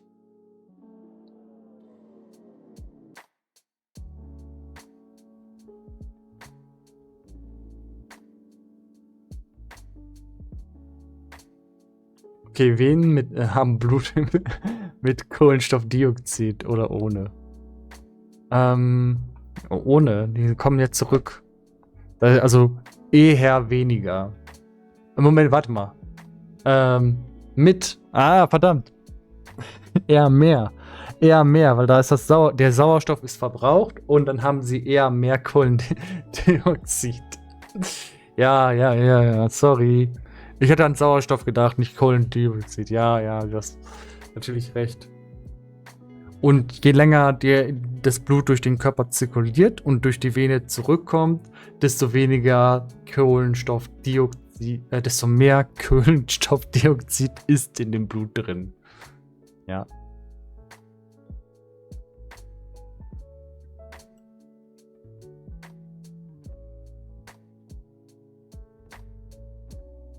Ja. Das Blutvenen geht wieder zur Lunge und atmet das Kohlenstoffdioxid aus und holt sich Sauerstoff. Genau. Dann geht der Sauerstoff zum Gehirn. Der wird aber gar nicht benutzt, weil ich nicht denke und dann. Nein. Ich bin natürlich Programmierer, da geht alles nur zum Kopf. Da wird dann Sauerstoff verbraucht. Oder beim Sport. Auch in den Muskeln. Und dann wieder hinaus. Und wenn es da irgendwelche Probleme gibt, dann sollte man zum Arzt gehen. Geht überall hin, in jedes Organ und verbraucht sich in den Zellen. Stimmt, ja. Vielleicht auch im Mitochondrium. Und anderen Sachen. So. Jetzt mache ich noch ein neues Skript.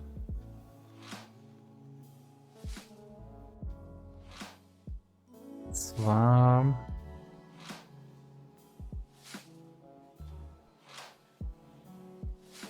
Ja, wie nenne ich das?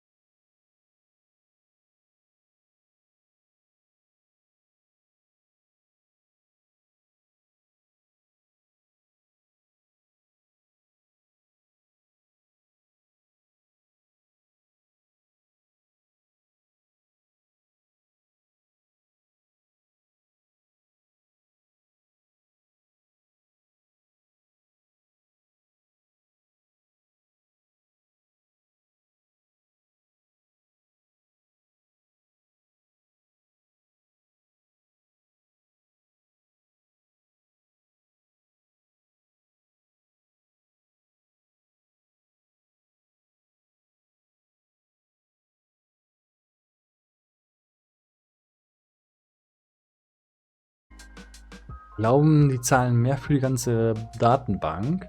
Das Problem ist, wenn du eine ganze Datenbank klaust, dann wird das sehr wahrscheinlich publik werden. Und wenn du failst, landest, wenn du failst, dann ja, kriegst du wieder Geld und du bekommst eine Anzeige. Deshalb würd ich dir weniger empfehlen, gleich eine ganze Datenbank zu klauen. Abgesehen davon, wenn du die gesamte Facebook-Datenbank klauen kannst, das sind schon kostenloses Zimmer und Duschen. Ja, cool. Ja. Wenn du die ganze Datenbank klaust, boah, das ist bestimmt schon einige Petabyte. Also, das muss man erstmal hinkriegen. So schnell muss man erstmal downloaden, ohne dass die das merken.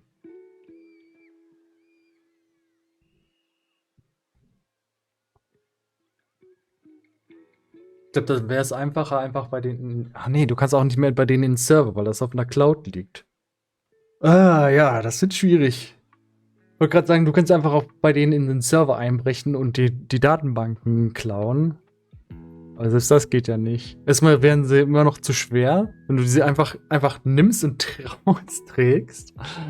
Und dann gibt es nicht den einen Server, auf dem die liegen. Ja, das wird schwierig. Muss ja schon digital drankommen.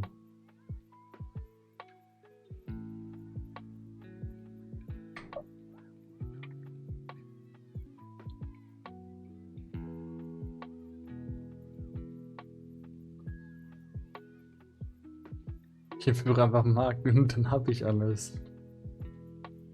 Konnte Marc nicht MMA? Ist das nicht ein. Ich meine, der konnte doch. Ich glaube, der kann sich wehren.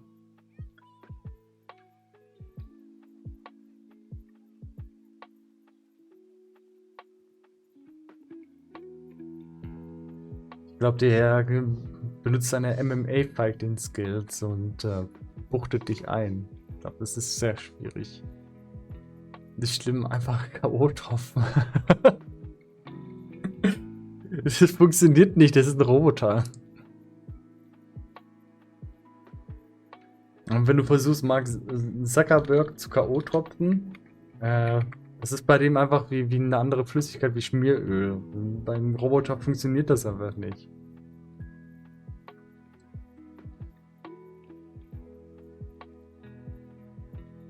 Bei dem musst du versuchen, den irgendwie warten, bis seine Batterie leer geht, oder?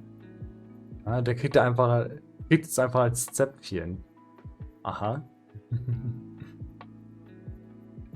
Okay, ich wusste ja nicht, dass das funktioniert.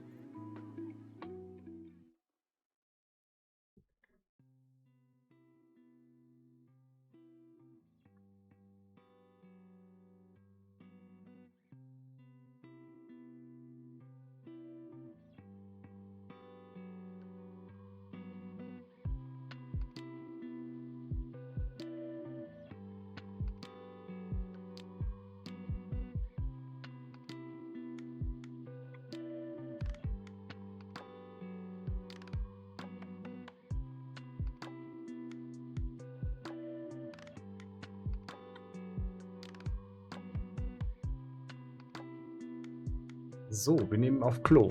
Ja, viel Erfolg.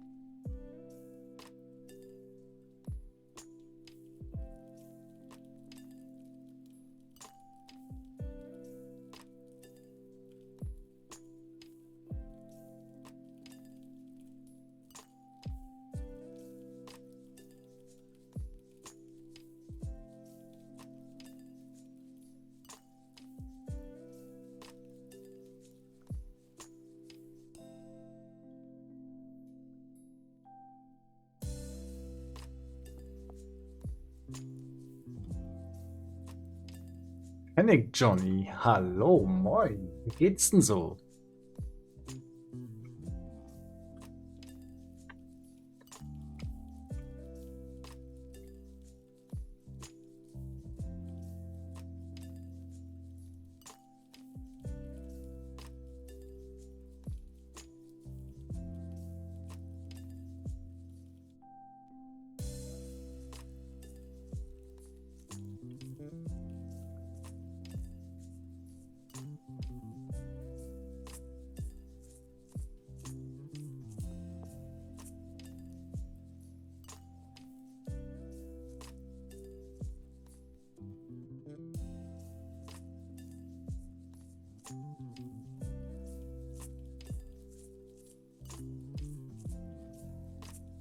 Tag endlich vorbei und nach dem ganzen Tag Coden entspannt einen Programmierer-Stream anschauen. Cool. Also du bist auch Programmierer. Okay, cool. Willst du was sehen, was ich cool finde?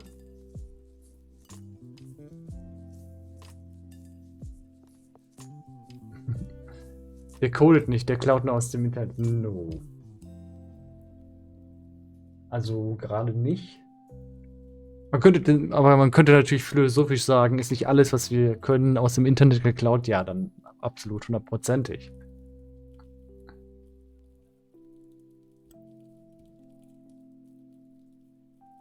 Klingt nach einer normalen Programmiertätigkeit. Ja.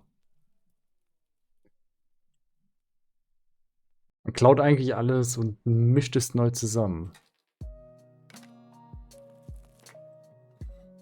Ich habe meinen Taschenrechner komplett selber geschrieben. Oh. So sieht er aber auch aus. Na, ich möchte es aber jetzt nicht zu sehr bashen. Ja.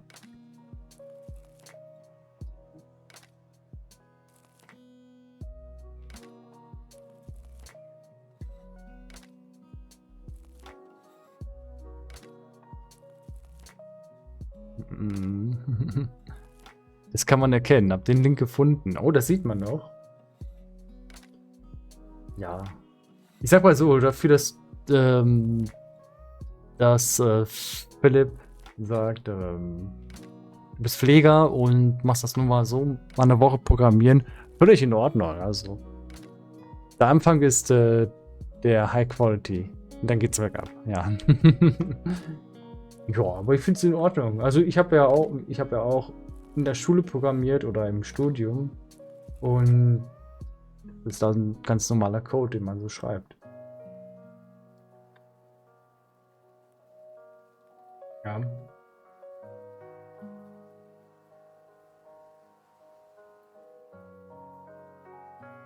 Ich meine, heutzutage hat man das Gefühl, irgendwie alle Millionäre sind als Programmierer gestartet. Elon Musk hat alles selber gemacht. Mark Zuckerberg hat Facebook alleine programmiert und sind durch ihren Fleiß aufgestiegen. Aber das ist alles nur Marketing. Davon ist auch nicht viel, das ist so gut wie nichts dran.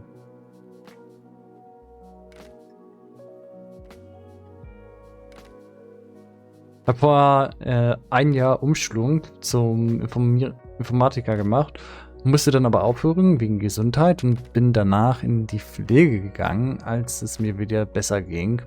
Habe nun die Pflege gekündigt und will wieder meinen Traumberuf erreichen und seit einer Woche dabei zu lernen. Ja, so, ich dachte, du bist noch Pfleger. Ja, okay, wenn das dein Plan ist. Ich hätte jetzt gedacht, du machst dann Pflege noch so nebenberuflich, um deine Ausbildung zu unterstützen. Weil irgendwovon muss man auch leben. Aber du bist ja 94 geboren, dann bist du jetzt... Oh ne, 30. Ja, okay. Ja. Ich wollte gerade sagen, du bist ja noch jung. Ja, okay, ich dachte jetzt eigentlich, dass du irgendwo... Aber vielleicht hast du ja Umschulung. Ist aber auch ein komischer Take mit Gesundheitsproblemen in die Pflege zu gehen. Ja, das habe ich jetzt auch nicht ganz verstanden. Wenn du sagst, musst wegen gesundlicher Probleme Informatik aufhören, aber kannst dann Pflege gehen und bin danach in die Pflege.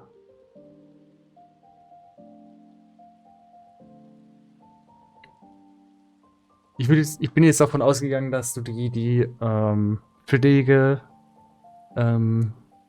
Pflegeausbildung schon fertig hast.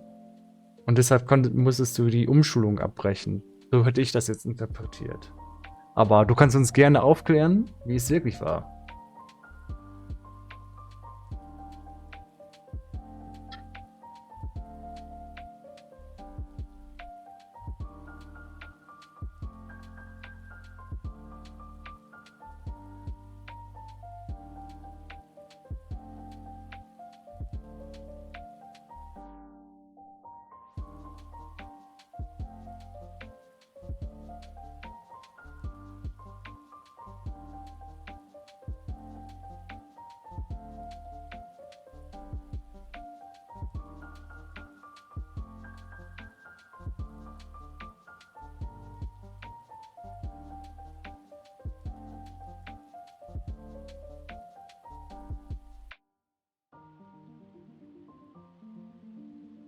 Umschulung ging es mir gesundheitlich schlecht.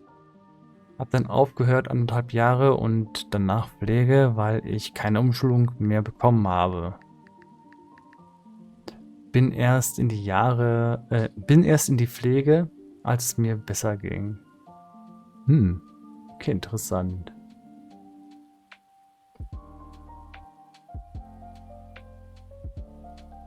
Ja. Ja, klär uns mal auf. Also ich denke jetzt auch, dass du offiziell lernst. Ach, aktuell arbeitslos und lerne gerade. Ja. Ich kann dich da bedingt unterstützen sagen, das ist cool, weil wenn du zum Beispiel Arbeit später suchst und sagen kannst, ich habe auch privat einfach so gearbeitet, während der Arbeitslosigkeit, da werden alle, die im Bewerbungsgespräch Erfahrung haben, als Developer sagen, das ist super. Auch wenn, das zählt dann nicht als richtige Arbeitslosigkeit, wenn du selbst programmierst und das auch ein Projekt fertig machst. Das kannst du dann auch hinterher vorzeigen als Code im Bewerbungsgespräch. Wenn du zum Beispiel den Taschenrechner fertig machst und mehr Funktionen, du musst nicht viele Funktionen haben, aber den Coding-Style verbesserst, dass der in Ordnung ist und vielleicht es ein bisschen runder machst, dann kannst du sowas sogar schon vorzeigen. Ich würde jetzt eher eine UI erwarten, aber ein bisschen mehr Umfang als eine Klasse. Das wäre natürlich nicht genug. Ja, der Taschenrechner ist natürlich, ist ja nur Lernerei. Bald kommen bessere Projekte. Das ist super. Ja.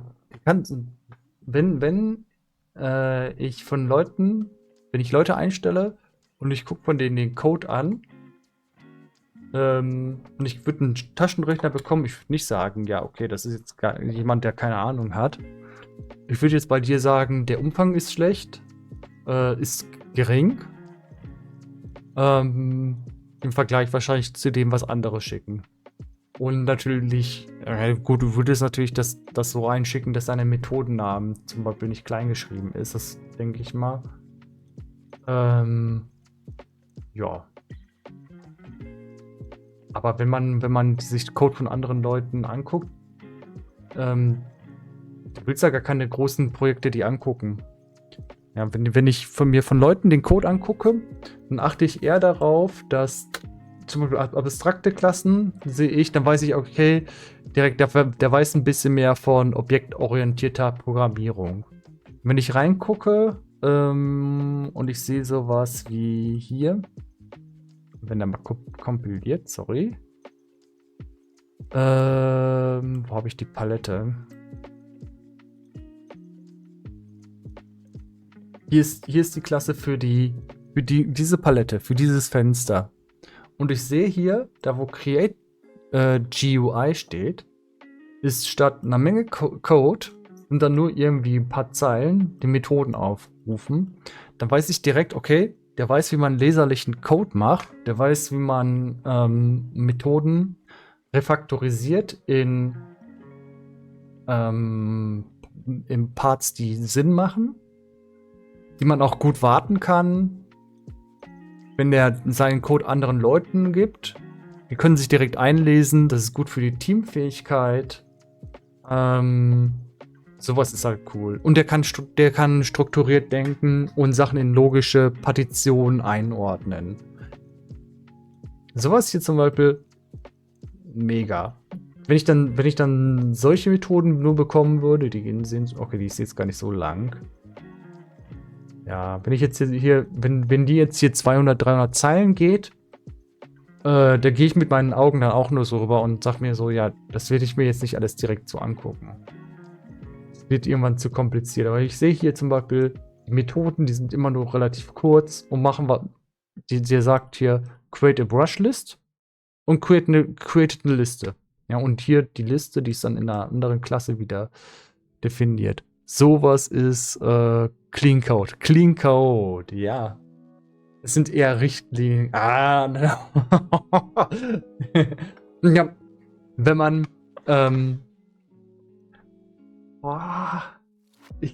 ich würde schon sagen, wenn du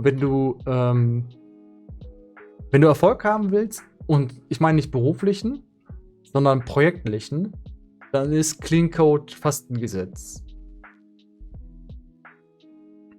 Jedenfalls, wenn das Projekt länger gehen soll als einen Monat.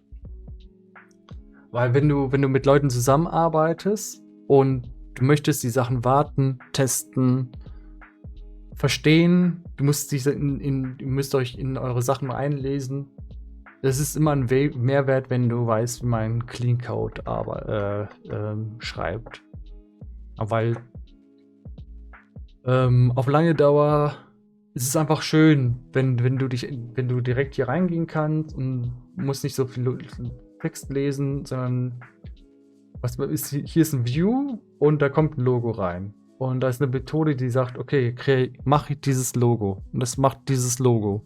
Ja, das ist viel einfacher zu lesen. Das liest du, da kannst du direkt einsteigen. Wenn ich jetzt hier was hinzufügen möchte, ich überlege gerade hier eine Liste hinzufügen, aber ich bin mir nicht sicher, ob ich das lieber in dem Brush mache. Ja, dann mache ich dir eine Methode, die macht jetzt eine Liste rein. Viel schöner, als wenn alles hier nur ein Clusterfuck an Elementen ist. Und damit können andere Leute arbeiten. Da macht Programmieren auch Spaß. Ja. Es macht Spaß, die Bugs da drin zu finden. Du findest alles, ist schön geordnet. Ja. Und deshalb Clean Code. Sind Richtlinien keine Gesetze. Ja.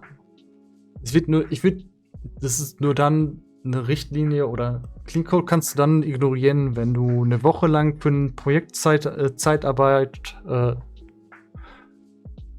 eine Woche noch Zeit hast, dann musst du es abgeben. Dann mach einfach, dass es funktioniert. Oder du hast noch ein paar Stunden, dann wird das Ding released und auf irgendeine Plattform geschmissen. Dann ist Clean Code egal. Aber ich würde schon sehr empfehlen, Clean Code einzuhalten. Was ist Clean Code? Ich glaube, das kann ich auch mal vielleicht zeigen. Clean Code. Ich glaube, unter Wikipedia ist es ziemlich schlecht gemacht. Refactoring. Da geht es darum Leserlichkeit, Übersicht, verständlich, Erweiterbarkeit, Testbarkeit und Redundanzen vermeiden. Das ist wirklich, wenn ich Code lese und ich sehe, der hat diese Sachen gehalten, dann ist es so wirklich ein guter Coder. Ja, es ist jetzt hier noch um Unit-Tests. In Unity gibt es auch Tests, aber sie sind schwieriger zu schreiben tatsächlich. Aber du siehst direkt, der hat ein höheres Level. Und ganz viele Leute scheitern hier dran, dass sie leserlichen Code schreiben. Das ist dann alles ein langes Ding.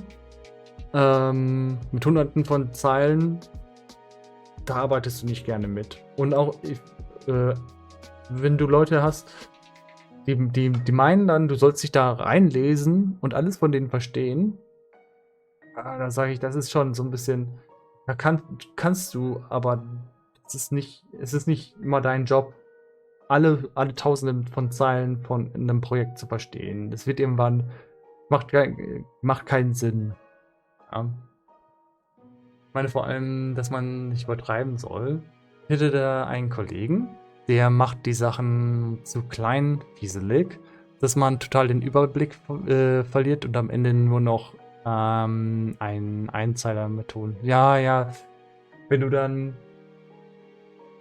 Unity hat das auch. Ich guck mal hier rein. Genau, da klickst du hier auf die Methode und das ist nur eine Weiterleitung zur anderen Methode und die ist dann auch ein Einzeiler und benutzt hier Sachen aus anderen Methoden und ja, das verstehst du dann auch nicht mehr. Ja, das habe ich auch schon öfters gehabt. Du klickst, klickst. Und ja, das ist aber auch dann nicht mehr leserlich. Da weiß ich dann auch nicht so, what the fuck die Leute dann wollen. Nee, ich meine schon sowas hier. Man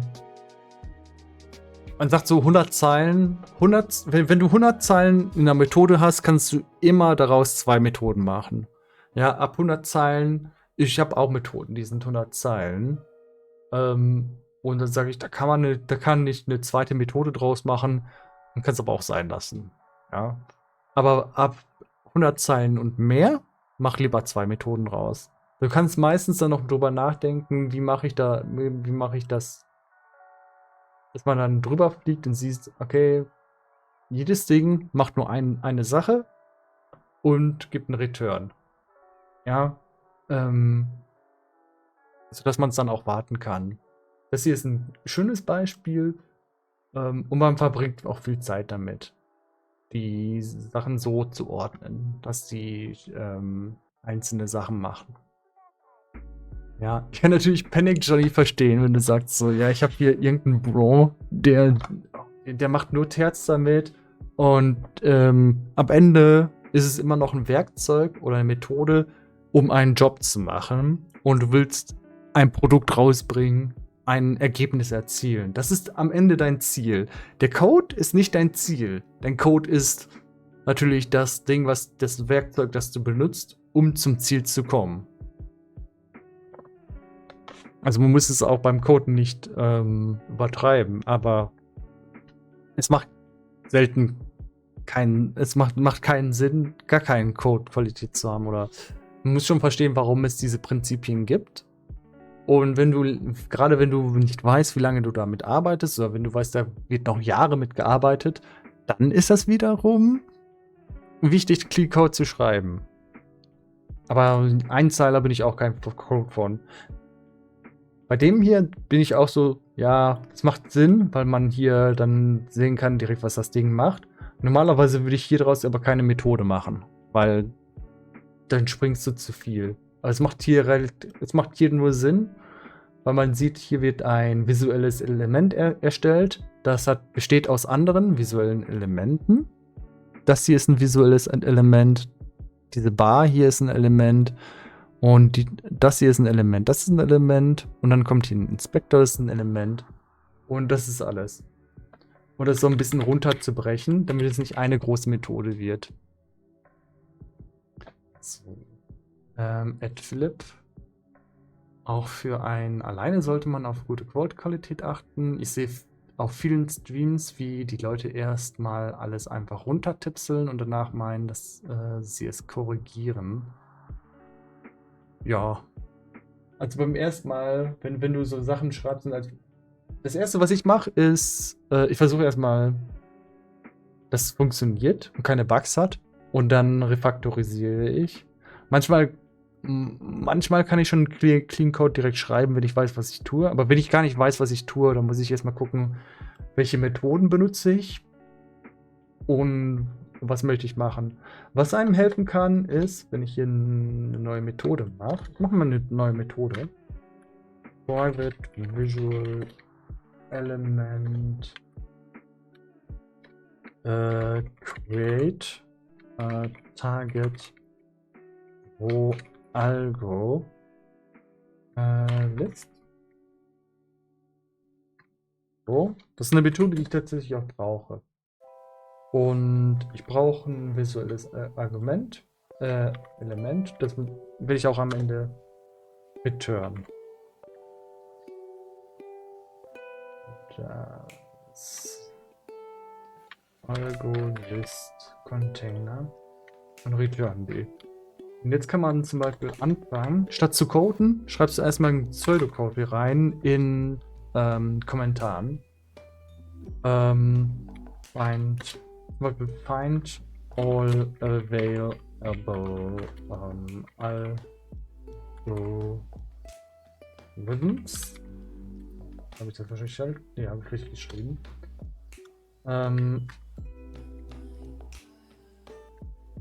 Add them to the list.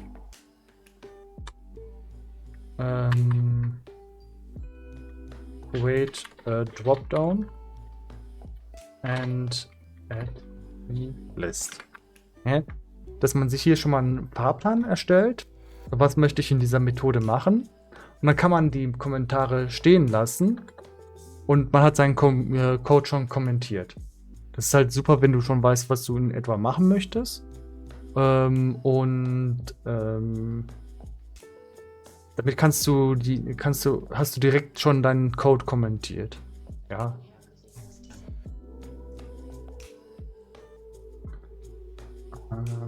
Ich gehe mal den Chat durch. Kommt darauf an. Ich mache auch genauso wie bei Events ist es ja dasselbe. Warum nicht gleich mal ein paar Sekunden drüber nachdenken und gleich halbwegs vernünftig machen? Ja, am Anfang, ich mache das sogar hier bei den Stream, am Anfang gehe ich rein und puzzle irgendwie komisches Zeug und plane. Ja? Oft weiß ich selber, dass ich noch so ein bisschen richtungslos bin und versucht erstmal zu überlegen, was möchte ich machen. Hatte mal ein Buch gelesen, Weniger schlecht programmieren. Das ist ein nettes Werk über Code und geschrieben und liest sich gut. Ja? Lerne gerne von ChatGPT. Der wird schon wissen, wie es richtig geht. Nein! Eigentlich keine gute Idee, von ChatGPT lernen. Ich sag, es ist gut, sich von KI zu unterstützen. Ja, da muss man vorsichtig sein, das Ding produziert auch gerne mal Schrott oder halluziniert Variablen und Methoden, die es nicht gibt. es ist gut geeignet, um einen Startpunkt zu finden, aber von dort aus muss man selber weitermachen. Das mit dem Fahrplan mache ich auch gerne. Oh ja, danke. Entweder du hast ChatGPT schon lange nicht mehr benutzt oder weißt nicht, dass es sehr viel intelligenter ist als vorher. Ich benutze es fast täglich. Ich bekomme oft Code, der auf den ersten Blick gut aussieht, aber viele Bugs hat.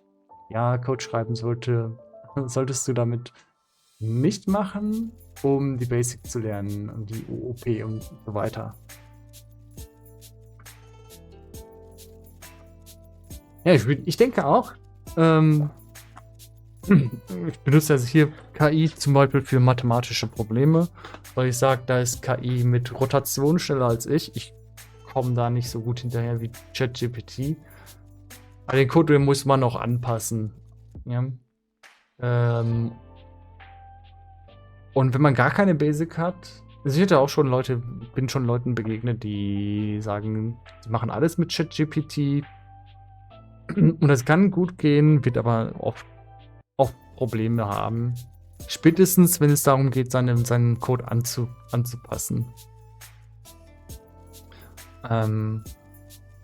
Ein Problem, das man zum Beispiel mit ChatGPT hat, ist, du schreibst zum Beispiel Sachen, wie benutze ich einen Player und sowas, aber du lernst nicht, die richtigen Fragen zu stellen.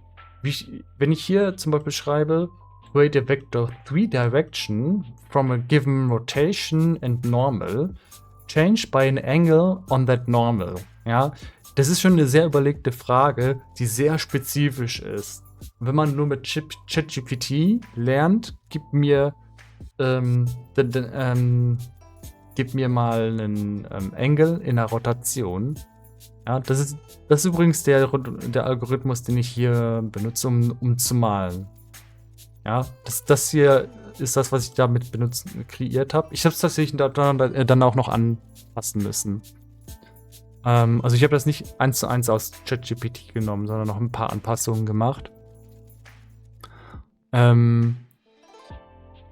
aber du brauchst trotzdem dieses Grundverständnis und diesen Background, um überhaupt die richtigen Fragen zu stellen. Und wenn dann was Falsches rauskommt oder das nicht genau passt, wir wollen oft sehr spezifische Sachen, dann kommst du auch irgendwann an deine Grenzen, weil wenn du nicht die richtige Frage stellst oder nicht auf die richtige Frage kommst, dann kriegst du die falsche Antwort. Und die Frage ist manchmal schwieriger als die Antwort, gerade wenn es um mathematische Sachen geht. Die Antwort ist relativ klar, wenn man die richtige Antwort hat.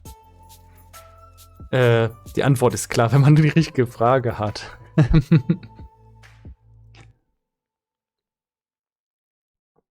Die Grundlagen lernst du mit ChatGPT sehr gut und Clean Code sowie Tricks und so weiter, aber Clean Code schreiben lassen dann nur, wenn du gut mit Prompts bist. Ja, Prompten ist natürlich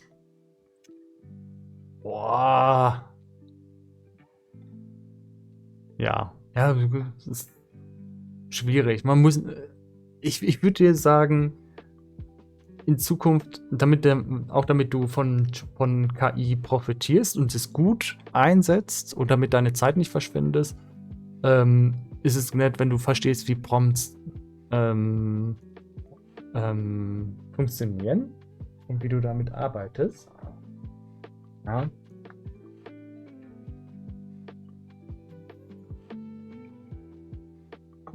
Aber allgemein ist es. Du solltest auch in der Lage sein können, zumindest alle Grundfunktionen ohne ChatGPT zu schreiben. Und du brauchst auch für die Grundfunktion, für die ersten 2-3 Wochen brauchst du oder 3 Monate brauchst du kein ChatGPT. ChatGPT wird dir vielleicht was erklären, wie zum Beispiel, hey, du gibst deinen Code an ChatGPT und ChatGPT sagt dir, hey, du hast hier ein Semikolon vergessen oder guck mal hier, da ist ein L statt einer 1. Das ist auch ein Fehler, der manchmal vorkommt. Und solche Sachen. So. ChatGPT ist cool zur Unterstützung. Ja, aber wenn, ja. Du kannst ChatGPT sagen, schreib mir einen Prompt, der soll das und das und das machen. Dann schreibt er einen Prompt, wo er dir viel bessere Ergebnisse gibt. Nee, sowas mache ich nicht. Habe mir einen 30-Tages-Lernplan von ChatGPT bauen lassen. Ja, aber ChatGPT nimmt ja auch nur Sachen aus dem Internet und fasst sie zusammen. Es ist ChatGPT ein guter Tutor, wenn es Sachen zusammenfasst. Und ich sage ja auch, so Übungen müssen in 10 Minuten erklärbar sein. Dann hat man die Übung für eine Stunde. Und viele Tutoren können das nicht. Du guck dir mal Unity-Tutorials an. Die gehen teilweise 3 Stunden oder so. Wo ein Typ dann auch Variablennamen falsch schreibt. Alles auch schon gesehen.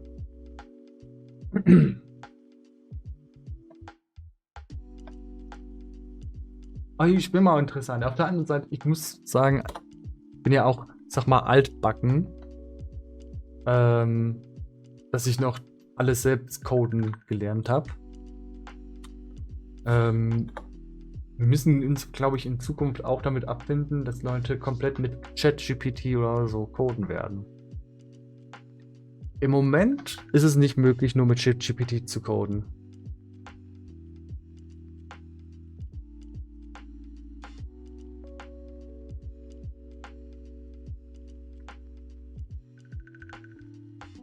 Ja, genau, man muss nicht mehr suchen, ja. Ich würd sagen, du hast einfach ein weiteres Tool. Also ChatGPT ist ein weiteres Werkzeug, das man benutzen kann. Und das ist ein sehr mächtiges Tool. Aber ein Werkzeug ist immer nur so gut, wie man es benutzt.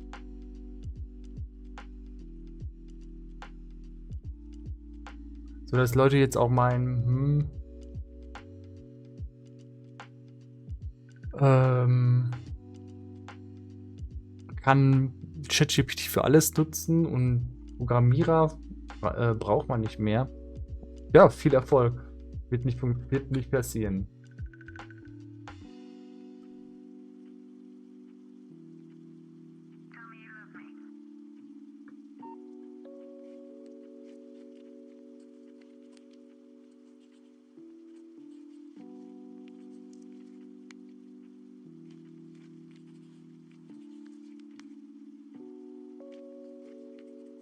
Okay.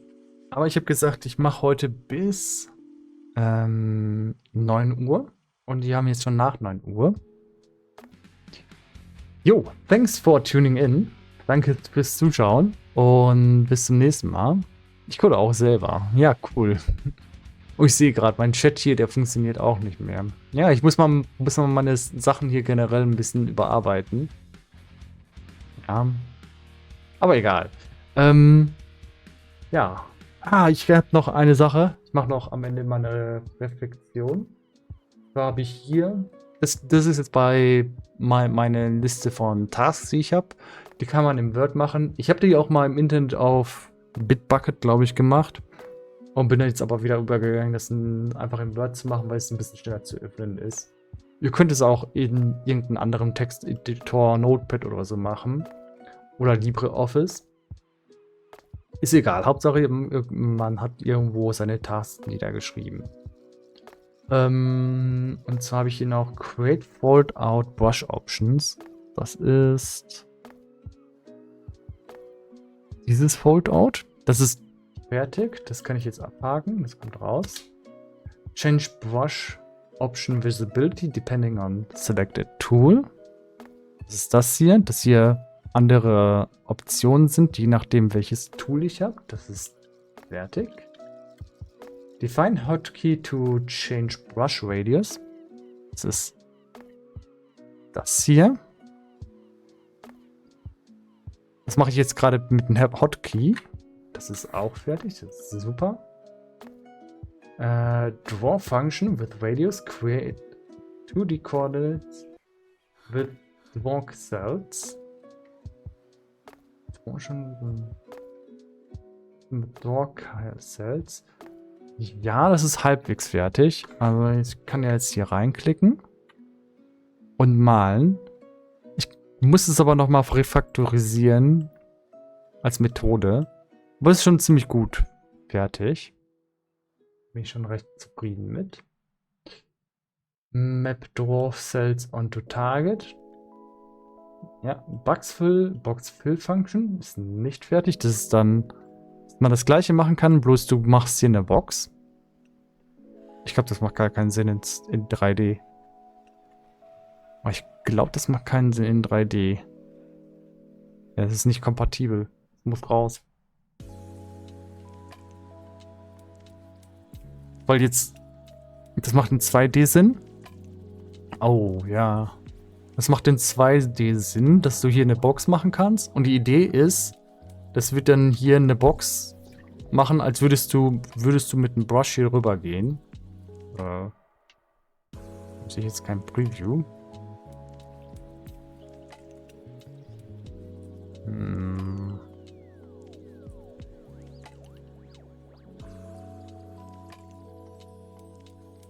Ach so. Ja, ich sehe es. Ja, die Plane ist gerade gedreht. Und in 2D macht das Sinn, dass dass du eine Box machen kannst und da sind die Sachen drin. In 3D aber nicht. Weil, wenn ich jetzt hier in den 2D-Mode gehe und ich würde jetzt hier eine Box machen, macht gar keinen Sinn. Das macht ja gar keinen Sinn. Weil, wenn man sich jetzt den Kreis hier angeguckt, der Kreis, der ist ja je nach Perspektive gedreht. Und das ist bei der Box, wenn du eine Box zeichnest, die ist ja immer eckig. Das macht gar keinen Sinn. Du musst Boxfill raus. Dann mache ich das für nächstes Mal. Remove Boxfill Function. So, man könnte das noch versuchen, hier reinzukriegen, Boxfill. Das hier wäre eigentlich Boxfill. Könnte man noch versuchen, hier reinzuquetschen. Das macht aber... Das ist aber Feature Creep. Da tut man sich keinen Gefallen mit. Ja. Also... Das wird auf jeden Fall rauskommen.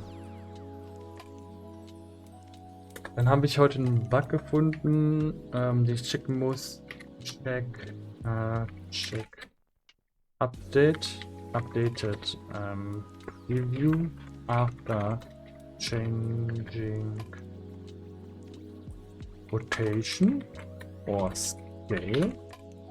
Ja, da habe ich einen Bug gefunden, dass wenn man, ich mache das mal hier mit 0 Radius. Wenn ich hier den Radius ändere, die Rotation ändere, im Moment funktioniert es. Jetzt geht's wieder.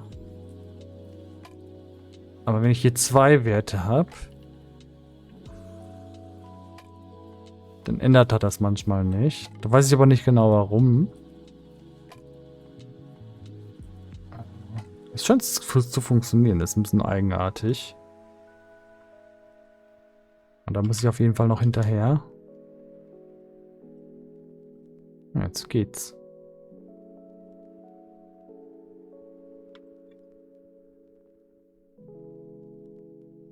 Ah, da hat es nochmal nicht geklappt. Also der Winkel sollte jetzt ja eigentlich nur eine Variation von 30 Grad haben.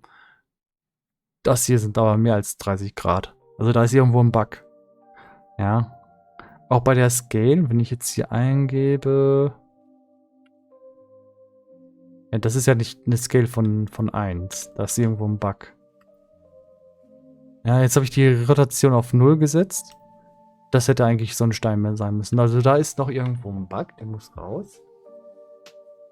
Eigentlich ist das so, sobald man die Zahl hier ändert, wird der Preview geändert und die Rotation zu den neuen Werten, die man hier eingibt. Da muss ich aber noch mal hinter. Da stimmt irgendwas nicht. Target Field Support for Drop ist nicht drin. Remove 2D Assets habe ich noch nicht gemacht. Make Dynamic Mouse Target Weight Function. Create Dropdown for Selected Target Draw Algorithm. Okay, ja, das sind die nächsten Sachen.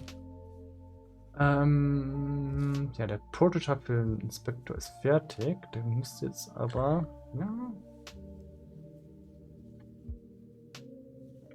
Target Draw Dropdown. Das fehlt noch. Dann sind wir damit fertig. Ja, und danach ist es eigentlich nur noch durchgehen, testen, Bugs entfernen. Ja, danke fürs Zuschauen. Ich bin off und morgen mache ich dann weiter und schaue, dass ich den Rest hier getan bekomme. Thanks for watching and tuning in. And goodbye. Until next time. See ya.